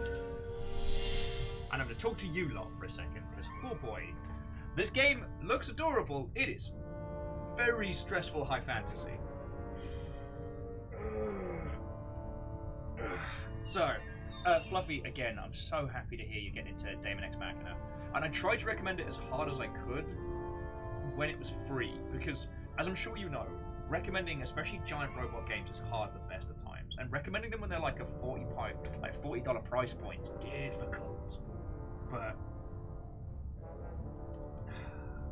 like being able to actually bring people in when they are like free or super low cost and have them love it. Back in yo. Someone, sorry, forgive the pause. I just wanted to check something. Someone did mention 13 Sentinels.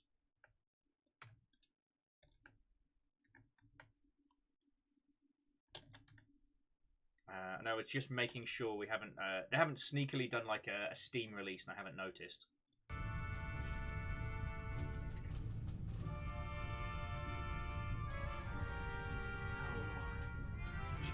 All right, so friends, here's Will's current weird bugbear at the moment. Inside the giant robot community, with the increase in people getting into Gundams, that is both like the model kits, the show, and some of the newer video games. As I'm sure you saw last week, Gundam Evolution did its like tech test, which I think you can still just sign up for on the Steam page, and it is a hero shooter but Gundam.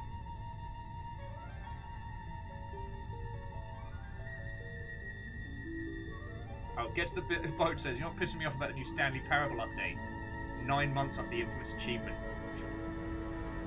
Oh god. It's not play it for 3 years, right? Was it 4 or 5? I forget. The last time we played it was like 2018? 2019? It was one of the Twitch cons. There's the Twitch con where caffeine drove us. Oh, Perios is saying, sadly, the beta for the Gundams is down at the moment. I'm not sure when it comes back. Hey, no worry. Oh, yes. Sorry. Will can't hold a thread of conversation even for 2 seconds. Whee! And Baron, my so friend. One of the interesting things that started cropping up is very, very hardcore giant robot fans discussing what the genre is called and getting ever so slightly bent out of shape about people using mechs and not mecha to refer to the entire genre. And I love this because this is basically like the Frankenstein's monster of nerdery. You know, it really doesn't matter a whole hill of beans.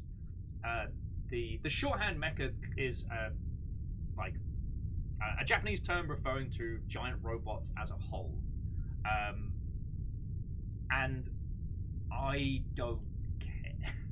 The kind of people who get very bent out of shape about, you know, the correct usage of terminology in that space tend to be very overly focused on, I don't know, on very small insular communities. And what we're seeing now is we're seeing kind of this, DX man, it's definitely the actually.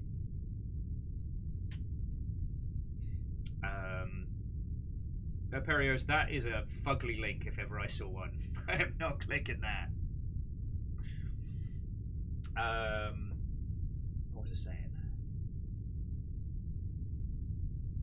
Oh yes, the mecha genre discussion, naming convention nonsense. A large proportion of the people who have strong opinions one way or the other have been into giant robots for a very long time. And oh yeah, that's what I was grasping at, is that with Gundam Evolution and, you know, the huge uptake in giant robot model kits and things like that now in English language territories, we're seeing like the Battletech holdout, you know, giant robot Pacific Rim fans and like the Japanese Animu Gundam Sphere giant robot fans all coming together. And the reason I couldn't give a hot heck about it is because, you know, these giant robots gaining finally like a foothold culturally is something I've been waiting for years. And when languages kind of crush together like that, the terms move and change and shift, like, based on your geography. You know, I've never been comfortable with using, like, mecha as a term because, you know, that also describes a very, very religious place for a lot of people that's very important. It doesn't... And mechs as a whole is kind of the shorthand for giant robots.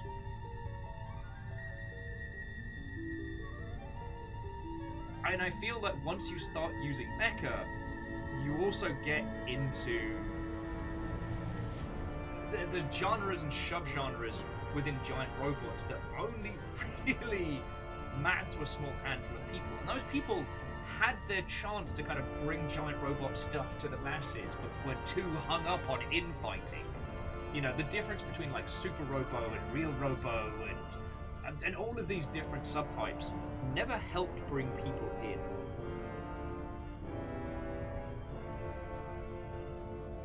Yeah, people calling all Gorgons a Medusa. And that's closer to the Hoover. You know, someone calling all vacuum cleaners a Hoover is based on one brand. You know, Mecha's the name of the genre in Japan. But, like, is Battletech a mecha show? Not really. I mean, you could for the dictionary definition, but I'm just saying, as all of this stuff comes together, referring to all giant robots as Gundams is definitely all Gorgons as Medusa, and I'm fine with that. You know, every parent that's ever called a PlayStation a Nintendo, feck it. What does it matter? Like, if someone cares enough to be in that space, then, you know, they'll be shown the terms and differences and everything kind of coming together. But, you know, bashing someone over the head for use of incorrect terminology as they enter the door feels like some pretty gatekeepy bullshit, and I'm not for that. You know, one of the reasons why I get so excited about Gundams as a franchise, you know, as this media empire, is it's actually one of the most approachable. And I know that must seem like a complete bullshit term. Like, wait a second, Will. What about the difference between the Universal Century and Iron-Blooded Orphans and all these offshoots and video games and designs? And I'm like, nah. Like, as properties are approachable, like, as big old properties, like, you don't need to care which ones you like. Just like the ones you like. If you look at a sea of Gundams and you go, ah, that one! Or I like this one. Alright, so what's this one? This is the, look at this one, it's right pretty. It's right pretty. So this is the narrative CPAC titanium finish. This comes from the sequel-ish movie to Gundam Unicorn, where they make like another Gundam to hunt the other Unicorn Gundams. There's no board game that this is based on. There's no rule set. There's no... By acquiring this, you have not set yourself to any allegiance. It's not like, you know, Warhammer or anything like that. If you like the look of it, you can just pick it up and put it together. And anyone's opinions on that, they can get in the bloody bin.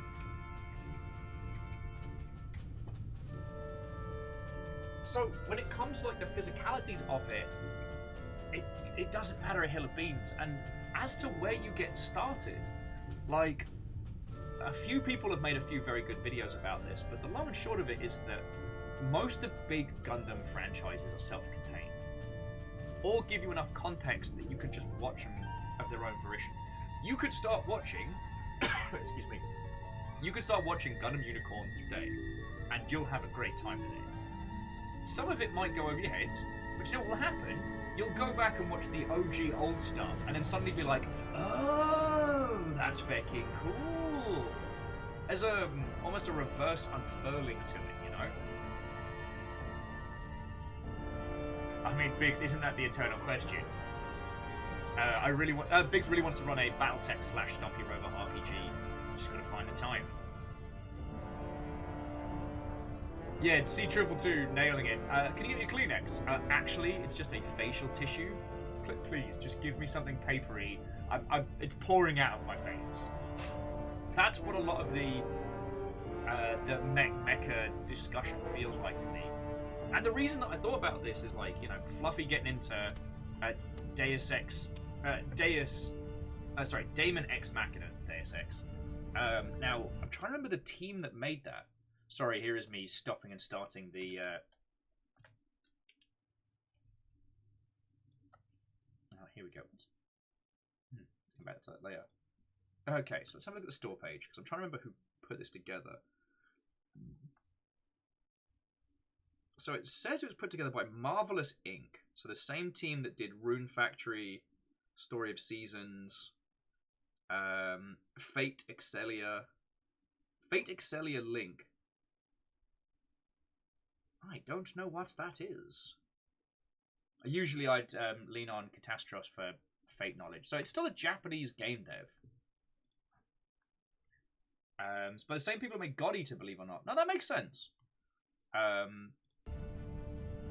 Like, God Eater wasn't great, but as an accessible alternative to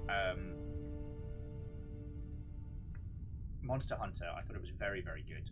Also that guild cards, equivocant, the player cards, could be summoned as NPCs to come help you out.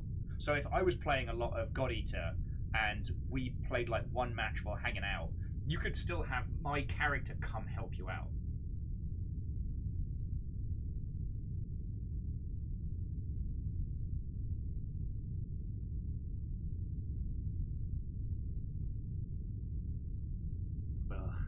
Now, Get to the Boat, I don't want to dive into that one because content creator entitlement is something I've dealt with from both sides, and it's just gross across the board. But I will say, on the subject of Elden Ring, it seems to have been the title that's been the most accessible. It seems to have been the title that the most people have gotten into who haven't tried, you know, the FromSoft Dark Soulsian formula before, and I love that. And all the people that think that, you know, non-hardcore individuals shouldn't get into it, let them fucking die mad about it. Like, I want to see people's nans playing Elden Ring. You know, I want to see that shit, like, mainstream AF. Because I love that kind of, like, open world, you know, experience it your way kind of game. And I'm sorry you had to deal with that one. Gets the boat. Often it can be difficult to remember that most of the internet's not as cool as we are. And the other thing that I remind myself of is, like, gets the boat, you're right. Like, that kind of toxic attitude does bring toxic people. And I have to remind myself that, like, people with huge followings that do so by being horrible individuals, like, they are doomed forever to be awful. Because now they have attained money and fame by being a piece of shit. If they ever stop being a piece of shit, that audience just leaves them. Like, they are cursed to either never grow and become lonely and isolated, or to grow as a person, but having to witness themselves becoming this awful POS. So it's like, haha. Oh, Dustin, right? Right? I don't want to say anything more. Okay, and the thing that Dustin is talking about is, please, friends, when you get the chance to listen to that podcast I was on, be prepared to have a web browser open, because you're gonna need it.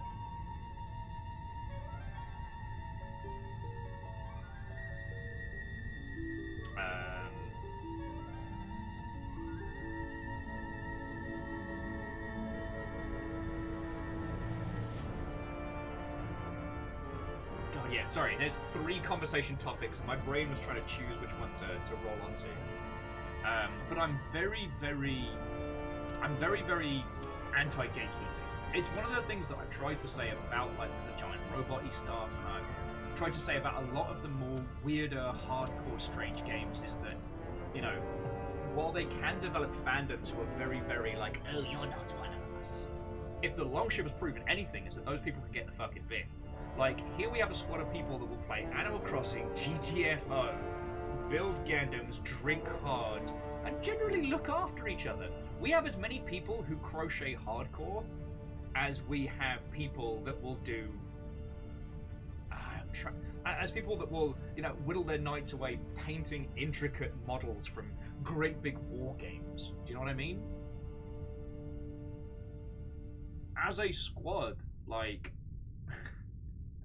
as a squad, we disprove the gatekeeping theory. Now, giving people the tools they need to really get into a hobby once they've hooked it, fuck yes. So, like, if you really decide to get into giant robots, Gundam, stuff like that, like, I can give you, like, a sample platter of different shows. And then, like, the cool thing about, like, you know, I will say, you know, mecha anime in this regard, because it does all kind of come... There's a genealogy to giant robots from the Japanese games industry that you can track, which I think is real cool. There was a group called Headgear, and Headgear are responsible for a lot of my favorite, probably some of yours. You know, they're the ones that got, like, Ghost in the Shell off the ground, Pat Labor, and a bunch of other stuff.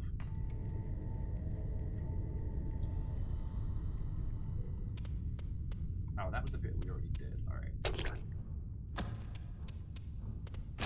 Oh, feck you, you Viking bastard!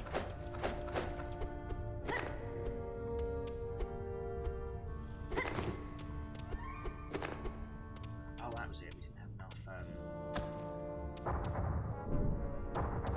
Yeah, we're starting to get to the 2-person puzzles here. One thing I do find interesting is that we played the intro by ourselves. And then we got introduced to our second character, and we still haven't been able to spend time with them. I'm gonna kill this bastard again. Hard joking!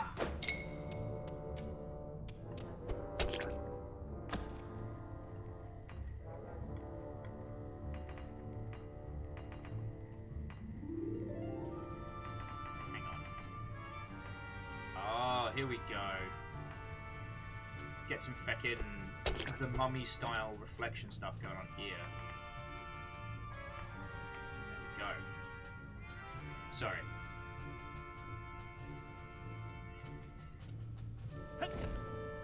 Every time I try and lean back to have a conversation, like, this little feckin' POS is like, oh, look at me, I'm gonna shoot you with a feckin' ball. Load on. Stuff like this sideways, mate.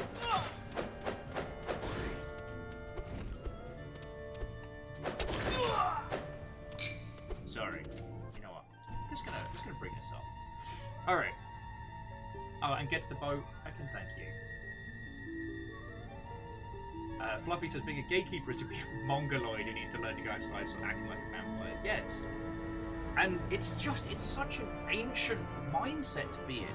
And look, I do understand it. I do understand where it comes from. And Captain Steph, I hope your first day at work was feckin' grand. Watto and welcome. House Valkyrie, represent! But no, I do remember what it was like back when, like, nerdery was essentially counterculture. It was its own little squirreled off thing, you know.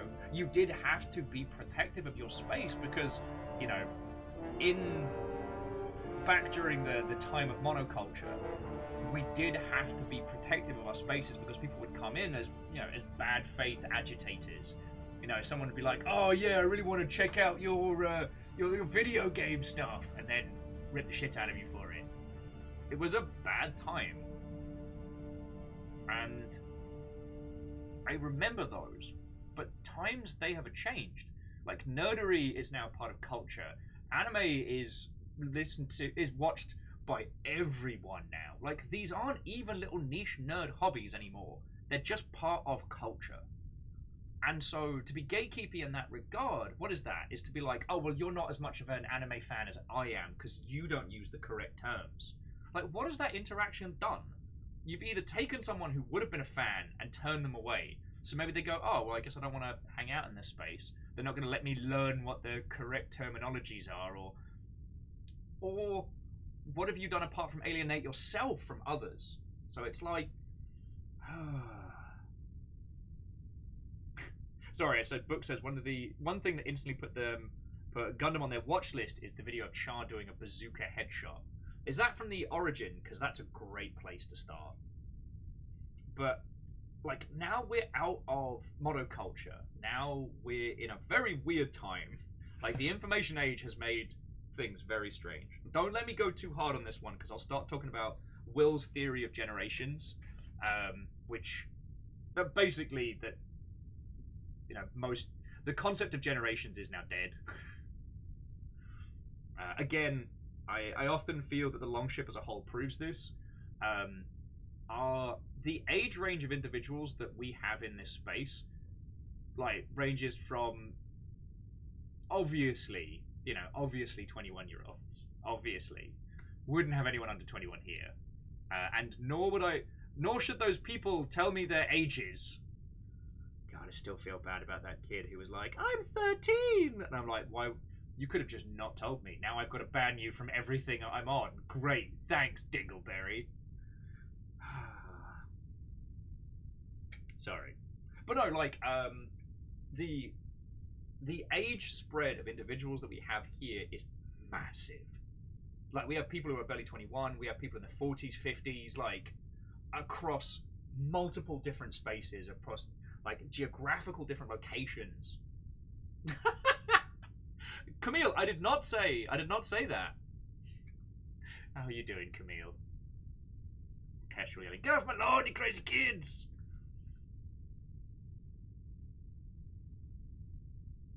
Lizzie says there was a guy who, on one stream, who joked about being under 12 and Twitch stealth banned him. Yup. Clank, don't joke about it. Thankfully, I know it's not the case, but just so you know, like, 13 and under falls under COPPA, which is the Child Online Something Protection Act, and is feckin' scary. So, if someone were to say, actually, I'm 13, I would have to ban them here and ban them on Discord. So, it's fun. But no, the reason I was talking about ages,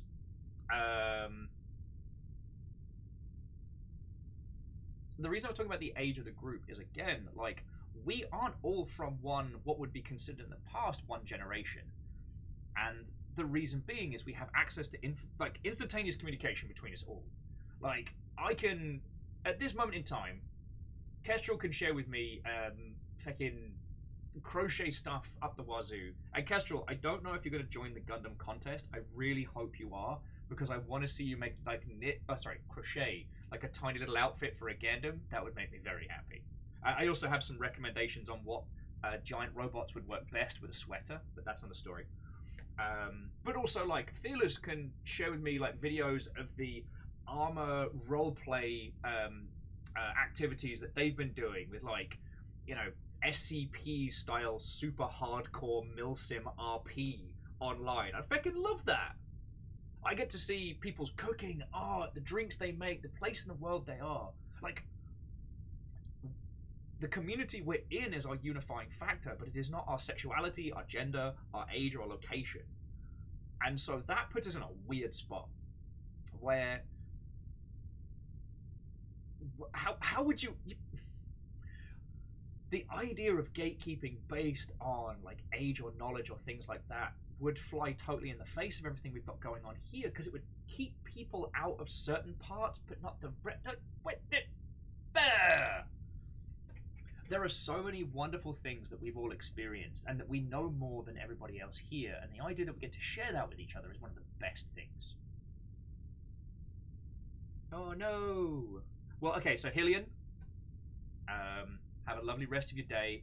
I hope whatever it is that you need to do to fix the thing, I hope it is as smooth and cost effective as it can be, friend.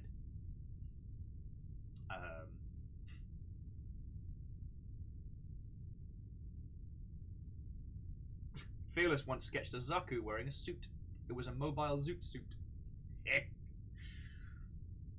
But yeah, sorry, so jumping back, gatekeeping now is such an asinine... It's such an asinine concept. And I wonder, like, who does it serve? Okay, and the TLDR of Will's theory of generations is that basically since instantaneous communication has become... Since global communication has become a thing, generations aren't really defined in the same way they were in the past. And so I tend to notice that anyone who focuses on conversations about, you know, Gen X, Millennial, Y, Zoom, Boom, etc., it tends to come from a place of either wanting to annoy you about something or sell you something. Like, they either want you to be outraged about something involving a generation, or they want to sell you something, either for or against that generation. So that's the shorthand of Will's theory of generations. But that's as far as I'm going into it. 13 equals 13 equals T.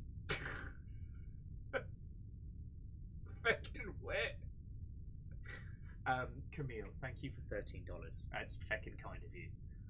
I'm actually set for tea. I've still not made my way through the backlog of like loose leaves and stuff like that, but mainly because tea's kind of been like my little treat in the evenings, and I don't get many times to indulge that. 13, 30. Okay, I can see where you're going with that, but wouldn't 30 be closer? I'm gonna stop saying words now. I'm not fishing. I'm not asking. I'm just gonna shh.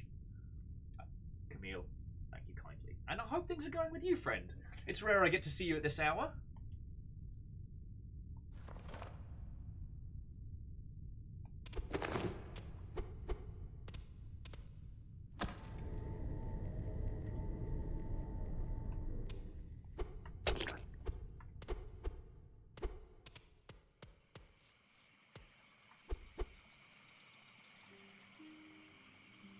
Cutscene or boss fight?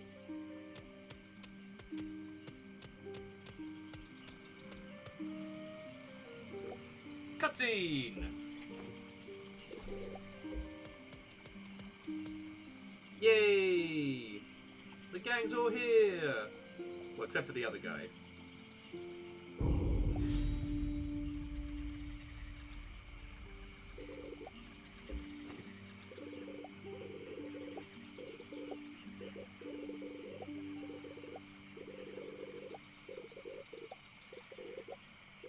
Anyway, I guess the last thing I'll say on the gate-kicking conversation is that if it's a choice between sharing the things that you love with someone and them being right, you got to ask yourself what really matters. If you define yourself by something so much that you have to be better than the other person, that you have to be smarter or cleverer or I don't know, shoot gun bangier than them, to the point where you're pushing people away, like, what is it you really love about it? Is it the thing, or is it your superiority in the thing? You know what I mean?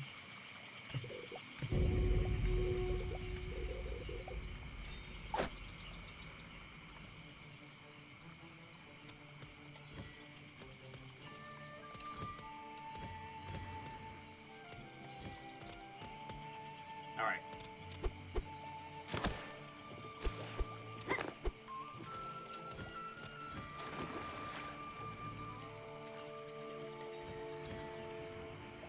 Wow, he's not very good at this.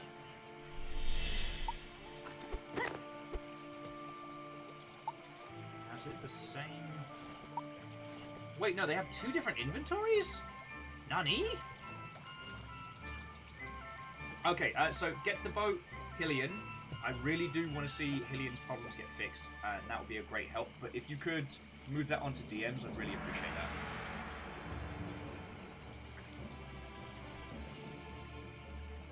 Like, let's get this problem solved.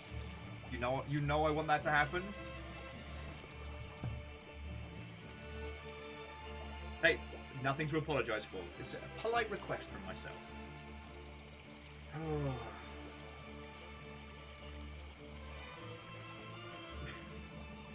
Yeah, also, yeah, the orchestral sounds very nice. The music's gotten very lovely now that the gang's back together.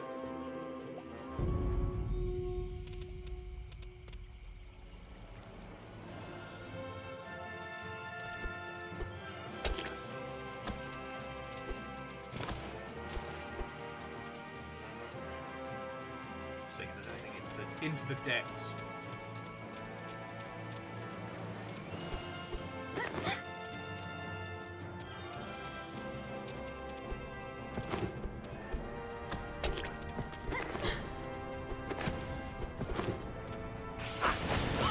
Yeah! Now we increase our firepower, which means we increase the amount of face wrecking we can do.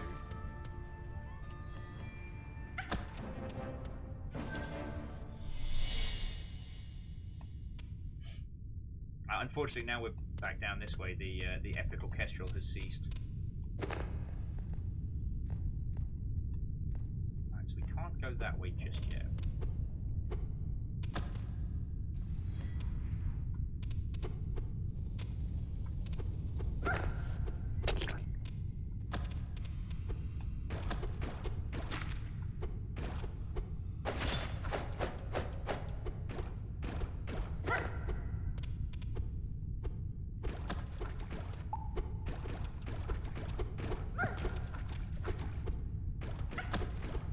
Interesting, so it's only if separate that she can do her hover move. Fascinating.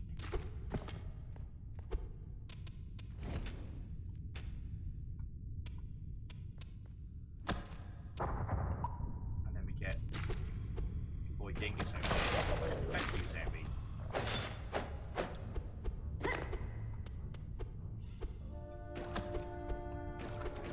I got this jump down pat earlier.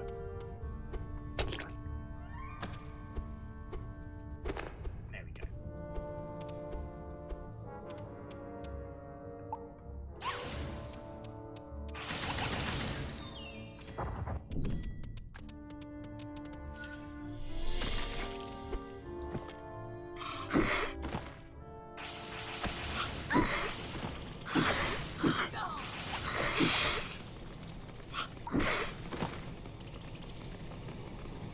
Wait, what? So if one of them dies, they both die.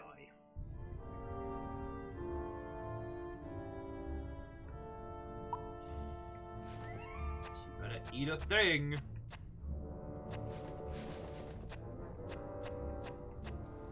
What's that? Grim looking bread.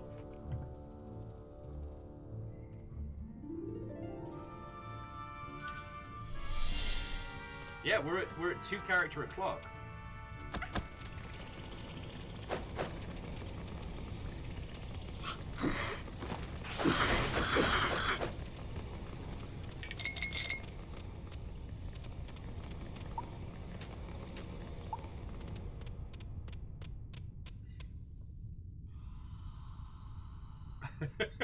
Ilian's like, it's gonna be awkward when one of them discovers they have a peanut allergy. Anyway, good luck! Oh, lordy, lordy.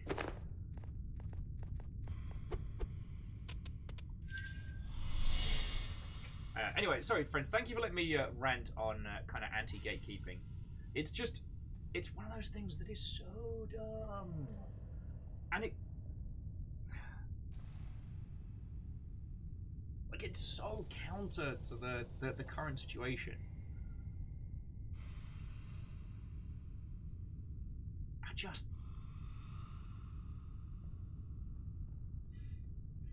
It makes you sit down and go, people, why? And I do remember, like, how incredibly gatekeepy, like, the anime scene used to be. And I'm so glad we've moved away from that one. And I don't think the giant robot fans have really helped themselves when it's come to, like, bringing people into the space. And Battletech's, at least by my understanding, Battletech as a whole has not been a space that has been, like,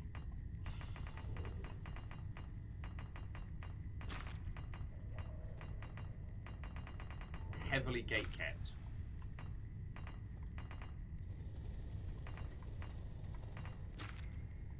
But that could be because, like,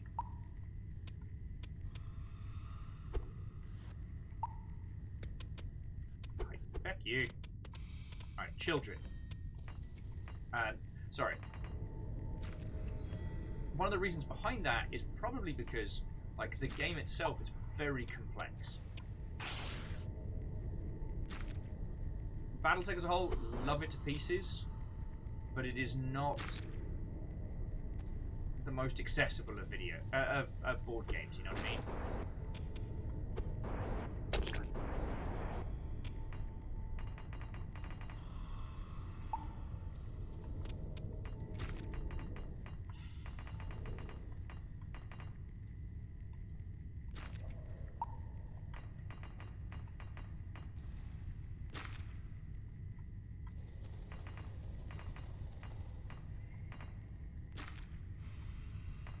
This is tricky.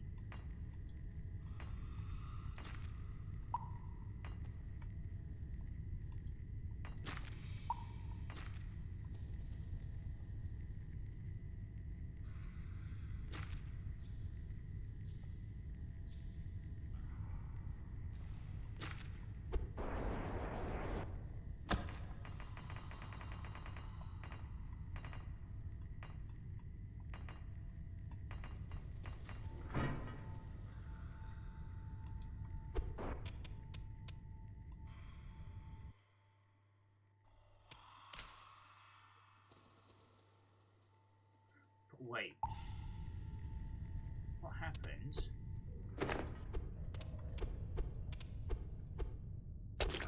Oh shit. So there's no way to get her out of that area. Oh yeah, and the fucking door's closed now.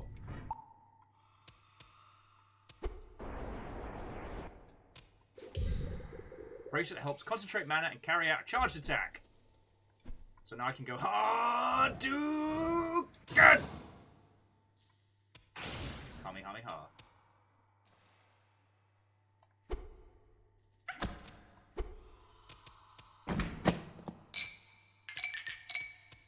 This is going to go very poorly.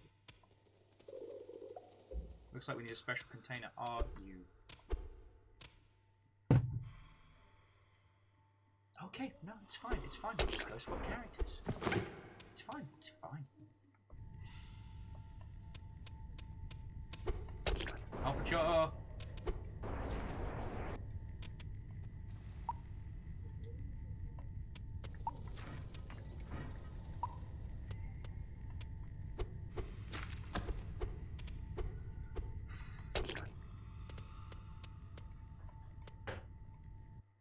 Hey, Fluffy Adorable Kitten again. You have nothing to worry about, friend. If I can be the background conversation where you're getting some food in, then jobs are bloody good, right?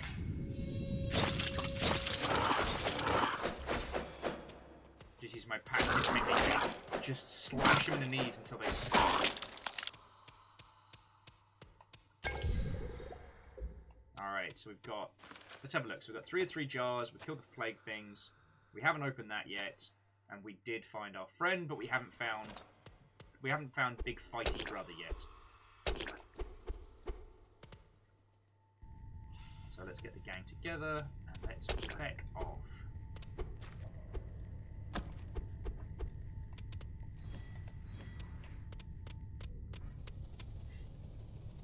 Fluffy says, do you know of a game called RoboQuest? Free-to-play title, had a Battle Royale mode that was very weird and strange, but never really went anywhere.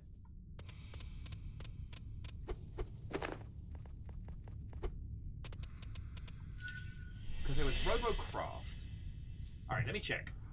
RoboQuest.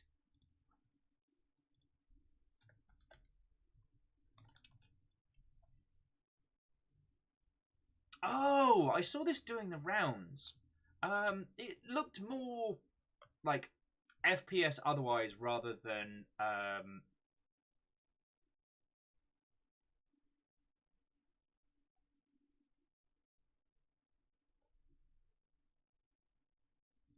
sorry. It looked more like an FPS title rather than like a giant robot-y game.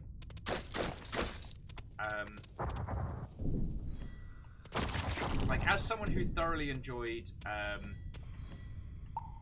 Shogu Mobile Armor Division, I will say that it wasn't a good giant robot game.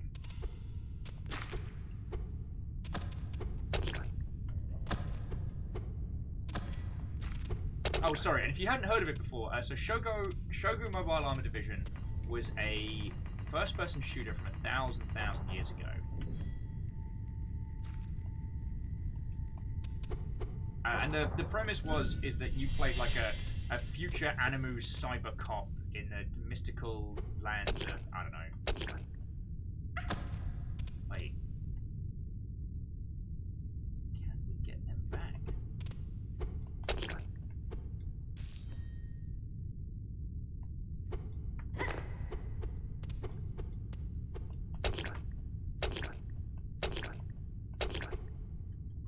Back. Sorry, I saved it.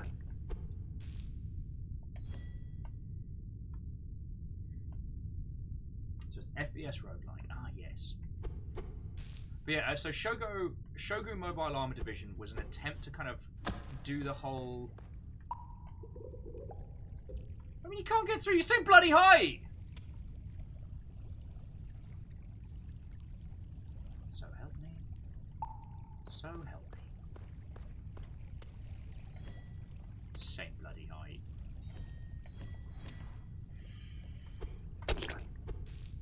Okay. During second wave Animu, there were quite a few games that tried to capture on that. What was it? The old what was it that they called the RPG system? It was like big eyes, small mouth. Shogun Mobile Armor Division wasn't really too much different from that. Actually, just about cooking.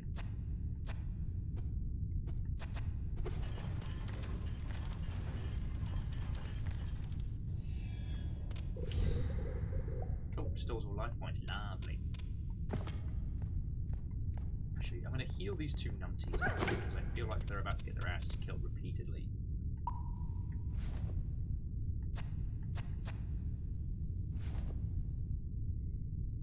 Okay, never mind. Sorry. During the rise of second wave Animu, we had titles like Satira Core, Oni, Shogu Mobile Armor Division, and a bunch that tried to like capture that vibe as it was coming across. And some succeeded, some didn't. Thanks to Final Fantasy VIII, like it was a lot more viable to pitch a very Japanese game to a Western audience. This way. So, I mean, that was a feckin' win.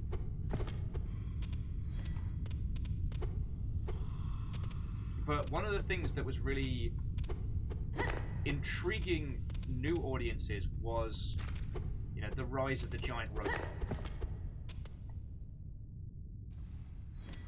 Was there more up here, or is it just this guy being a jerk? Oh no, that's where we met up, so...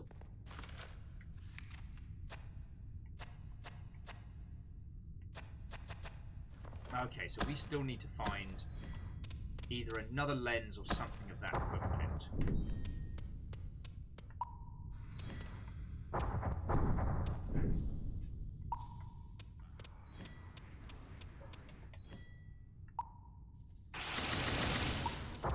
There we go. Sorry. Multi-track drifty potato. That's where I'm at. So we need to head this way into the darkness.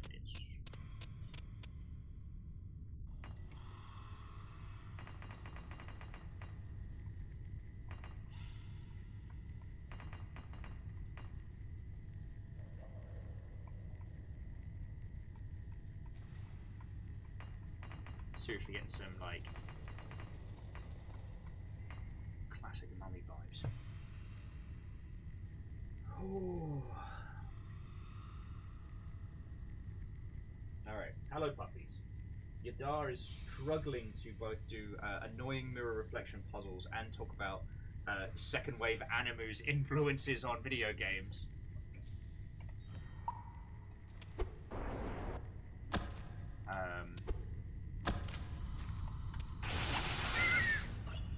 As for this title, this is Gaelic.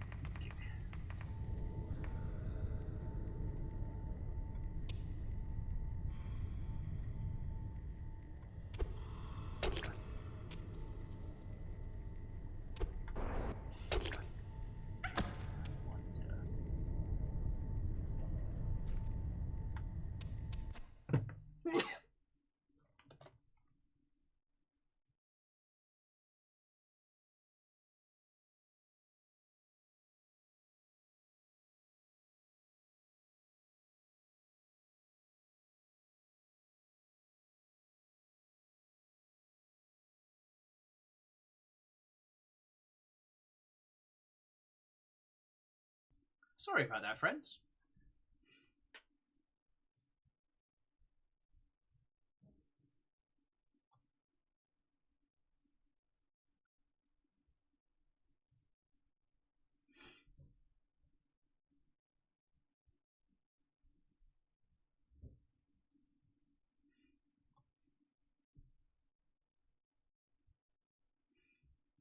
Okay.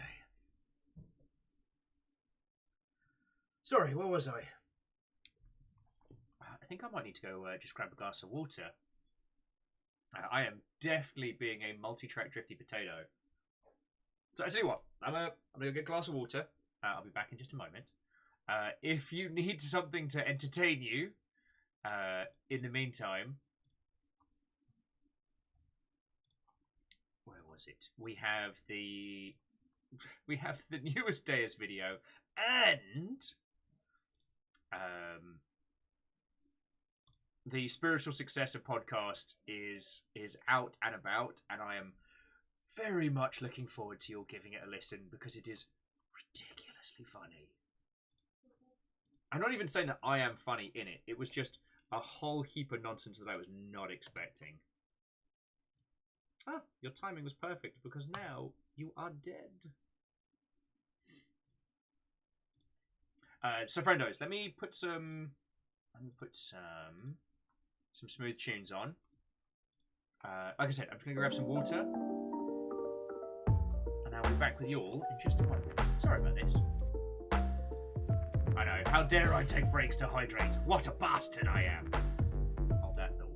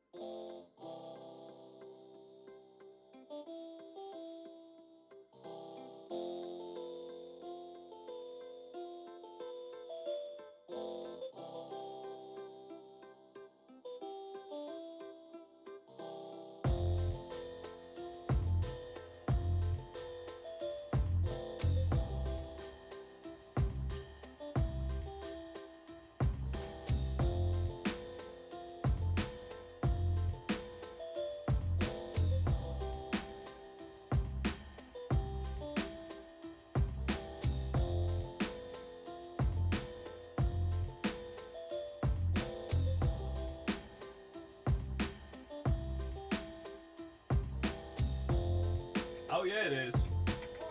Fiona got into my gas mask. Ah. No loading.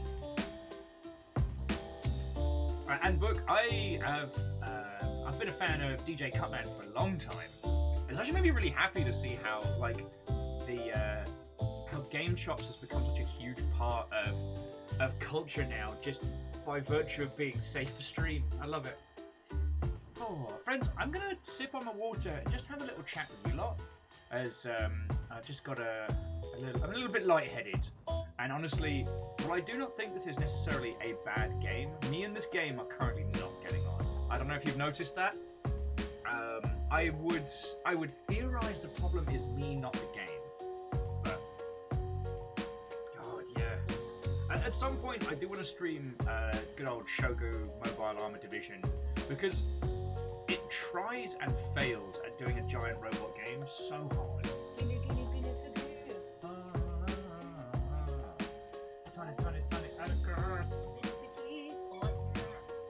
Ah! Amos! You steal my hoodie again? God damn it! Oh, Atticus wanted to come say hello, and Amos wants to cause trouble with both you dogs. Stop looking at the guinea pig and licking your lips. You're making me nervous. Amos down. Amos down. Down.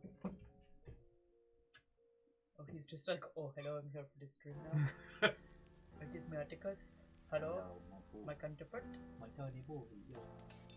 Taking a break from Pippin and Gaskier, who are now at each other's last end. Oh my word. Ben says, hey, Tiffy, hey Atticus, hey. The squeaking you can hear is River as well.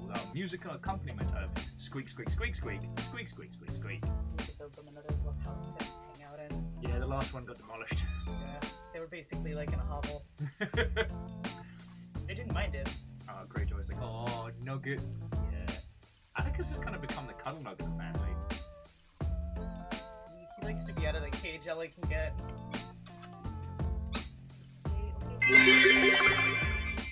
So I had a pretty good date today. Sharing some good vibes in the form of bits.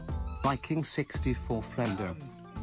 Like 2 years old now. Try not to yell so that the little Nugget doesn't get spooked. And Atticus just dropped $50 in bikes. Smart shoes. That's the new longship booties.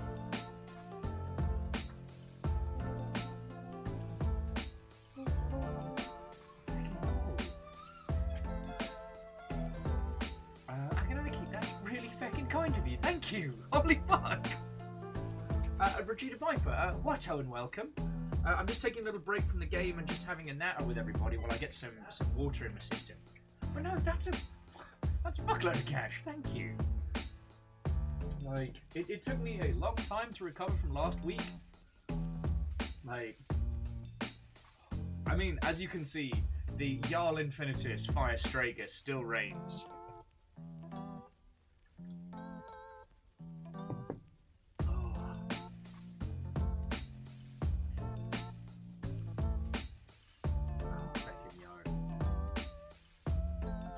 Yeah, no, I feel like I am grinding against this title, and considering the way it unfurls its story and the style of gameplay is very, very... God, it's very classic. Almost like, 8-bit era.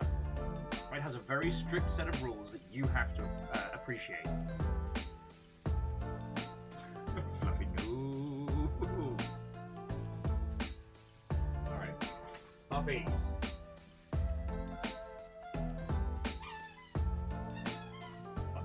Stop that incessant clicking. And Agonanarchy, that's feckin' cool of you. So it's like a feckin' blue bit. And then like just, oh, it's just sub to book. No big deal.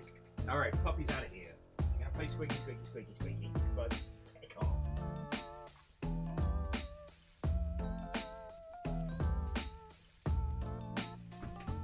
God. The week with Fiona away is Stop that interesting challenge. Alright, Agonanarchy's just like flexing now. Tagging Vegeta Viper. Vegeta! Regina Viper. Unrelated to the Prince of Saiyans.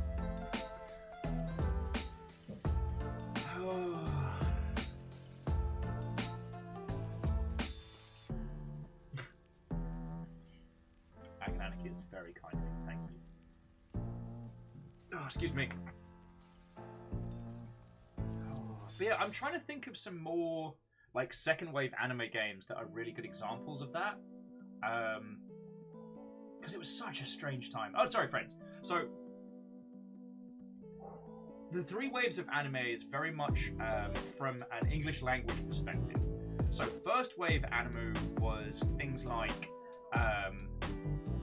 Robotech, Samurai Pizza Cats.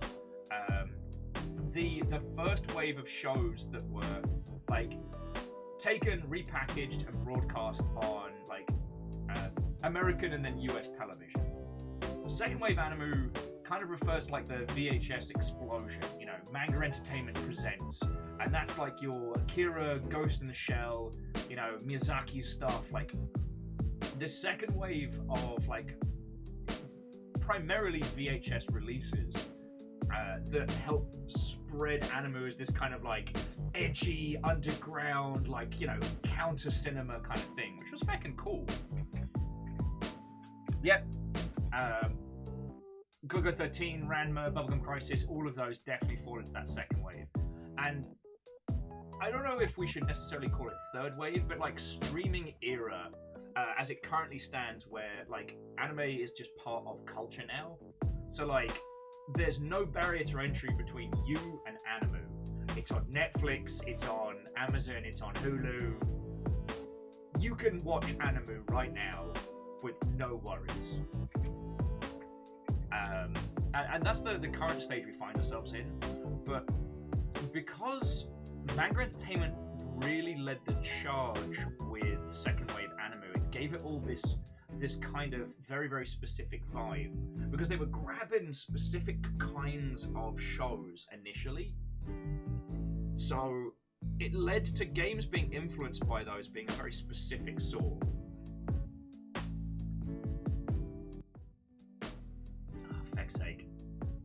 Yeah, friends, I'm going to do a deep dive into what's happening with the audio. Something is auto-adjusting my microphone sensitivity, and when I find out what it is, I'm going to just destroy something, because it's so infuriating. Like, none of the hardware settings are being changed between... None of the audio settings are being changed between streams, and yet, every day, the mic is getting turned down. Like I said, I'm getting into the guts of this. Something's getting stabbed in the EEPROM.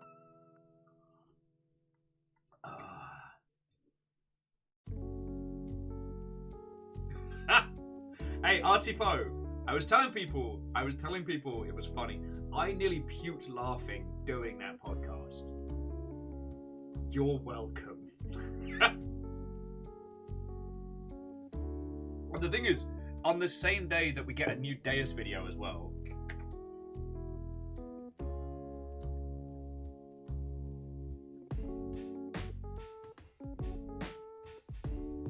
In typical fashion, it all happens at once, right? Fluffy says their whole job is online IT, so after that, not a lot is new to them. So I tell you what, friends, I'm gonna move us to just chatting. I'm gonna natter with your good selves for at least another like 20 minutes, half an hour. I think I'm done with the game section for today because I need this headache to feck off, and I don't seem to be able to balance nattering and playing this title. And this is definitely a game that needs your full attention. Unlike titles like Rain World and Hollow Knight, it's not brutal but gently eases you in. Like, this is a game you need to pay attention to, like the mechanics, and there's a lot of dialogue to go through. I do recommend playing it. I mean, again, most of you probably already saw that game on Floydo's like games with exceptional animation to look at. So, yeah.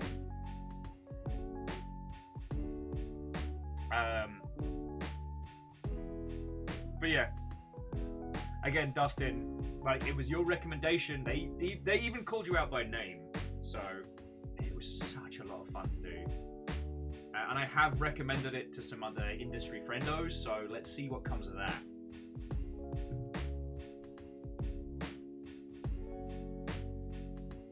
God, yeah.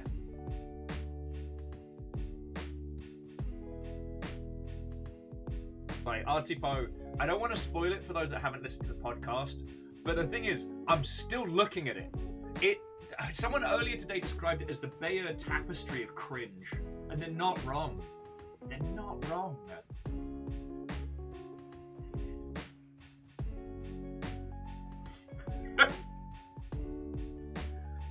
But I'll leave you all to discover that one. Fluffy was saying more akin to Salt and Sanctuary than Rainworld or Hollow Knight.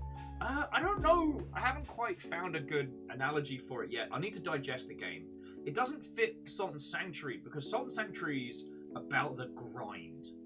Like, there's this interesting thing in Salt and Sanctuary where you spend probably the most amount of time in the earliest area, not only finding your feet, but also like punching enemies, leveling up until you're beefy enough to take on that first boss. It's kind of like if Face Wrecker Gundyr from Dark Souls 3, if he was a further point with more time for leveling. Do you know what I mean? Because, at least if I remember correctly, you can't level up before Gundyr. Whereas in Salt and Sanctuary, the first speed bump boss that you encounter, you can level before them. So the idea is you can throw yourself at that boss as many times as you want, or you can grind and punch things.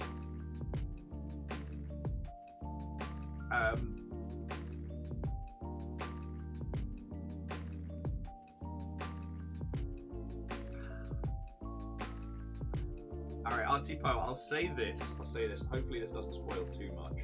But speaking of the time in question, I found one other friend on the internet who was following that account. And I messaged them and I was like, look, I just stumbled upon this and I just needed someone else who understood the madness that I have seen. And they said, and I quote, "Do you feel like you got mind freaked?" And I did.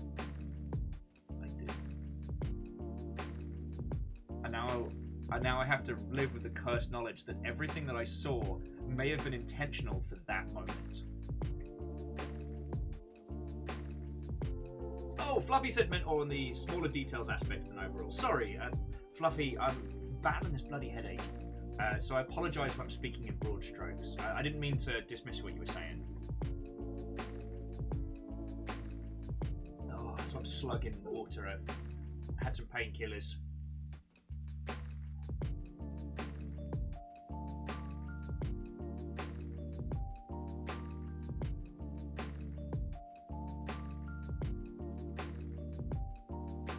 But yeah, so Artipo, once a few more people have listened to the podcast, we'll have like a group, because there may have to be a follow-up, you know what I'm saying? Oh, and Fred, it's not serious, it's just a bit of a headache. It's probably more dehydration and malnutrition than anything else. Yesterday was one of those like 2-stage days where I went off and did a thing, which I can't tell you about yet, but I'm hoping to be able to share with you in a couple of days. But then I got back from doing the thing, and it was like, Amos was in chaos mode, and like everything was happening at so much. It was like both in the real and digitally, I'm just getting bombarded from all sides. And so I forgot to eat. And by the time the dogs finally, by the time Amos finally started like calming down, it was like 1:30. And so I just fell into bed with my clothes on, and then I woke up and have joined you here. So that's probably a large proportion of it.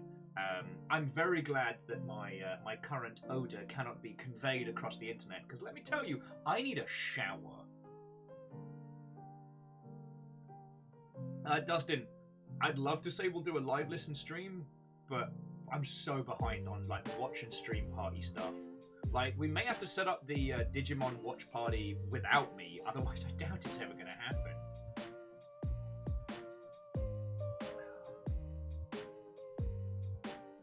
Oh, Fluffy Adorable Kitten would like to remind everybody that the current free games on Epic are Rogue Legacy, a staple of the new school of roguelikes, and also The Vanishing of Ethan Carter, an exceptional game, which you absolutely deserve.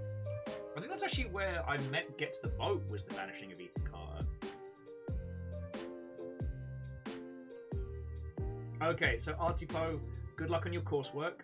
And Arty, if you need some non-live background noise, the VOD from Friday's Sea of Thieves is truly exceptional.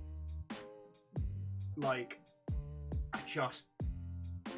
oh boy.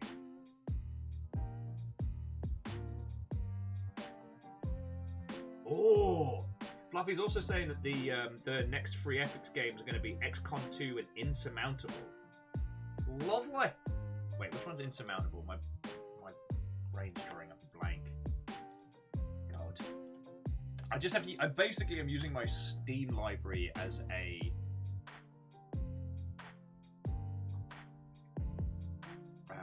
as an outsourced remembering...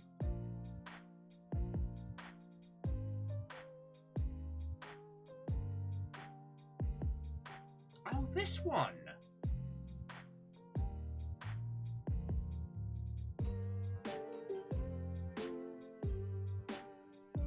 Fucking hell, I actually don't think we did a day on this, did we?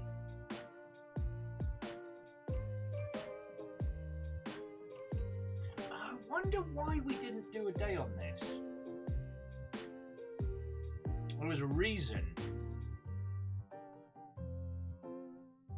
Might have been... Oh, it might have been its launch clashed with another game and I forgot about it.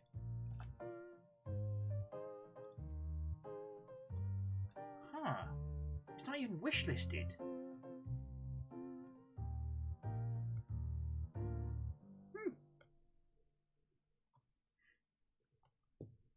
Yeah, that's one I'll definitely have to grab a copy of. Good old affordable victories.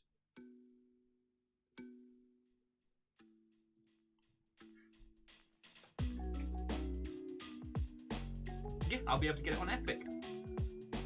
Be able to pick it up before payday. Lovely. Oh. Yeah, I've got some gloriously weird games for you all this week. Well, okay, no. Tomorrow is Hades, and we're at the... You know what, I'll say no more, but Hades is very good, and I'm still enjoying it. And I hope it's still, entertaining for you all. Thursday, we are playing proper weird. I'm talking like acid console, Twin Peaks 'em up.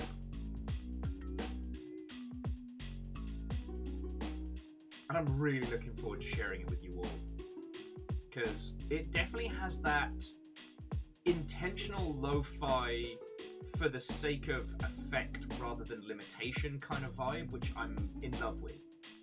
Remember we played that, it was a bunch of grindhouse puzzles. It was a bunch of puzzle games based on old horror movies, which had that old school NES era aesthetic, but they used it for great effect. Oh, Fluffy says in 2 more days I'll also have a friend to play No Man's Sky with. Then we've got a lot of people in the Longship that do play that if you need more peoples. Though the current obsession does seem to be a revival of Sea of Thieves, and I'm very okay with this.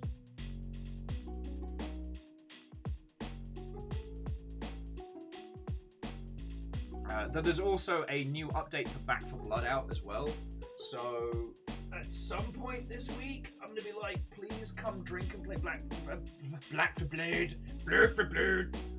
4 Blood with us.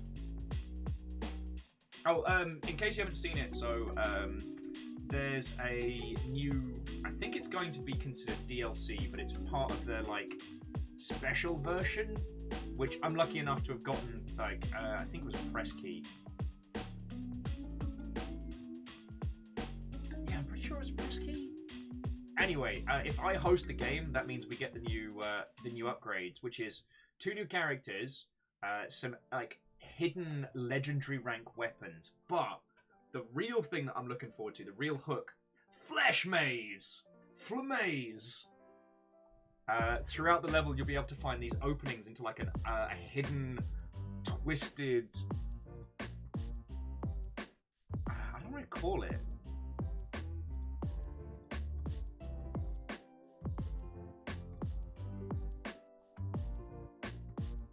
This kind of like, I don't know, like what if the what if the Sonic the Hedgehog bonus zone was an absolute mess of meat? But supposedly, it'll contain a bunch of new and interesting challenge stuff.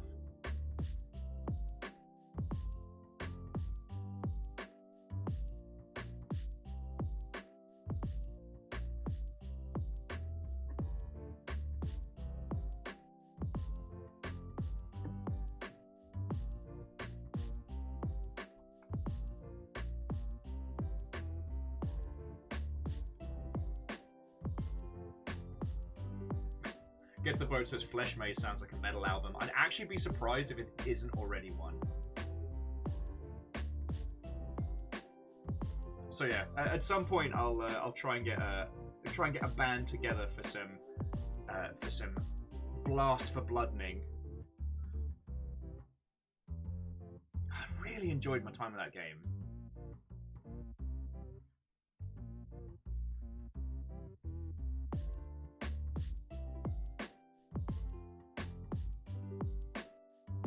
Front for Flesh! You know what? You're right. Like, that could be the... Oh, what about Front 5 Flesh as a sequel?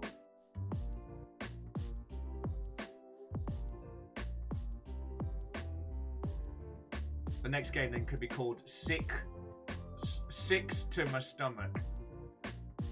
Nah, that's bad. That's bad. I should feel bad.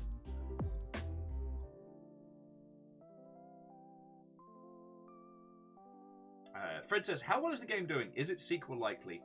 That's hard to tell.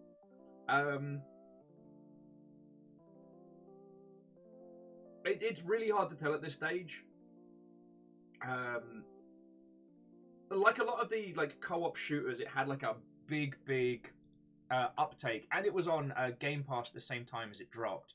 So a lot of people got really into it. But there is a limited amount of content in that game, so it's hard to tell.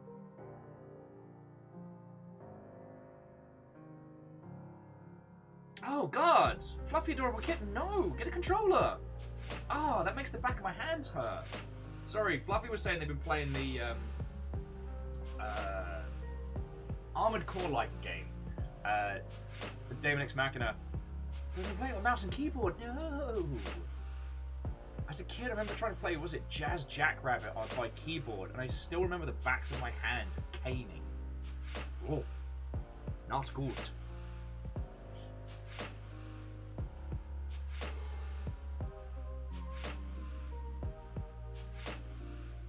I will say, like, the Anacrusis has been slowly chipping away, and the only reason we haven't done more coverage on the Anacrusis is it's very hard to do good streams of it. But I do still recommend that game wholeheartedly.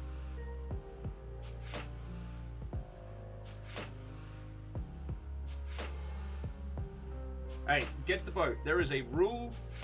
It is called the hot dog rule, and it applies to a lot of Japanese food. And it goes like this. I will not ask how this is made, and it will remain delicious and tasty forever. That is the hot dog rule. There are quite a few delicious dishes that are most heinous once you find out their construction. Sometimes ignorance is bliss.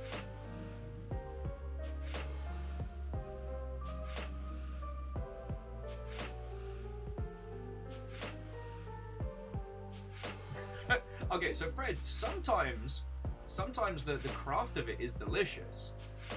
Other times, you know what? Sometimes ignorance is bliss. I'm gonna leave it at that.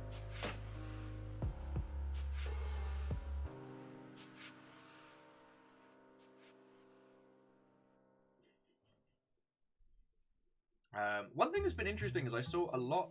On the subject of like co-op multiplayer games and things like that, is last week I saw a lot of coverage of Tiny Tina's Wonderland, and then silence. And I don't know if it's because like the game's media cycle has moved past it, or if it's a game that needs a lot of time to digest. But I haven't seen a lot of conversation around it. Perhaps that's just I'm rolling in the wrong circles or what have you, but...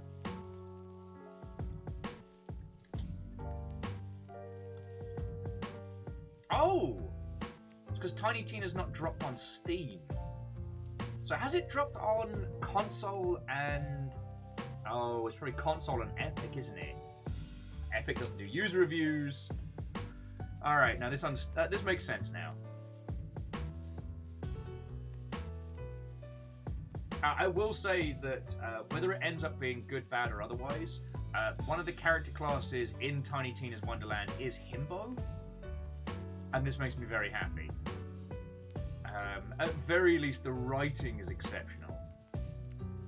Plus, Zalavir's tomb scrolling got referenced. Fluffy says that Epic has a 3-month exclusivity deal with all 2K games since Borderlands 3. Okay, that makes a sense. What the hell is...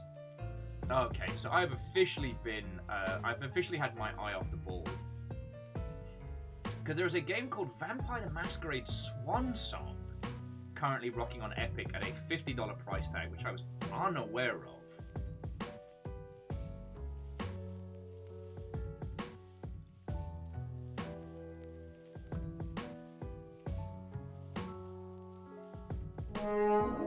Hey, and a good evening to Lord Lost and Found. What ho and welcome. Yes, book.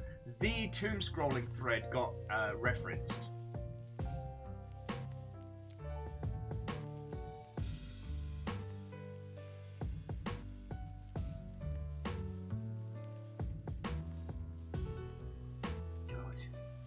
Yeah, I just, since coming back from GDC, my life has been nonsense and chaos.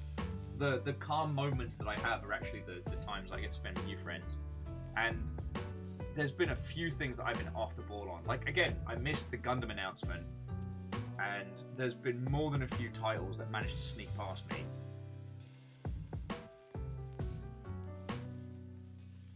Okay. And Fluffy was playing Wonderlands themselves, and the PC decided it was not allowed anymore.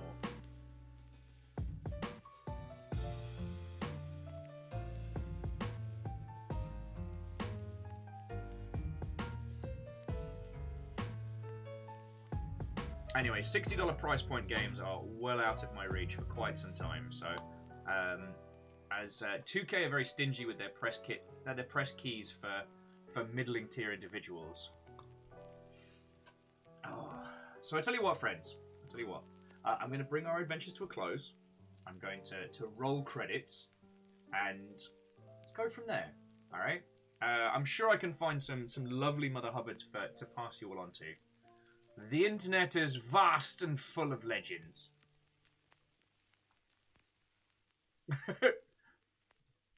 Fred's like, no more $60 retail games. $100 collector's editions or bust.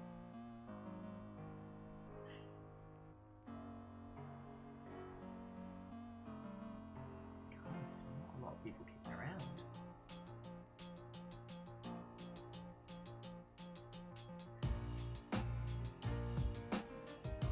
So I tell you what, let's roll credits and go from there, friends. I hope you've had a lovely day, and please forgive me that my conversation's been a little off point, a little bit more multi-track drifty potato than other days. But I've had a lovely time. Fluffy Adorable Kitten, you cannot know how happy it makes me to know that one of my recommendations is a game that somebody really got stuck into. You know, that's a huge compliment, so thank you for telling me. Tomorrow is more Hades, which is a game that I can play and converse around, and I'm very excited to get back, because it's actually been... God, it's been 2 weeks since the last time we played Hades. We played it for like 15 sessions.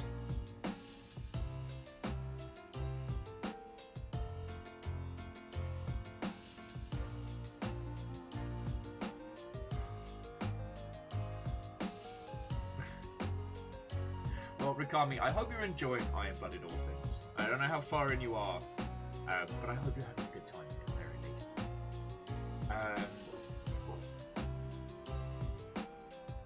But anyway, as you lot were fucking lovely today with bits and donations and whatnot, I am going to say a whole bunch of thank yous. To those of you that don't know, may have found us for the first time today, this operation is entirely supported by you lot. So whether it was teeny tiny bits or monstrous amounts, I'm very, very grateful. Thank you. Because let's be honest, I'm basically like a digital busker at this stage. Rather than belting out macadamia, I'm talking about video games, so go figure.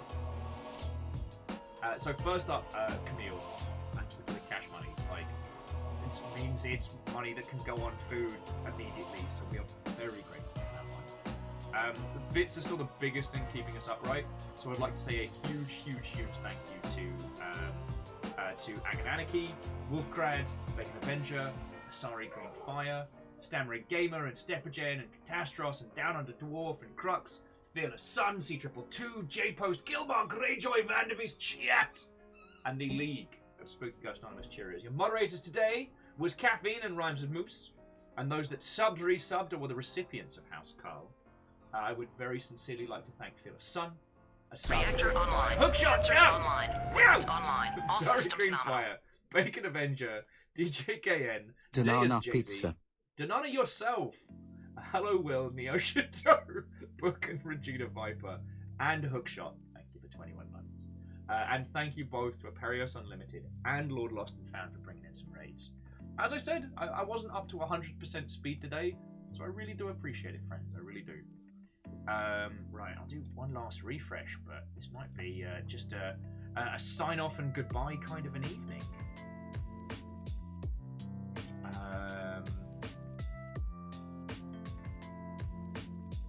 Let me just check on this one real quick. But no, this has been a lovely day. Oh, Regina Viper, thank you for the company, yo. As I've said in the past, without you lot, I am literally just a guy yelling at shit by himself in a tiny box room. You know, you lot hanging out and being here means I get to do this full time, which is fucking brilliant. I just need this Taco Bell commercial to finish so I can check to see if there's one person that's still going.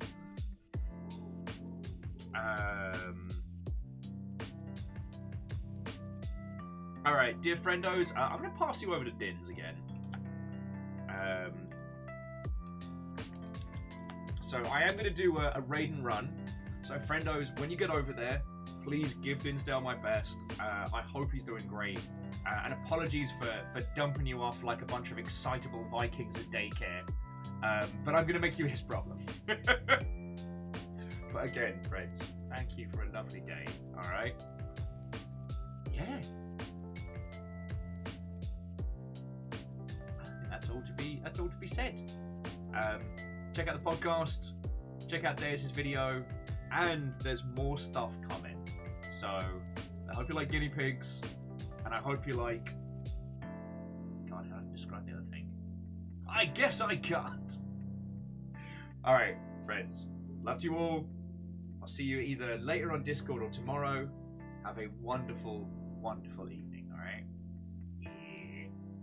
Okay, bye. But yeah, I am doing a raid and run, so you're gonna have to give Dinsdale my best, alright? Alright?